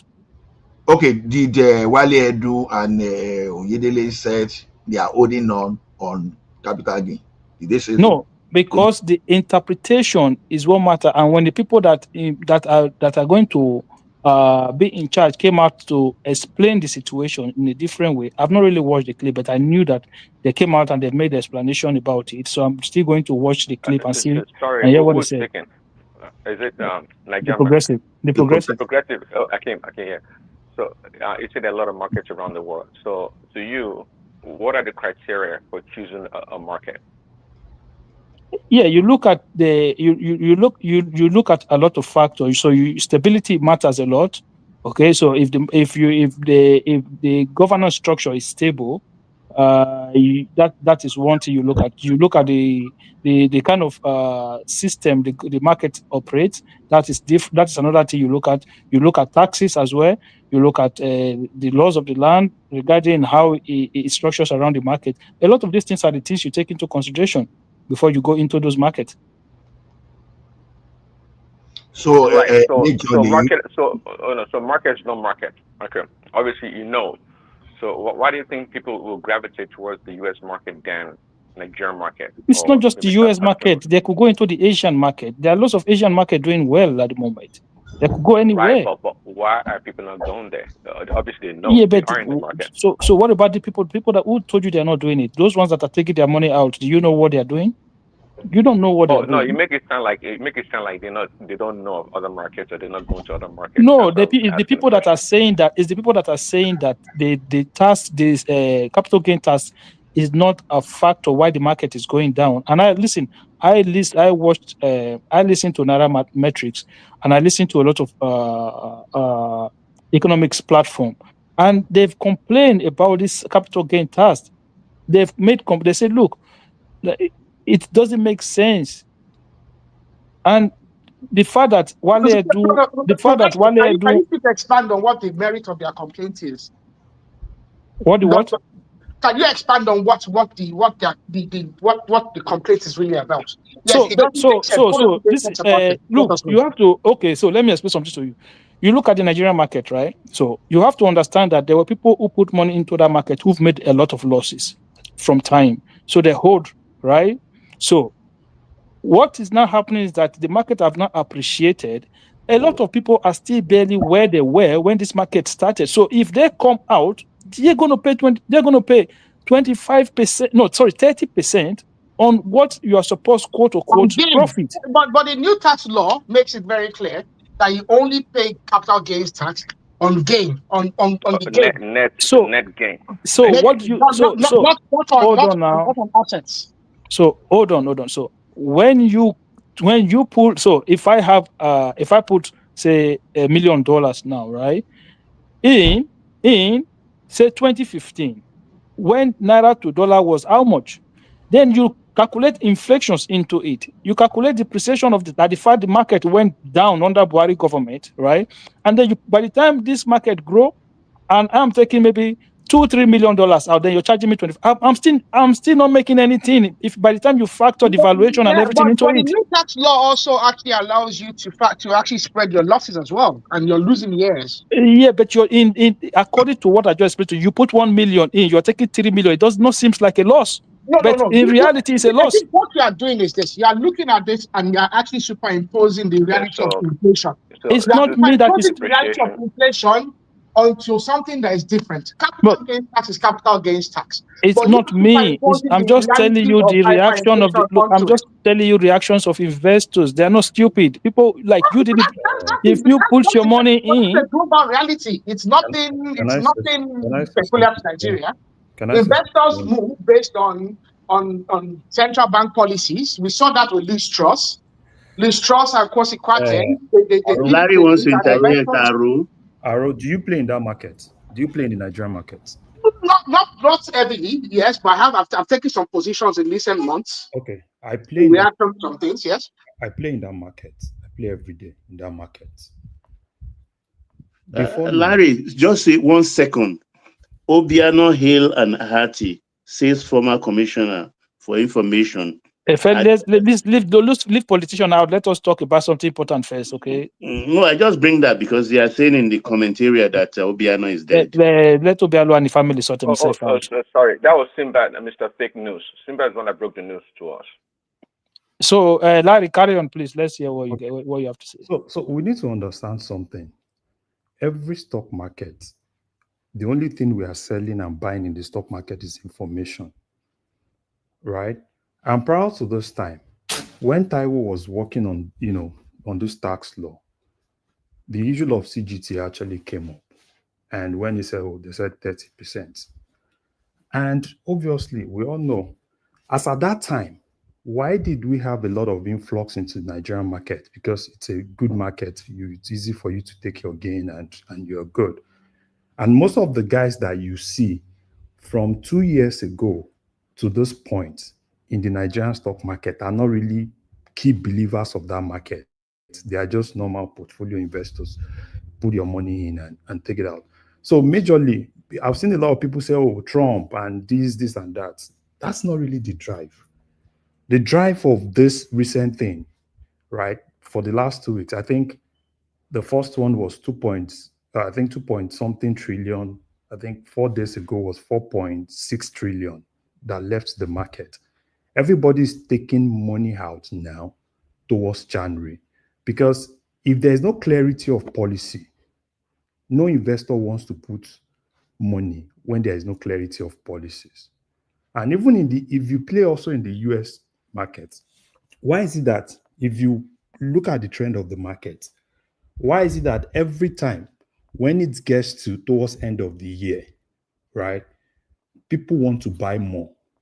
You want to buy more because you know that if you cross into the other year, then you start talking about, paying CGT to IRS. So it's a normal thing in the market. And I think the government is trying to talk to them and they're trying to say something to it and stuff like that. Because obviously nobody wants to, every business guy is a selfish guy, right?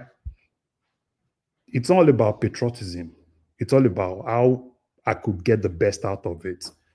You understand? So I personally, and this is exactly so when the Nairametrics guys, Udo and all of them were talking, it's true. Even before time, they've been warning Taiwo. They told them, right, you guys need to calm down. Don't be like, oh, we've done it. It doesn't work like that. Because it's easier for you it's not like the market is not like where you have authority over, right? Any slight thing, if people just think, oh, everybody starts selling, right? So it's just, and I think Taiwo has, I think he's been able to understand now. I know he's been going from radio station to TV station to, at this point, it's not even about Taiwo. It's about Edo himself. And Edo, this thing he did with investors, it was more like, yeah, they're working on it. And what I think people are now beginning to come back a little bit, like give them the benefit of that. What I think they want to do is to probably send an amendment to National Assembly. Yeah, I think they will amend it. Yeah, they are trying to send an amendment to National Assembly for a reduction in it. Because at 30%, fine. It's always easy. It's going to be progressive. But Larry, do you not blame this the investors community, because there was a wide consultation? How come nobody noticed it? No, it doesn't work like that. It doesn't work. You see, it doesn't work like that. During that time, a lot of people raised it. Like, you want to do 30% CGT. Investors are not really, Nigeria is not really that stable. Like American stock exchange now, right? It can take some shock. If there is a major thing, you know that market has the maturity to take shocks. But the Nigerian stock exchange does not have that maturity to take shocks. So the whole thing about Nigerian stock exchange started like 2-3 years ago, right? When people are now like, okay, fine. There's a lot of things when you kind of like compare the inflation rate, with the interest rate, and you actually see that, oh, you are not just breaking even. It's a good place to put money. A lot of investors, even here in the US, right, take money out of NASDAQ, take money out of the US stock exchange and put money in Nigeria because it makes more sense, right, to put money there. And immediately they see that things are not going their way. Sorry, Larry. It makes more sense. You just said it's not, of course, as stable as the U.S. market. So what makes more sense for them to take money from the U.S. market and put into Nigeria unstable market? Yeah, because there was huge growth in that market. Don't forget, the U.S. market have limited, like it have certain level of growth. But you can look at the Nigerian market. It's more mature. It's more mature. That's what he's saying. Yeah, it's more mature, but the level of growth that was coming into, do you know where within this year alone, do you know where Dangote cement goes from to where it is now? It's right, huge. But the volatility is what we're talking about here, and uncertainty. Yeah, so you can in Nigerian market. You can quickly make a short position with Nigeria. Okay, good. Okay, sorry. Yes. See, if you have the inside information right, if you have good information that is more like inside information, right? You can do that and go in and come out as quick as possible. No. Insider information is a criminal offense, so it's not about insider information, right? Nothing like insider information, insider dealing or anything. It's just normal, right? Look at what is happening in the Nigerian market. Look at the growth. Look at the growth of the stock, right? And look at how it's really been moving. A lot of stocks in Nigerian Stock Exchange moved above 300 in terms of growth, over 300. Some of them even did 400% growth. 400% growth. So compare 400% growth with what you can see somewhere else. How many stock exchange in the world can you just, within a short period, see like 400% growth? I understand. Okay, yeah. By the way, with no inside information, it's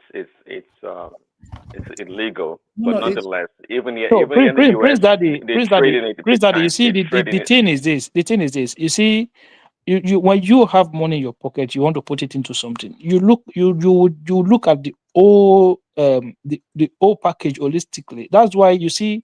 This is why Muhammad Buhari made hold on, yeah, I know, but Larry is saying something unique. Okay, which has when it comes to investment, three aspects, right?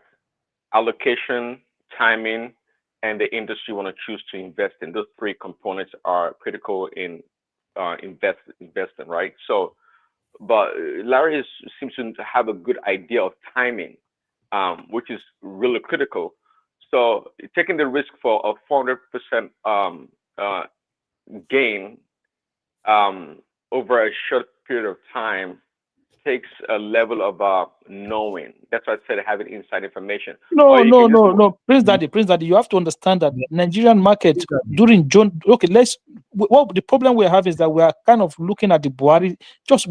We'll just write Buhari side off now. That 8 years, write it off. During Jonathan government, we had very decent market. It was when Buhari came, and then they just came up with some. I don't even know. Both Emefiele and all of them came up with their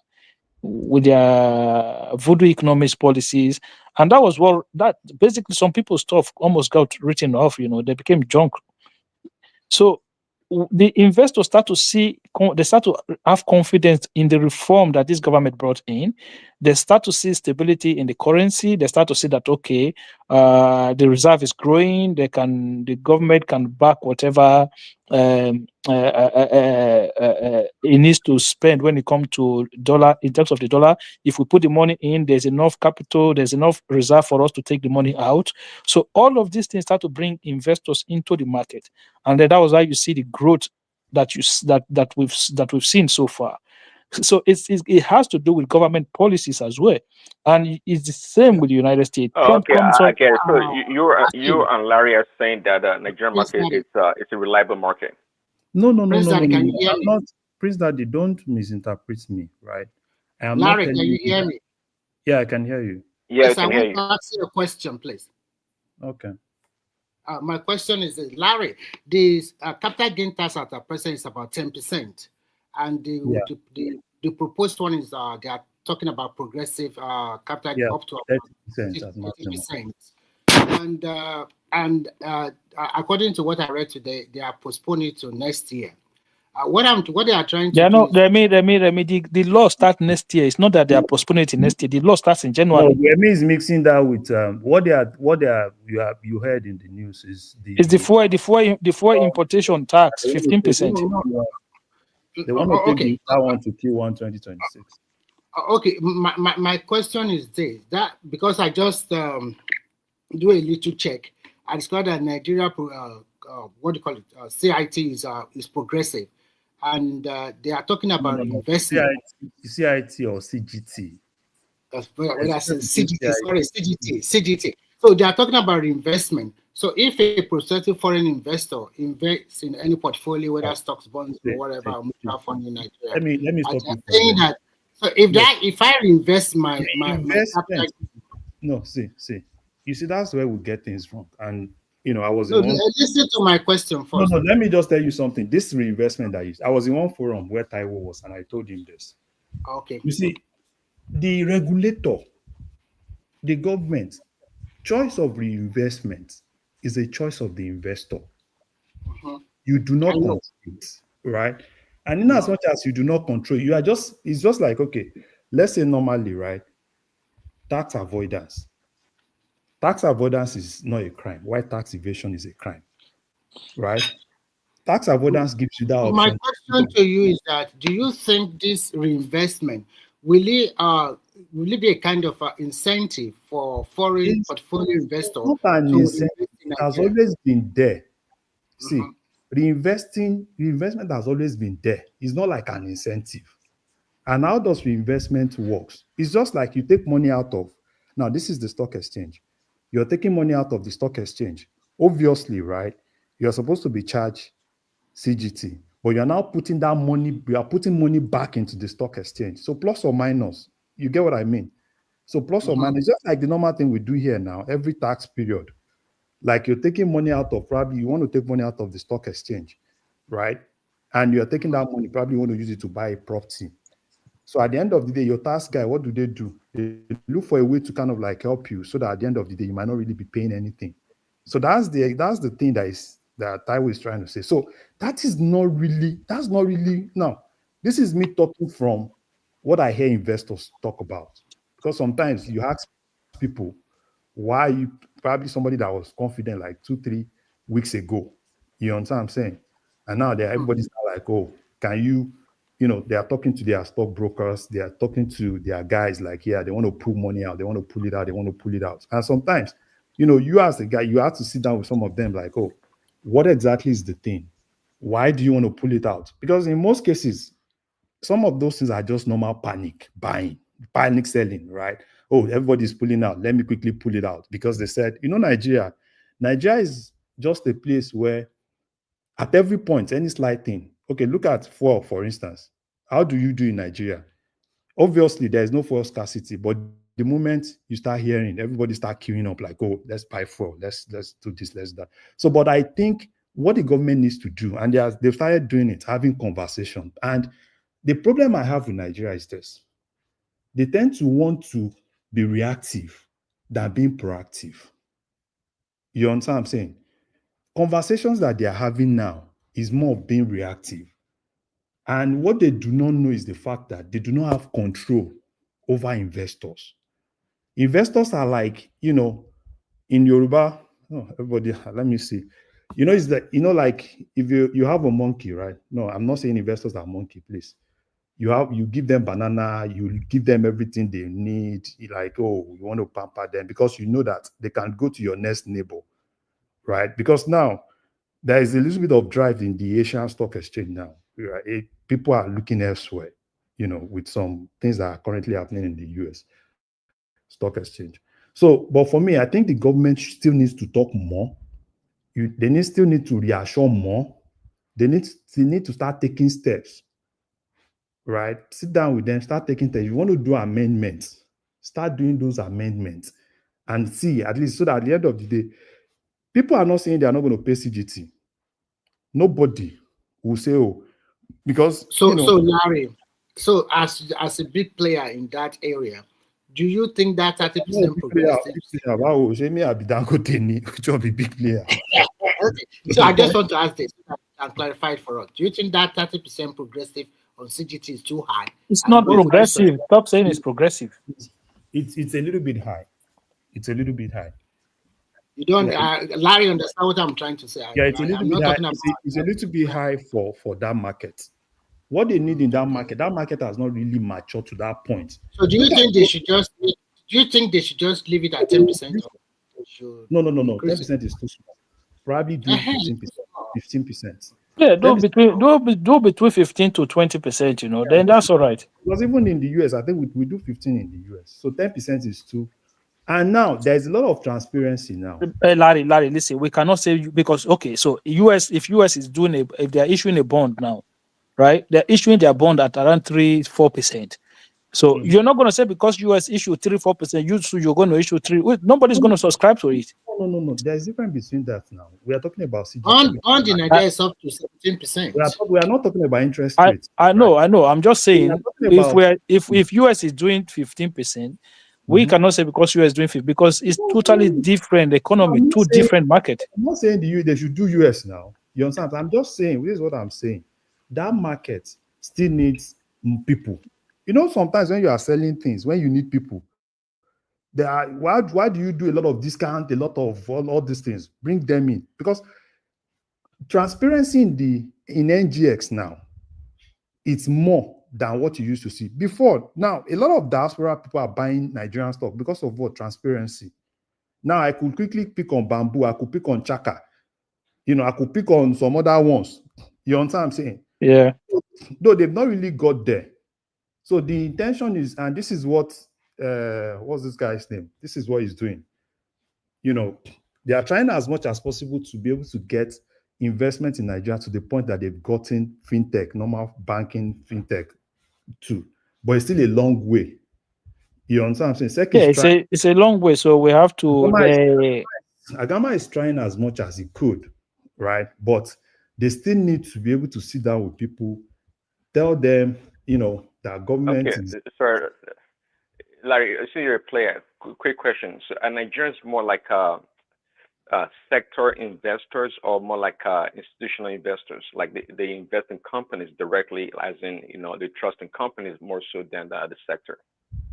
No, that is, you know, basically what I've seen with Nigerians, right? It's Nigeria are not really interested in, you know, fine. The institutional investors are, you know, obviously most of those ones they are coming from outside. People that invest big, but an average Nigerian is just they just go to the market and see what moves, and you know, and whatever they can pick their own. It's all about money to them and how they could quickly get more money. So they really do not care Yeah, about. but Larry, Maybe some ask my, people, so hold on. so My question is, so I'm, for I know what you're example, trying to say, NVIDIA. Prince Daddy. You're talking about whether if people diversify their portfolio in terms of sector by sector in the economy, whether they're going to manufacturing or hospitality. Well, let me explain briefly. So what I'm trying to say is that, like, you know, for example, we concentrate on, like, let's say, Tesla, NVIDIA, those companies directly, regardless of the industry, because we know that, you know, based on the market share slash, you know, technology, innovation, whatnot.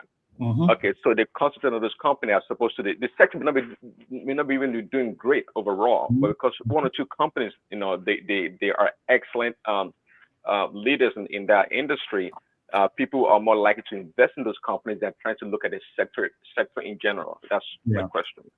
Yeah. So all those ones you said, right? Yeah, it's easier for now. I'm not like I'm talking down. So Larry, I understand what Prince Daddy, what you're saying is true. That is how it works in Nigeria as well. People, there are people who will buy Eco Hotel shares because Eco Hotel is doing great as an individual company, but it doesn't mean that the hospitality in general as a sector is doing great in the market. Do you understand now? Okay. Or is that not what your question is all about? Yes, correct. Yeah. Cool. Nice. Yeah. So for me, like I said earlier, right? I think the government, they are beginning to talk more. A lot of people are now beginning to a little bit, you know, understand. You know, and Taiwo is, you know, they've told Taiwo to be less defensive. Before, Taiwo was defensive. At the point, Taiwo was fighting Ugo and all those nairametrics guys, right? And those were the guys that they put a lot of money. You know, they have those guys, they have a lot of funds.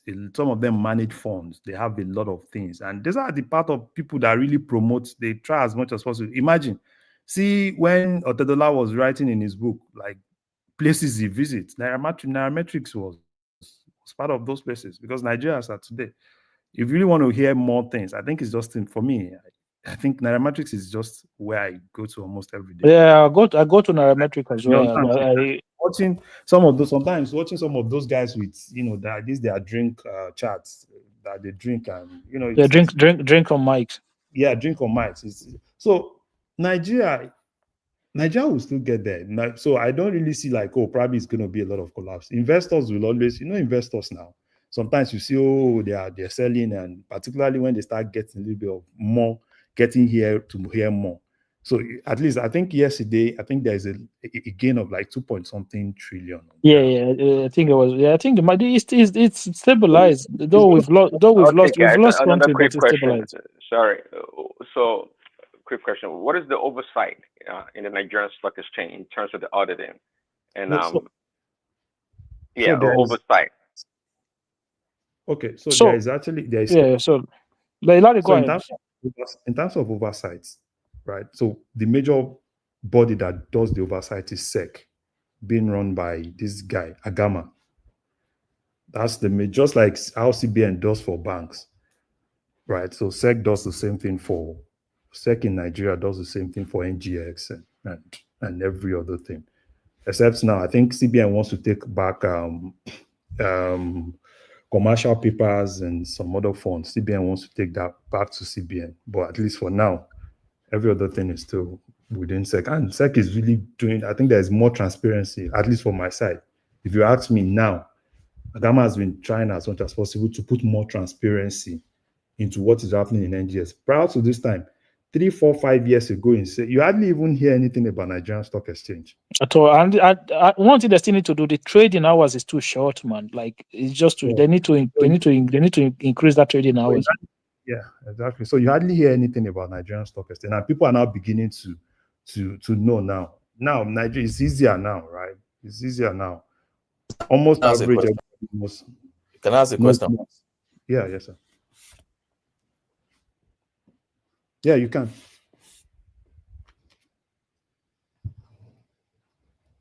Yeah, go ahead with the question.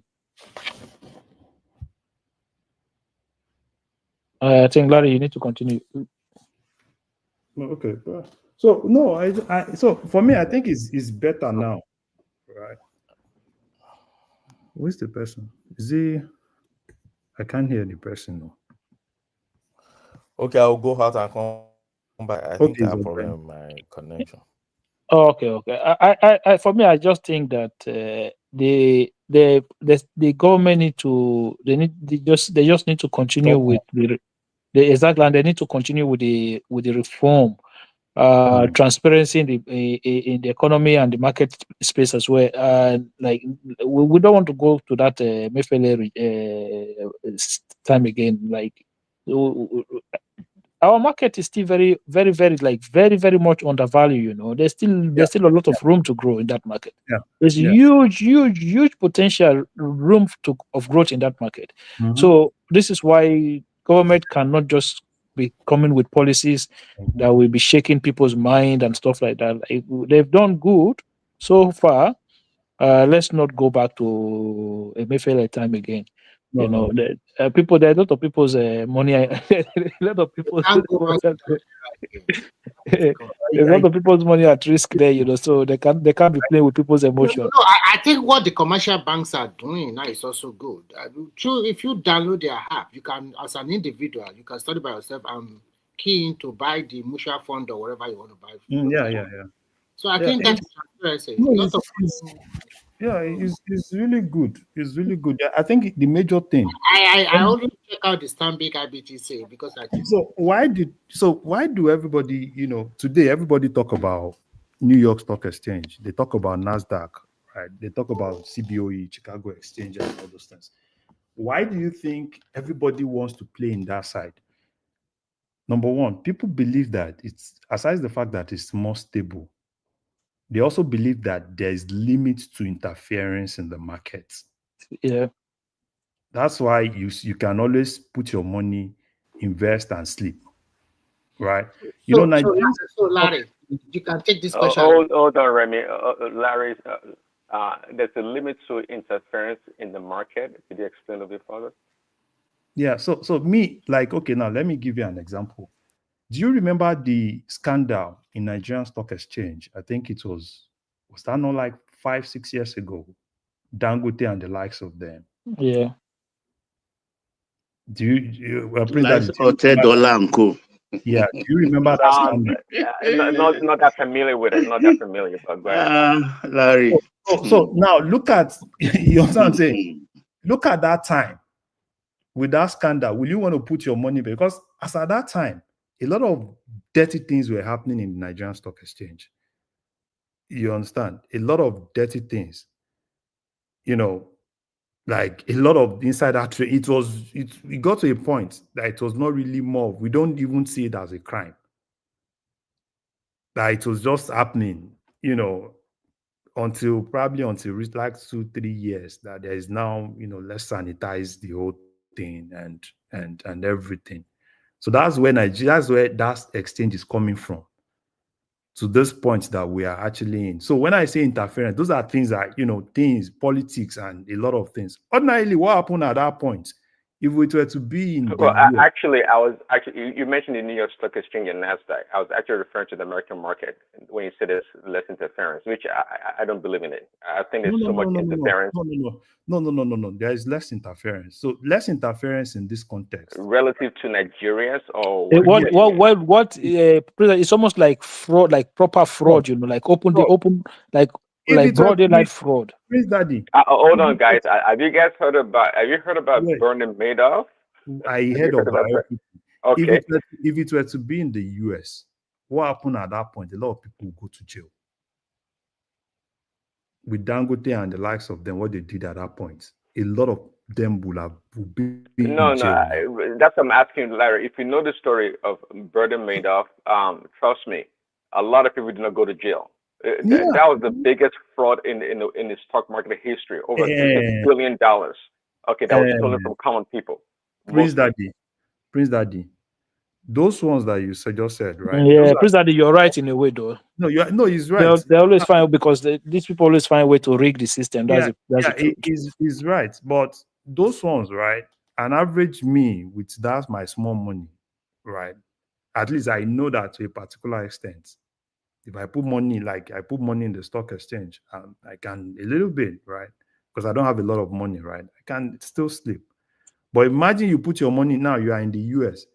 You invest your money in Nigeria, and all of a sudden you start hearing, oh, they started their papa, papa, papa, papa, papa, papa. And before you know, everything is crashing in your face. That's the stock exchanges at that time. And that's why a lot of people put their money out. But at least in the US, at least you know that before everything start crashing in your face. And even you see the thing with in the US, it can crash, and you can just leave your stock You there. know, Larry, You can sorry, knowing guys. fully well that the thing comes like in a few years' time, the market is probably going to get itself back again. But in Nigeria, Well, you don't know what's. because sorry, Can't guys, say because that I, again. I pay attention to No, the U.S. market, for a long time. There's a pattern to the U.S. market. The U.S. markets tend to be overinflated for a while, maybe 5 up to a decade, so 8 years usually, about average every 8 years. my Prince Daddy, every stock exchange is Larry, sorry, I want to quickly bring a different topic inside, Wait, but it's still part of it's why, still why, trading why, as well. why are you not allowing? I've not heard Ogbeni call it Ogbeni. It was no, in, he it has, was he in, has a it was problem. in, and his system was bad, so he went out. I don't know if he's back again. Yeah, I'm back. I think it's Can back you hear now. me now? So I also want to yeah, ask only one question. Ogbeni, my professor, hold on. Alafia. Ah, Eshegon, sir. Can everybody hear me? Yeah, Okay, we let me can start. hear you because we've been looking for you to come and give To your come and help us to legal your demystify perspective to Which one? this wiki and Shoja. I say No, me, I want to ask about the stay of execution court of appeal. Is it This possible after this saying they street want to fight. deliver?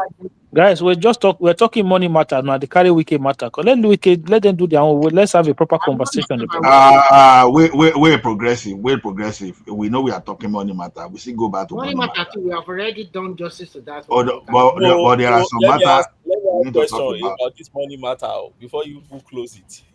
Sorry, let me ask a question. So me, I don't like claiming expertise in the area that I don't really know much, and I always confess on this platform that anything economics, anything that has to do with money thing and exchange. In fact, I bought a textbook to read on how all these exchange thing work, but I couldn't even read it.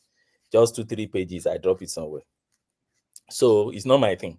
But I did a little bit of tax law, and that's yes, why sir. I'm asking this question. So when they were teaching us back then, they said capital gain is actually charged on profits Yes, yeah, that you that's realize from an asset yeah, that you are selling, you are disposing.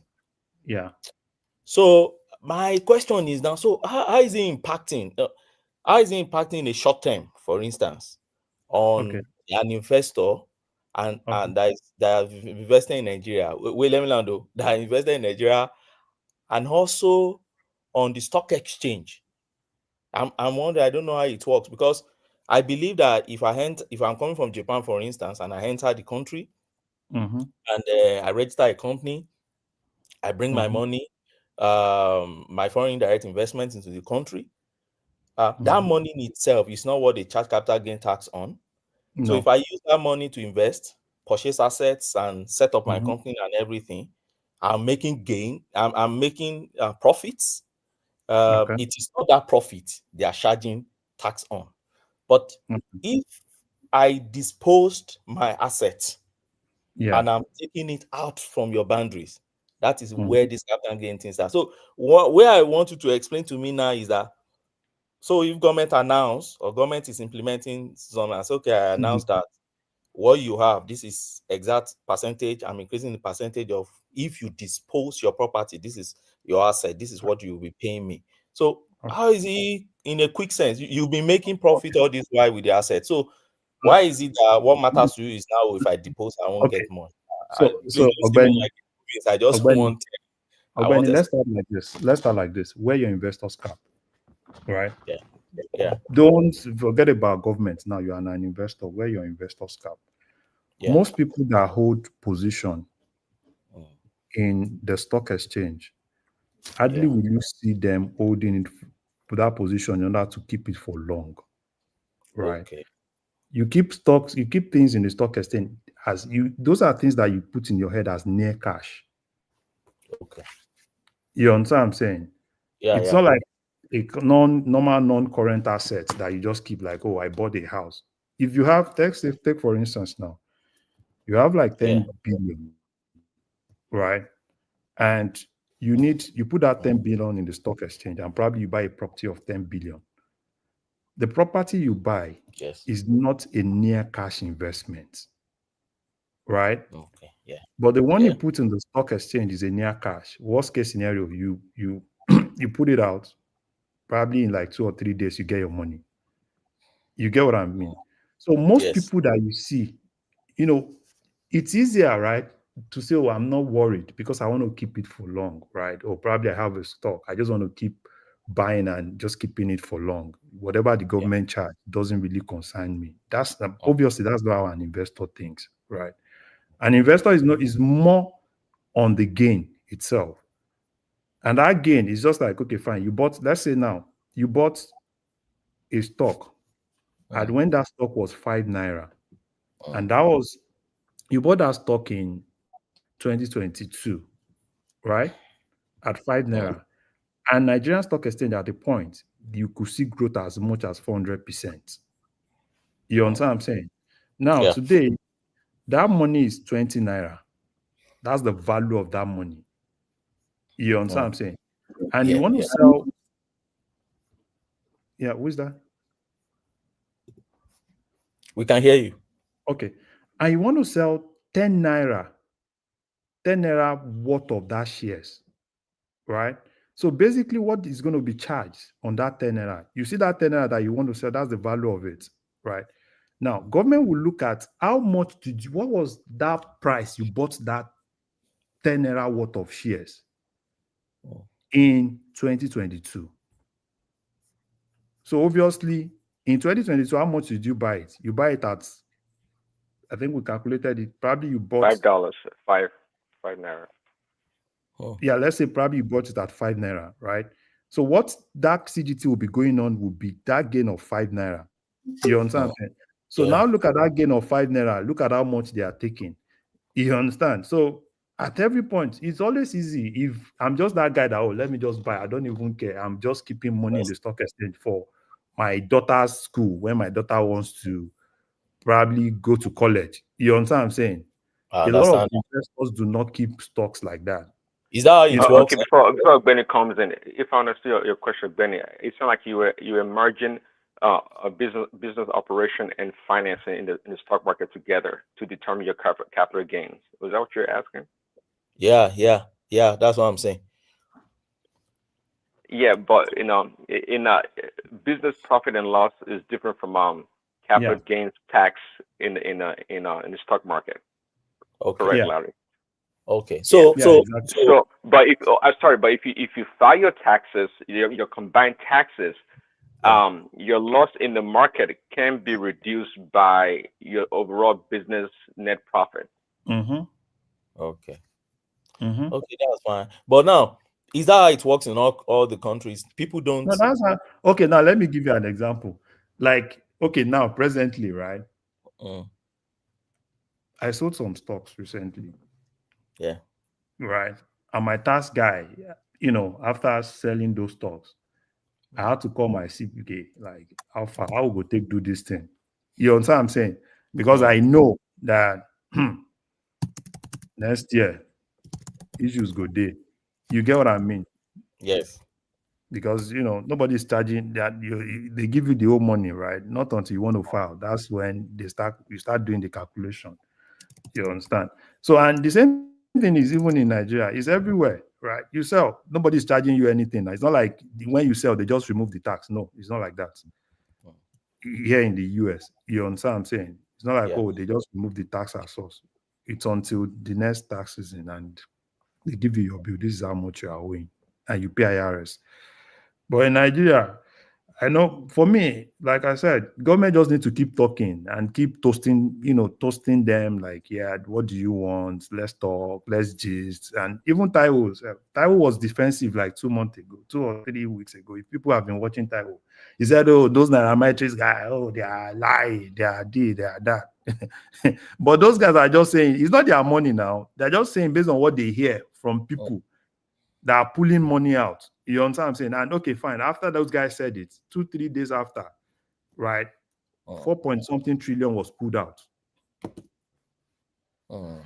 Okay, So I and understand they now. need, and they need to just stop the bleeding. So government coming out, okay, government came out 2, 3 days ago. There's a gain of 2 point something trillion. So if they keep talking and keep talking, people will be like, okay, that is not really worth it because most times it's just rumor. Most people, it's not like they are well informed. That's just another thing. Like, oh, they are well informed. It's just more like fuel scarcity in Nigeria now. Even though you know that fuel scarcity is not real, but there is this psychology like, oh, I better make I go collect my own too, and less education. Some people just felt like, oh, they want probably government just want to collect everything. Some people, if you ask some investors, like some of them will tell you, okay, fine. If I'm making 100 million, does that mean government is just going to take 30 million from that 100 million gain? You get what I mean? Yes. So, and an average investor, but nobody wants to drop anything on the table. Me and you know. Mm, Every tax season, what do you think of? How am I going to be sure that I'm not going to drop anything on the table? And that's how most of the investors, at least even Trump and all the guys, what do? That's why in most cases, people think, oh, these guys are greedy, they don't want to pay any tax. An average investor just wants to look at, okay, fine, what do I do? And that's why sometimes one of my mentors used to say something. There are people that you need in your life, right? You need a CPA in your life. So that if you really want to, you need a CPA, at least even if it's one pro bono CPA that you could just call, like, hey, what's up? What's happening? You understand? And Nigeria, like how people, it's easy to go to jail in the US if you do one or two shwa. But Nigeria now, but people are now beginning to see more transparency. They are now beginning to see more transparency. They're now beginning to see that the way it's going in Nigeria to get to a point that there's nowhere you can hide. Everything is being digitalized. And even, okay, another one is this what's this one called that they just launched? This net payment, this thing that Wema Bank and Paystack tried some weeks ago. People felt, oh, if I keep money in OPay, I keep money in Paystack, money points. You understand that, but now they are now beginning to centralize everything now. So there's nowhere to hide. There is nowhere. So that's why they knew when they said they are going for a $1 trillion economy, they knew, right? Because if you're able to bring everything, you don't even need to start charging people unnecessarily. You see the hill. You see the hill. So for me, like I said, government should just keep talking more, giving people confidence. No worry, we know they send you away. That's what they've been doing for like 2-3 days now, and they've been doing it, and people are now beginning to like, I beg, does it really worth it? I make I go keep the money there. Let me start seeing how the growth is going and everything. So I think we're getting it right. I think Yeah. even me, I had to hit, so I had to take back some of my words. I was really harsh on CBN governor at a point, even on this platform. You understand what I'm saying? Because I felt when the guy said he wants to go orthodox, like normal orthodox economics, I was like, God, which one you do? But I think it's working. How I wish Kolata is here today and Emeka. And Both of them so really bastardize and messed up. no, No, even for me, I at the point I was like, not just give up like that. Come I on, told man. some people that no, even if you look at the financial, a lot of guys are like, okay, fine, probably we were wrong. You know what I'm saying? This thing is working. Like, yeah, you've seen some stability across. So, but at least for that, I respect So Larry, let's talk about first quarter of 2026. Probably after the budget or whatever. Do you think the naira will continue to gain strength against the dollar? I'm talking about maybe below 1,400 and 1,300 to $1. No, I don't really see 1,300, right? So what I think, and You this is see just 1,050. no, I think there's still going to be a little bit of stability. So dollars for me, what I think, it might not really be right because I don't see tomorrow. Anything can happen. If there's no shock. Now, ceteris paribus. Next year is election year. They manage to So they ceteris manage paribus. to amend. So election years, if politicians are not stocking dollars again, So that's what I'm saying. You see, that talking dollars is the thing, right? With the transparency, and that's why for me, I'm always a fan of transparency, right? No, everything I'm saying, ceteris paribus, every other thing being constant, the way it is now, right? The way it's going now. So what I see is that there's going to be more stability. I really do not believe that, probably it's going to appreciate to 1.3. I still see us still within 1.4 to probably 1.470. That's what I still see. So now, probably appreciating a little bit more to like probably 1.420. But now everything now depends on, because there's a lot of things that is planned for Q1 2026. The tax, the tax law is there, a lot of things. So government, if I am to advise those guys in manning Nigeria, they need to keep talking. You can't stop talking. There's still a lot of fear, right? A lot of people do not really understand what's going to happen, except people that are well informed. Even an average Nigerian does not even know. Everybody's just like, oh, the tax. So the tax law and everything. So in terms of that implementation, that's my fear. So I do not know what Zach is currently doing. I know Zach has been trying as much as possible to digitalize a lot of things. So, but we'll put it to test. There's going to be some shock in probably January, February, because if they want to start all those things, there will be some failures. But if they prepare well and they talk more to people, I think, exchange rate will still be a little bit stable and probably moving more towards, 1.420. That's what I just think. So Remy, I know be okay, Simba. Why I know they call you Remy now. So me, I don't know. I pray everything goes the way it's going is smooth now. You understand? No, okay. So anybody want to speak on this financial market? Otherwise, we go back to our politics. So. No, Baba, you can go back to politics. So now politics. Ogbeni, are you still there? I do.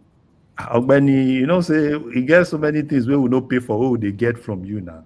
So Yeah, my as, brother. I said this your brother Wike now. They say in a good thing, maybe with the fair soldier. So Oga gbogbo oga. Wike. Now let me kill that guy, that Wike guy. Wike just don't come on Rusha. Well, Wike issue, no be legal issue now. I won't talk now. No be legal issue.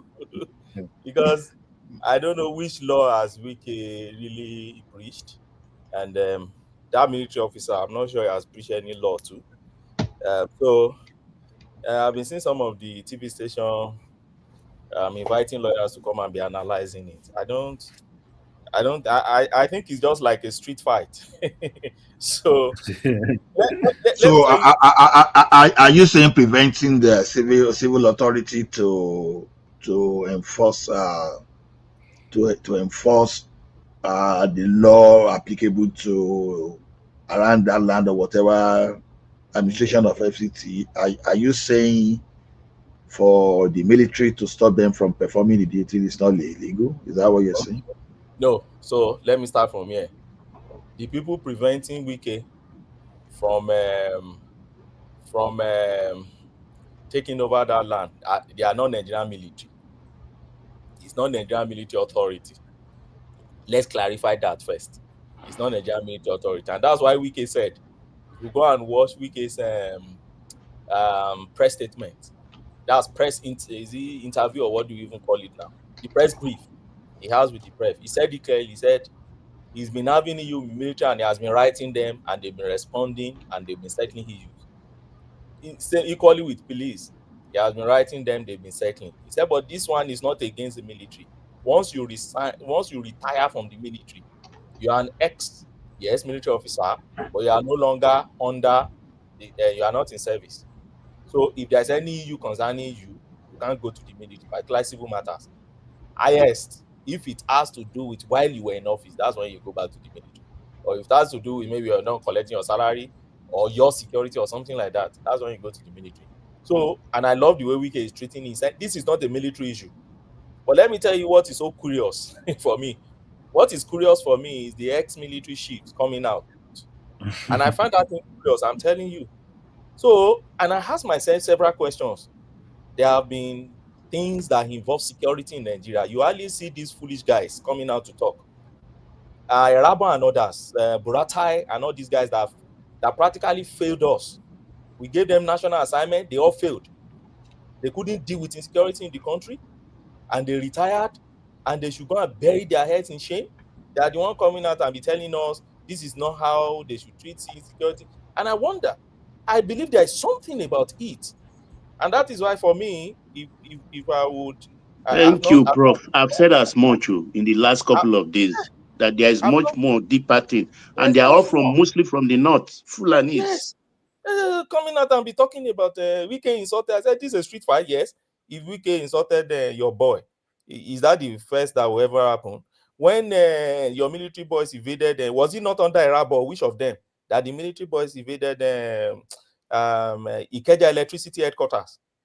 And the video came out. Did you see any of them talk? Did you see any of them talk on that lack of discipline on the part of military? No, they will not talk. When they invaded so many places, I don't even need to be mentioning all those instances. We are Nigerians and we're on social media. We know how indisciplined their boys have been. Did you see them talk? When say Rabo retired and all of them, and Pastor Eneshe's younger brother and all of them that are playing politics now. When Yewata happened, I was expecting somebody like Eneshe. Eneshe is the military. No, Pastor Eneshe. I respect Pastor Eneshe, although I don't buy his own political part, but as a spiritual head, I respect him. But the military Eneshe guy who was under Buhari and was defending NSAS when NSAS happened, this same man did not say anything on Yewata. I was expecting him to talk on Yewata. So why is it that they don't talk on things that involve their expertise in the country? And they now talk on acquisition of land. Is this where they put their priorities? That is when we should be hearing their voice. But Ogbeni, What I was, why do you think they will not talk now? All of them are in the same shoe now. they are all greedy thieves. That's the problem I had. That's the word I had. So when people now value their voice, I asked Nigerians. So I wrote something. I said, but I've not been able to find a platform to publish it, and I've not been able to. I've tried to seek for audience with TVC, but I've not been able to get any. And the question I ask myself is that when you have expertise, look at this country. Look at this country. There was something that happened recently around Cambridgeshire in UK here. Somebody stabbed some people in the train, and immediately you watch ITV, you watch BBC, you watch even CNN, far away in America, Sky and Fox, you will see them bringing in experts. If they want to bring retired police officer, they bring police officer that have handled such a case before, and you see them bringing out expertise opinion.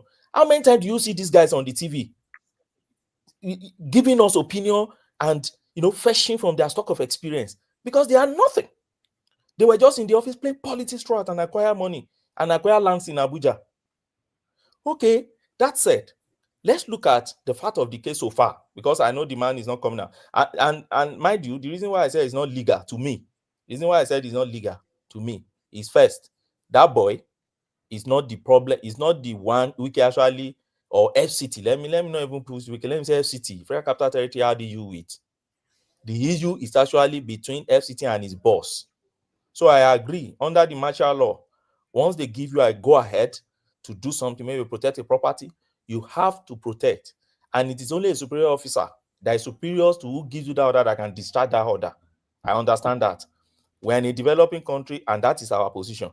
In a developed country like US and some other countries now, they've qualified their own order. There's nothing like obey the last order. It's now obey a lawful last order. They've qualified theirs. But, they run a society where they can have that, truly. Because I remember the last time Trump first office, I think one of the military guys there refused to take Trump's directive at a point in time. Trump gave him instructions. Said, no, I swear to defend the Constitution, not the president. So you can't give me that order. That order is unlawful. Fine. And I believe nothing happened to him. But in Nigeria, it is still the traditional military thing that they handed over to us, we still keep using. Fine. So I don't have any problem with that boy, that Yerima boy. That is what he has been trained to do. And I've seen defense and others defending him since then. Fine. If I'm also the head of the institution, I will keep defending him. I have problem particularly with those ex-chiefs that are talking. Buratai and others. Buratai, that was an emergency ambassador in Nigeria after his failure, that Buhari sent somewhere else to go and bury his head. He's coming back to be telling, and to even show you the hypocrisy. He's calling it a national breach of security. What's that nonsense even talking about? What? There's a street fight on a No. Do you know what that thing means to me? When they say that means that this guy, they have a plan to overthrow the president if possible. You say it's national security matter, national security issue. Can you imagine? Private land dispute. So national security. And I ask myself, I said, what's the critical infrastructure in that place? Is it our NIA headquarters? Or is it DSS headquarters? Or what exactly do we put in that place? Or maybe that is where we put the INEC server that we have been looking for since 2019. Yes? Good evening. Sir, thank God Midwest is here. He came here earlier and he was saying, hey, if government want to demolish any house, they have to go to court. It's court that has the right to do that.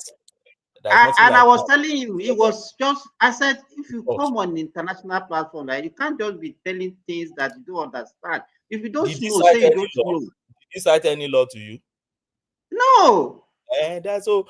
It's here. That's why I'm raising. If it's not here, I will not raise it. It's on the platform now.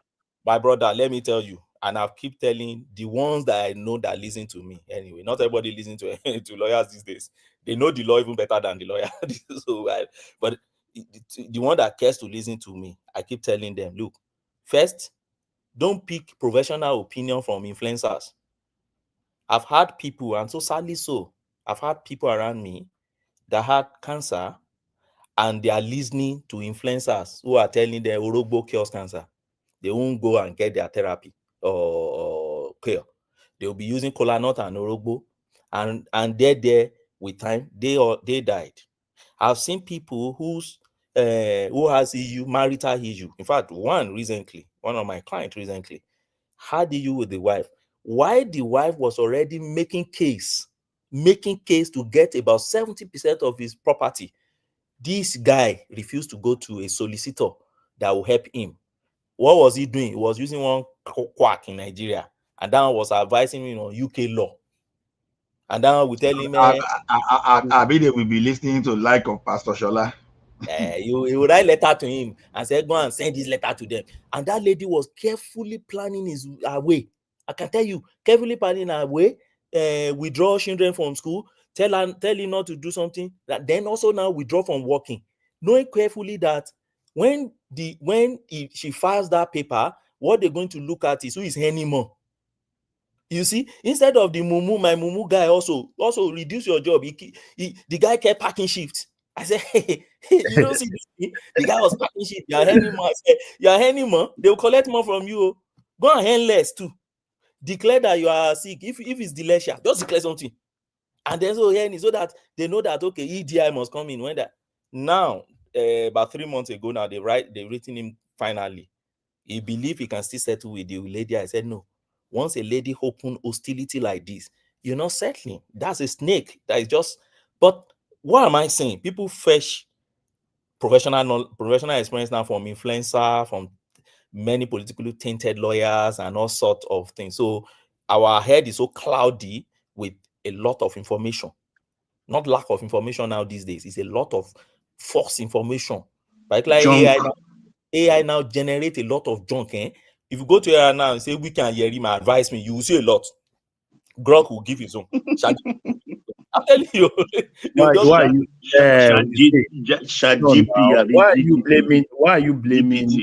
you blaming AI now, Benny? It's the model now. And the model, the only thing the model picks from different things on the internet.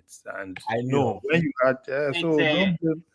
Larry, it's not everything that you ask AI that will give you. Let me give, for example. I just asked AI one day that, okay, it should give me how I can manage a child that has that ingested paracetamol with toxicity. No, you know why? You know why? Why it won't give It you didn't that? give me. You know why? Which country are you? I'm in Saudi Arabia. Yeah, so most of the models, right?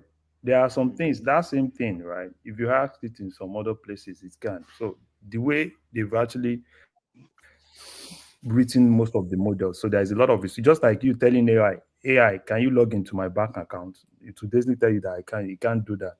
So that's like the question you ask. No model is designed to be able Do to. you know why it's But rejecting it? hold on, Simba. You But know, you can ask AI if Obiama is dead, right?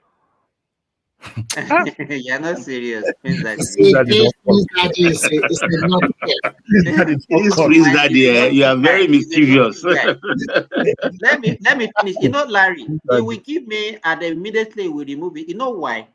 He look at it as if I'm attempting to commit suicide. Mm-hmm. Do you understand? And that's what he's giving me.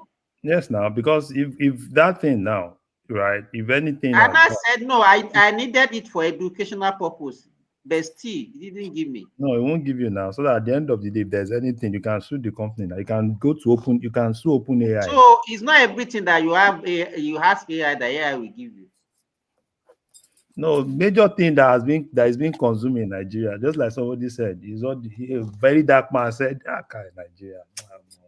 Simba, do you download other AI, something like DeepSeek? Maybe can give you that kind of response. No, even DeepSeek. Everything depends on the model. Yes, right? that's the reason why. Because the one is using is American owned. Maybe it doesn't mean now. It depends. Even if you are using DeepSeek, you're using ChatGPT, you are using everything. It now depends on the model. Are you using Sonnet model? And there are other models, series of model. I think Cloud has their different model. It can be GP5, GPT-5, and it depends on the model. And all the models are almost Google AI too.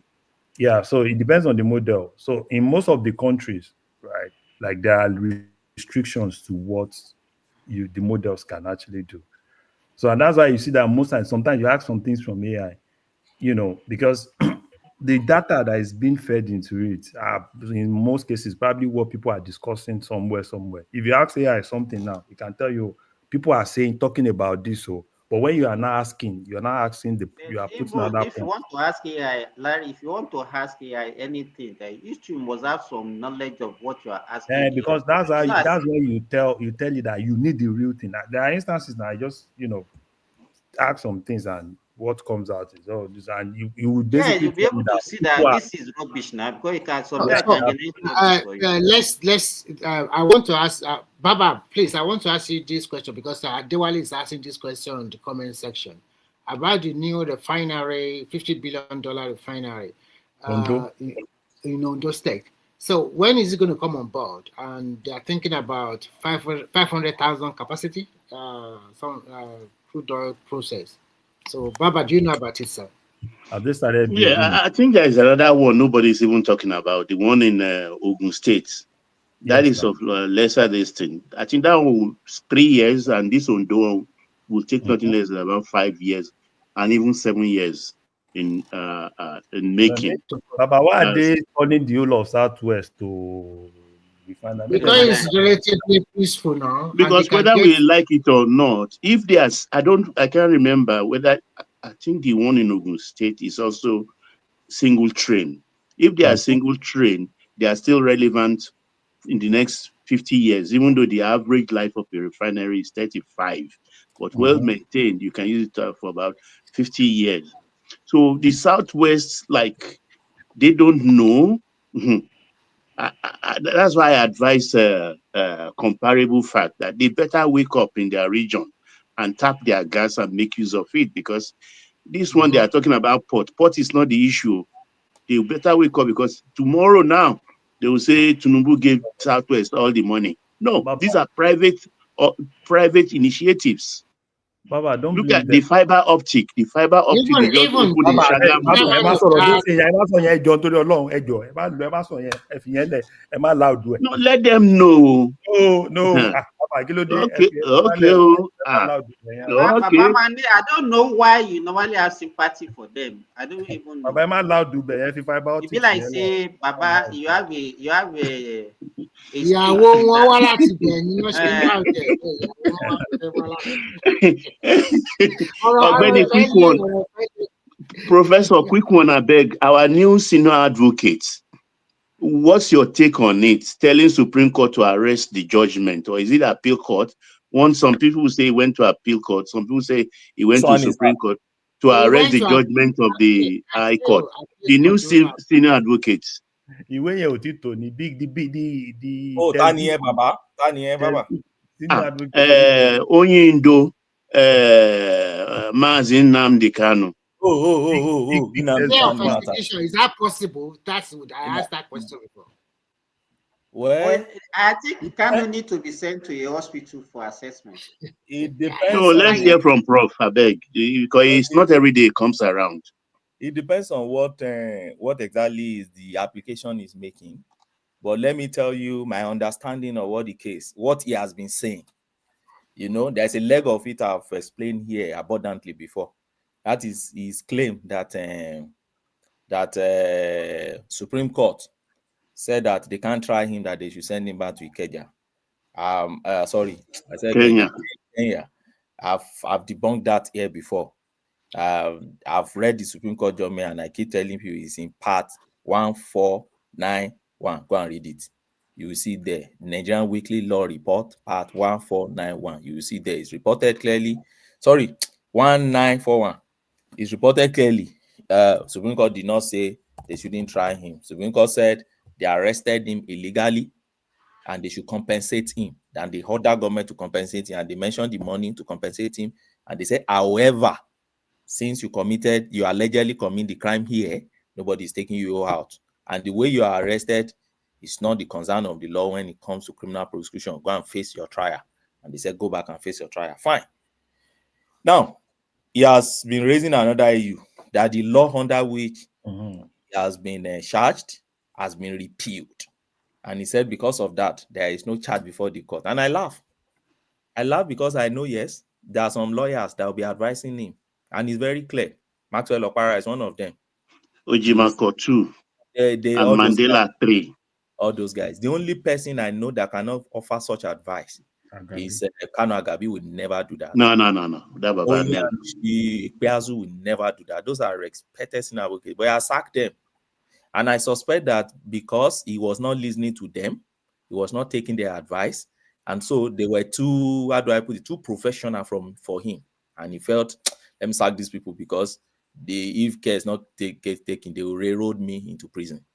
That's what I think. I may be wrong, but let me address that issue a bit. That issue of repeal. So see how ridiculous it sounds. Let everybody. I don't want to do law now. Let's just look at it with common sense. So there's a law that said if you rape, you will be tried, and if you are tried and are held responsible for rape, then you'll be sent to 20 years imprisonment. For instance, let's say the law was made 1999 and you committed that offense in 1999, and then they charge you to court. Why your case is pending? You are facing your case, you are troubling the judge, you are going forth and back. In 2001, we feel like, okay, it's like we have to change this punishment. Instead of 20 years, let's increase this punishment now to 40 years. Are you saying that when they finish your trial, they should apply that 40 years to you? No, you will be insisting that please, it's 20 years. So when I committed my own offense, it was 20, not 40. So what matters first to start with is the law as at when you committed or you allegedly committed your offense. That's what matters. Second scenario, assuming as at the time 1999, let's say rape was not a crime. Let me not use rape. Adultery, for instance. Adultery, particularly in Lagos now, is no longer a crime. Meaning that I can be a married man and still go outside to go and do chiki. Now, it's not a crime now in Nigeria. What's jiggy, prof? Don't mind me. I'm just trying to pull your legs. The normal consummation but outside marriage now. You went to go and do it.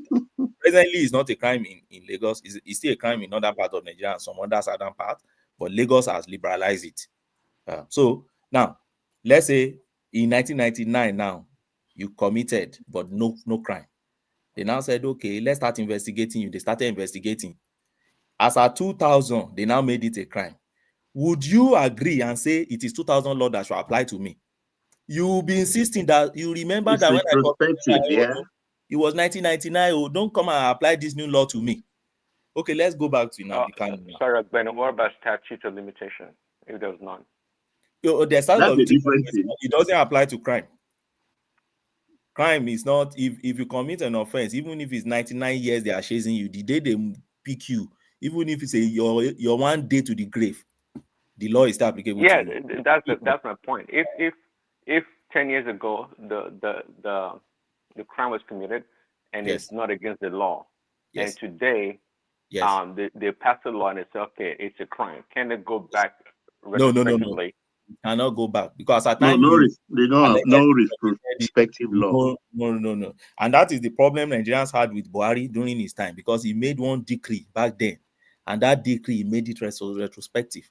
Many people that have allegedly engaged in such conduct when it wasn't a crime, Buhari started picking them and be killing them.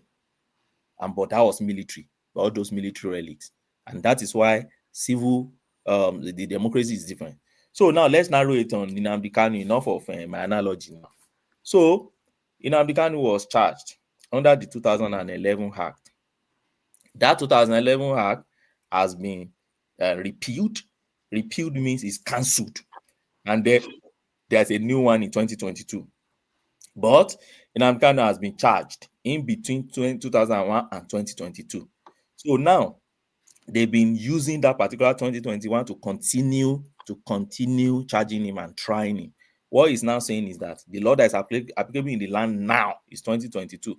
Since you're not charging me under that 2022 and you continue with that 2011, therefore, you can't hold me responsible for this.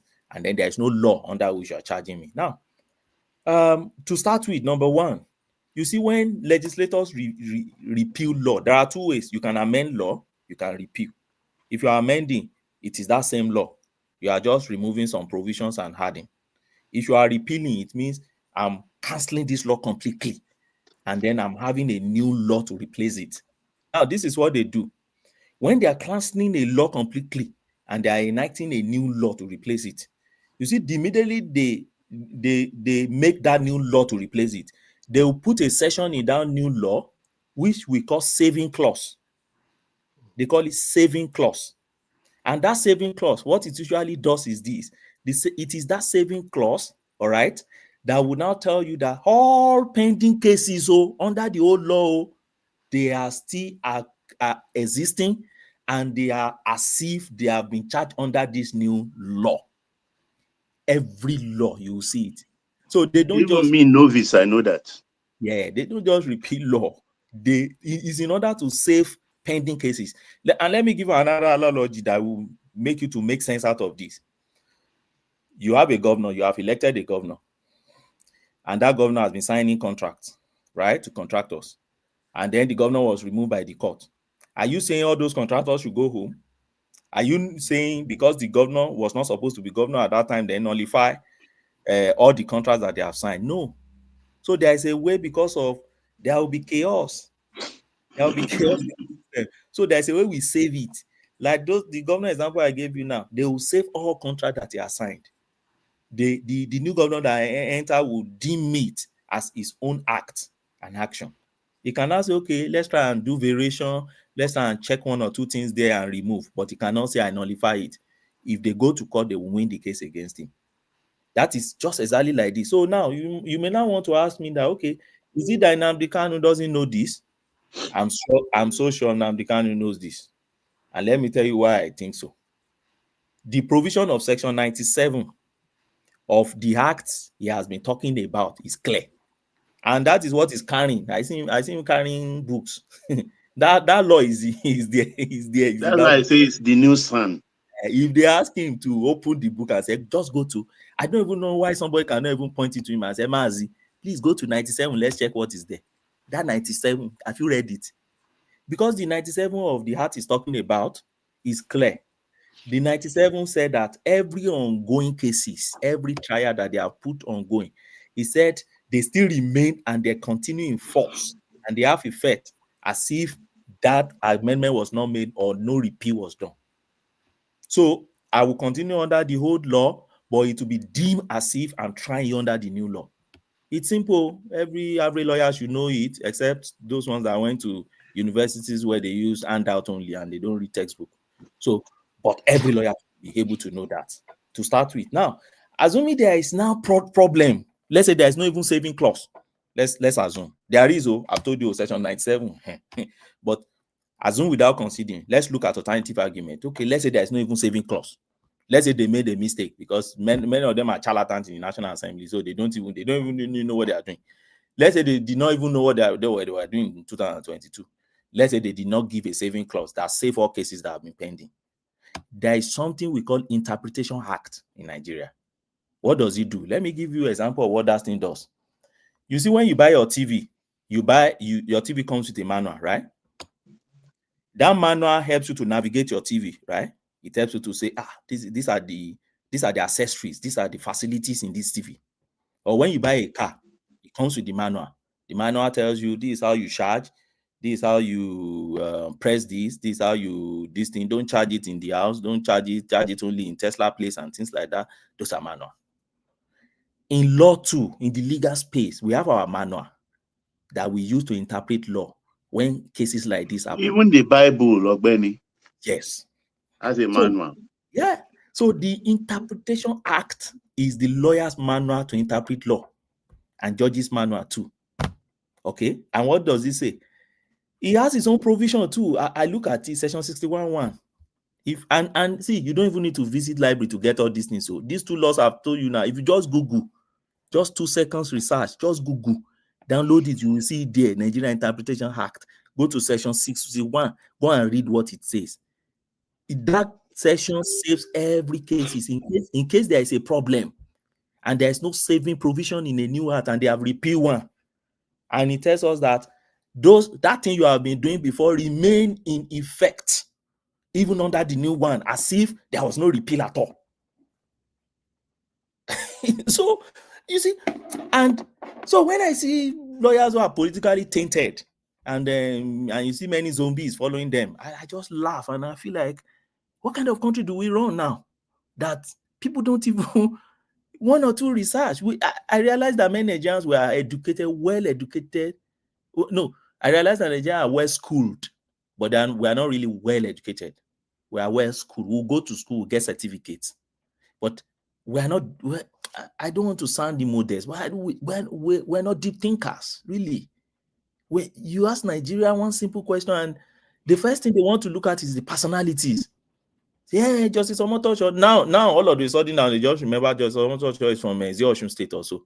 So they are finding a way now to connect. They are connecting Wike to Omotosho, connect. I say, this man has been building his career for how many years? Almost 20 years. So because of Nnamdi Kanu case alone now, you just want to crumble his career for what? What kind of toxicity is that?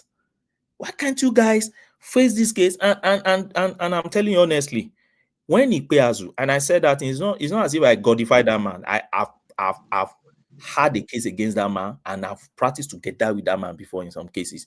In Delta, Okowa against Ogboru, we were together. We were representing Okowa, and he was representing Heineck, and we were on the same side. And as far as I'm concerned, that man is one of the, if not the best litigation lawyer you can get in Nigeria. Oyeanshi Ikpeazu. So when I saw him in that case, I said, Nnamdi Kanu case is taking a very good turn. If Ikpeazu, because he will not take any other case, that man. But if he can take that case, I said, that means he must have gotten some loopholes or some way to deal with that matter. The same thing I said when Peter Obi also engaged the man, but unfortunately again, Peter Obi, they put the man on the reserve seat, and then they allow Levy to lead the team. I said, okay, Dr. Levy will only try his best, but they can't win this case. The same thing. So when he sacked Ikpeazu, I said, so why? That means he must have been giving you a very blunt advice, because Ikpeazu will not fight this kind of thing now. He will tell you section 97, section 61, what do you want me to do about it? So if other lawyers ask this, what do you want me to do? Client will come and go. So how can I face other lawyers and still tell them that I'm a justice in the temple, I'm a minister in the temple of justice, and I still want to defend the law? There's an extent to which you can manipulate within the law. See, the law allows you, okay? The law is just like an instrument. And that's why I tell people when they say, lawyer, I say, no. The law is an instrument. It's just like you want to repair your car. Some will use some instrument, different instruments. You can achieve the same purpose. All right? So the extent to which you know and the extent to which you can use the law to meet your end goal is what distinguishes one lawyer from the other. And the extent to which you can read, because law is also dynamic. Every day keep changing. So the extent to which you can keep on updating yourself and you can read and you are not rustic in your knowledge, then you gain legal wisdom. Anybody can canvass good argument and better argument, and even a senior advocate of Nigeria. So now he's going to Court of Appeal. I wonder what he's going there to do. I know he has gotten a favorable judgment before in the Court of Appeal. So, and you know, these people are driven by ideologies and policies sometimes too. They may have their own, how do I put, maybe temperamental, or is it temperature now as regards Nnamdi Kanu case. But let's see to the extent to which they can bend the law for Nnamdi Kanu. But I know Supreme Court will be waiting there. And in summary, in all this put together, the only thing that would get me agitated is that if anybody now comes and said his government has wasted Nnamdi Kanu time. So we keep saying it here. He ran away for 4 years. He came back.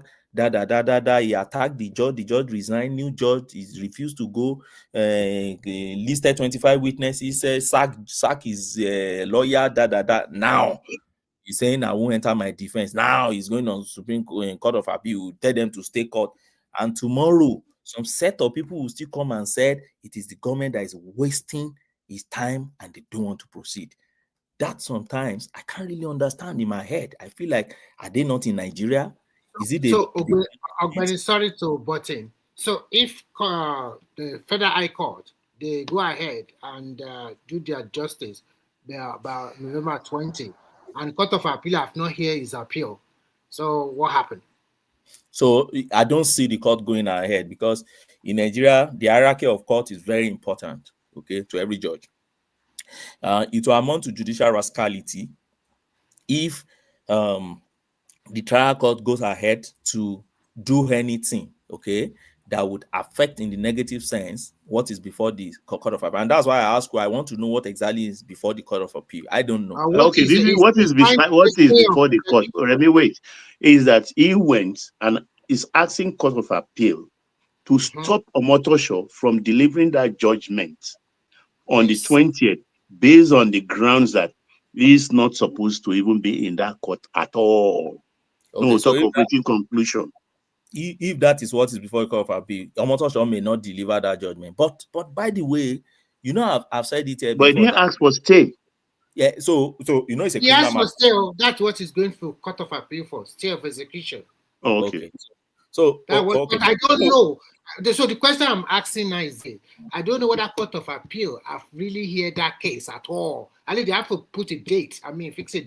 No. So when you go to court of appeal, you don't go by a letter. So it's a procedure on its own. So when you go to court of appeal, you file you first make your request. Okay, I'll call it request so that because the educated fellows here, you guys are not initiated. So just by the way, We are novice. I admitted that. That's by the way anyway. So now you make your request first at the lower court, and I think he has done that. If they refuse it, then you go to the court of appeal. But in going to court of appeal, you have to transmit your record of what transpired at the lower court. You take it there, and then you have to file your brief. Then the other party also have to defend themselves. Don't forget there is fair hearing. Government also must defend themselves. So they come and defend. And so it's a whole lot of procedure. But so do you think in the next 5 days that thing can be done? Because it's that not possible.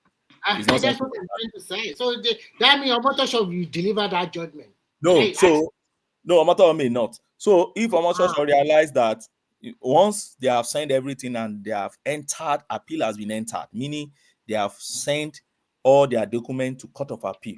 Omoto we need to respect the higher court. I said, okay, fine. Let me wait for what they will say. After all, it's a criminal matter. It's not as if somebody's money is being spent or is being as if can that process also take a longer time before court of appeal deliver? Of course, now it takes time. It's not. So he's just trying to make him stay. That is the point I'm telling you. That's the point. If you delay, you keep delaying. Then let me tell you, what he was stopping Omotosho to do is not judgment. I've said it here before. Omotosho is not giving just judgment. To delay. So nobody just let him. Just put him there for life. Then no problem. I think he believed that they will get. I don't know what exactly is his strategy.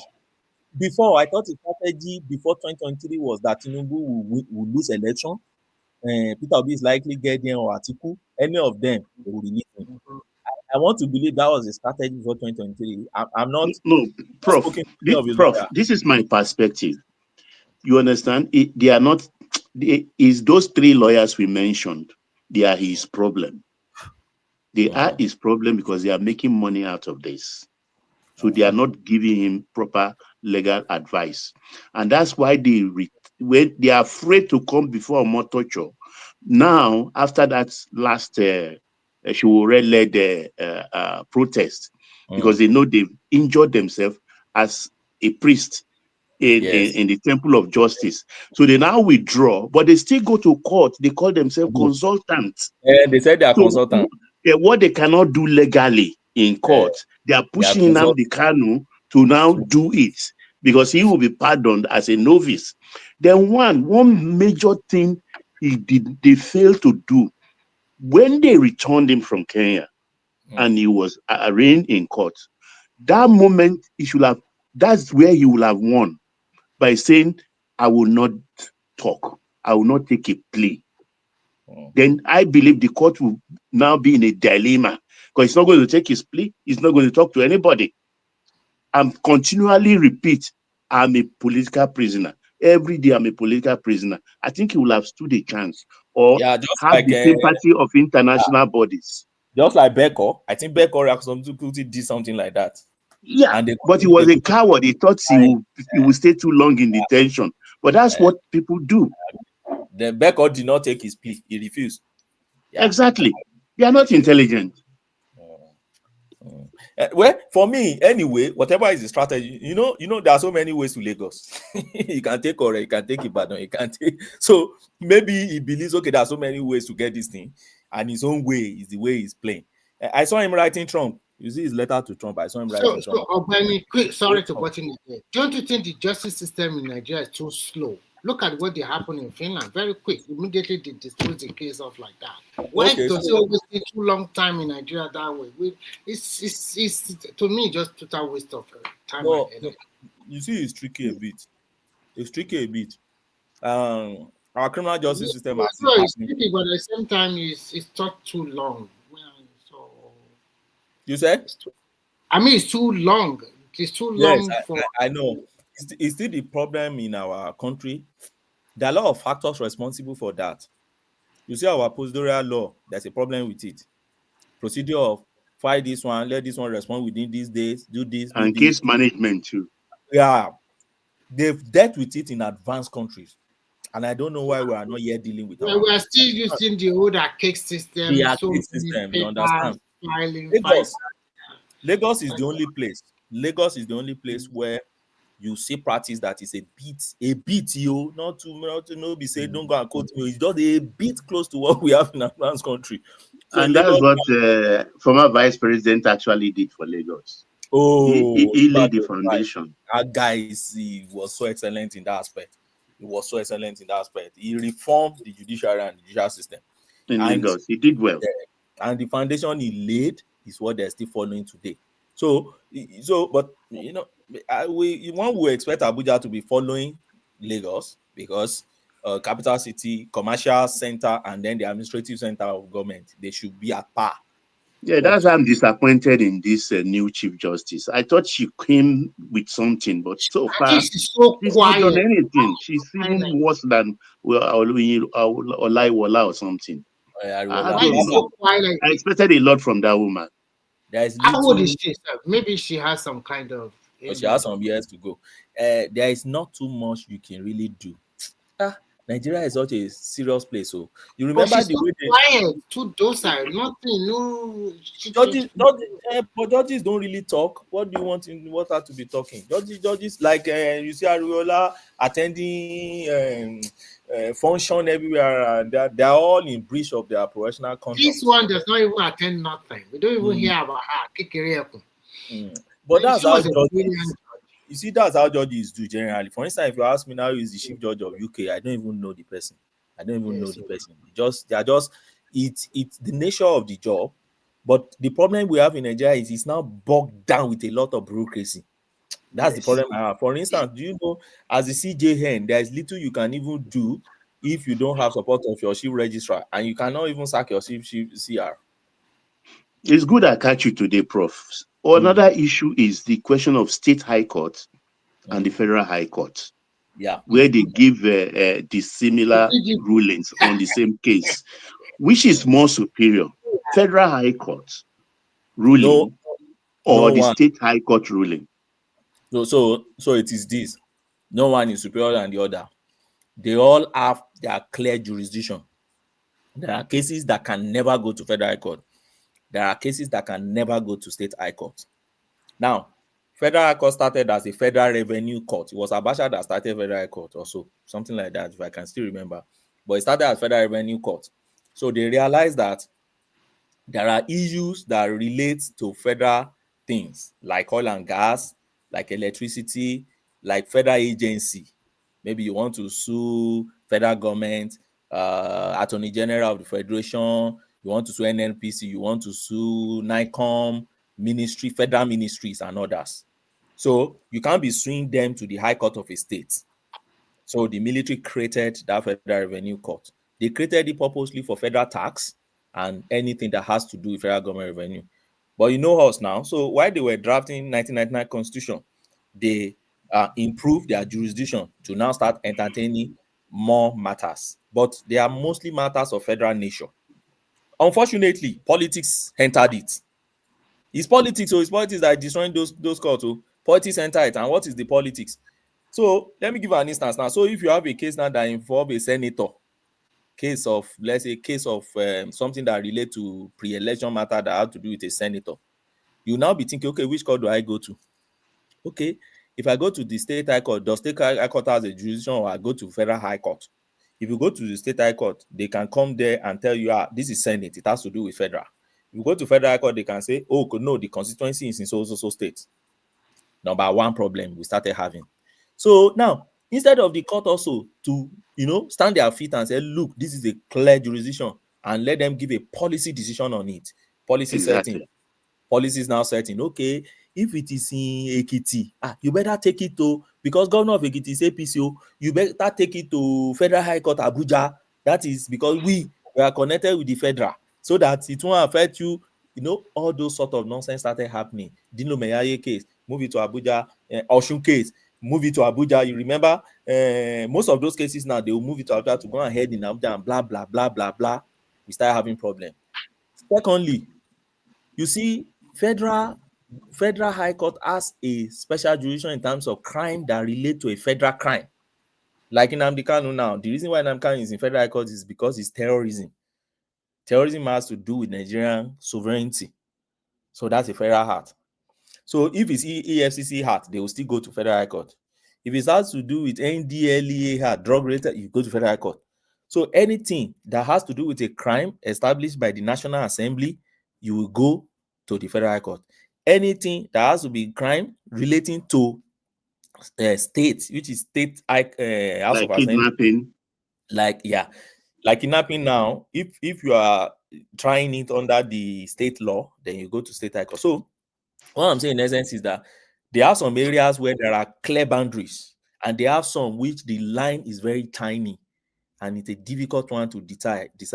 That is what politicians now, take advantage of, and they go to what they call friendly court. They will tell you, okay, I want a very convenient court or a friendly court. Okay, where is the friendly court? Take it away from his comfort zone. He knows the governor. They can influence it there. Take it to Abuja. Don't mind them. And But let me ask you, what about the case Obisu, this guy, Adeyanju, and took it to Anambra? You would like exposing this Obi. Yes, Obi is not wrong. You see, defamation matter. Now, each case, is the fact of each case that determine which court you will go to. You remember that when Baba wanted to charge Farotimi, he brought Farotimi also from Lagos to Abuja to Ekiti. Okay, so you have to know why do they bring people to that kind of court. Let me analyze Obi one for you.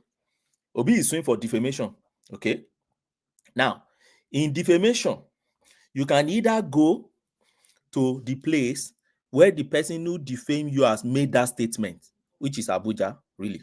Because although some people argue say it's on Twitter, if it's on Twitter, but really it's Abuja. He went to a station and he said it, and he was in Abuja, he's residing in Abuja, he sent the tweets in Abuja and all those things. So one cannot say he was in Anambra. That's a very difficult one to prove. But there's now a leeway for Obi.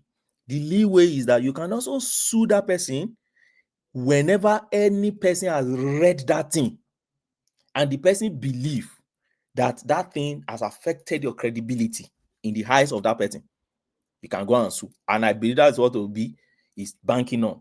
Mind you, I'm not saying that the person you have defamed, if the person you have defamed read it, that has not caused any cause of action.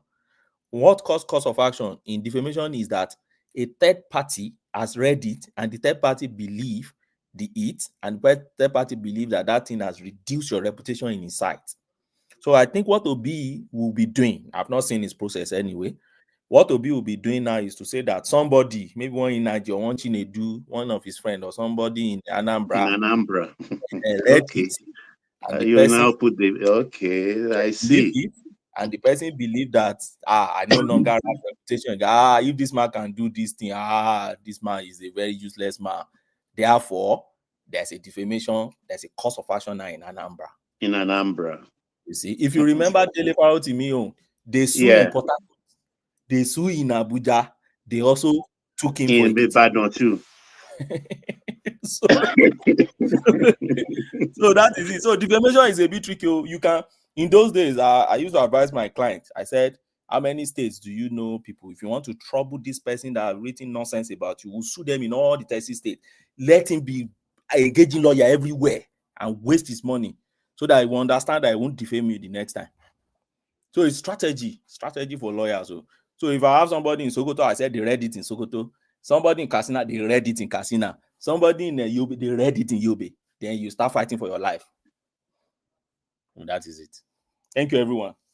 Thank you, Prof. At least I got No, my no, Ogbani, please my don't go away. classroom today from you. Ogbani, the last question. The court processes, sorry, the court processes that have been happening between Federal High Court and the State High Court about PDP convention not to take place. What do you think will be the outcome? Should they go ahead with their convention or not? Will it affect them in the future? Because I've you not said been most following of that, this, because you just said now that the judgment from Federal High Court and State High Court are nearly the same. There They are is the same. no One is not senior. there is a Federal High Court judgment that said that they should not hold the convention, and there's another one from that they should include Lamido in the chairmanship position, or else they should not hold the convention. Then the State High Court from yesterday, they should go ahead with the convention, ex parte motion or something like that. So it's very dicey for this party now. So it's dicey. If you look at this party, I don't know what is going on in that area. But what I know is this. If you look at S party, for instance, S party lasts for only 14 days. Yes. Highest the S party can last. Or if the court make a shorter date, sometimes the court may I say think the ex parte will last exactly on the 15th, which is tomorrow that they will start their convention. I don't know whether maybe they have renewed tomorrow. So if the ex parte is simple now, if they are my clients, if the ex parte was made around 10 a.m., just wait till 10 a.m., then by 11, start your convention and then go on. So that ex parte has lapsed. Except they go back to court to go and get, and they won't extend ex parte for them. So they will ask to put them on notice. Ex parte means that the ex parte motion they get is just to give them room to go ahead with the convention. That is from the State High Court. It's to go ahead. But from the Federal High Court in Abuja, there are 2 court judgments, or even 3, that prohibit PDP for not to go ahead with the convention. Were they ex parte? They are not ex parte. These are court or judge pronouncement. Only the State High Court is the ex parte. So where is the convention? Ibadan. Only the State High Court in Ibadan made that ex parte motion. Holding tomorrow and Sunday. Holding Saturday and Sunday. They started the delegates. They are advising them not to do it. Because this guy. What is the reason that they are giving for not to allow them to do it? They gave for first the Wike faction of PDP said that they forged the general secretary signature for that convention. So when they take the case to court, the court now said they should not hold the convention. That is 1. 2, Lamido also took them to Federal High Court that because they exclude him from participating in their chairmanship, or they exclude not to buy form. So he took them to the court. So the court now said they should not hold the convention too. First, they should include him, and they should sell the form to him. So are you saying she wants PDP? Yeah, in fact, it's just a comic play, really. I don't understand. Ogbeni, is Ogbeni there? Have you heard about the what Kanu did to the Nigerian Medical Association? No. Oh, so issue medical. The court asked an NMA to determine whether he's fit to face trial or not. Yes. He has now sued Nigerian Medical Association 550 million naira, and the 10 doctors that participated in his screening for declining feet. I think it's just holding to any straw he can hold on. That is why I said the guy is just chaotic. I don't even know the people that are actually advising him, or is it mentally deranged? Because the case is too long also. So it just, I don't think too long is not good, okay? No, you prolong the case now. Yeah, I know it. But Nigerian somebody left the country for 4 years. What can they do? They can't try in absentia. Now people will teach out. Why are you trying in absentia? There is a freedom of fair hearing, See, it's tricky. It's tricky. So if you sue them, you can't win them now. Is he an expert? Then where will he get medical doctor to come and in Nigeria to come and testify against enemy? From Abia State. those who are, they will be joking with their license. You testify against NMA. You're a gunner now. I don't know what's worrying that guy, sha. It's just like you sue NMA. I have this belief that government is also using the late 30s. They might not jail him at the end of the day. Okay. You are wrong, Simba. That guy is going down. Forget it. Maybe Because Samuel Ekpa, who is his second in command, cannot go down. Where Nigeria actually persuaded them, they were reluctant to charge Samuel Ekpa, and they did it. Then you will leave the number one, the numero uno. It will be to a go bad scot-free. No. very bad optic. It's going down. It will be a bad optic if they don't. Court can now It say is at that point they may start to solicit the president's pardon or clemency. He has to go down first before the presidency can listen to anything. And he is avoiding to go down. So there is stalemate. Now, wow. Okay, can we call it a day? Motion supported. Let me end the show. All right. Prof, thanks so much for your time. Okay, good night, everybody from here. Okay, good night.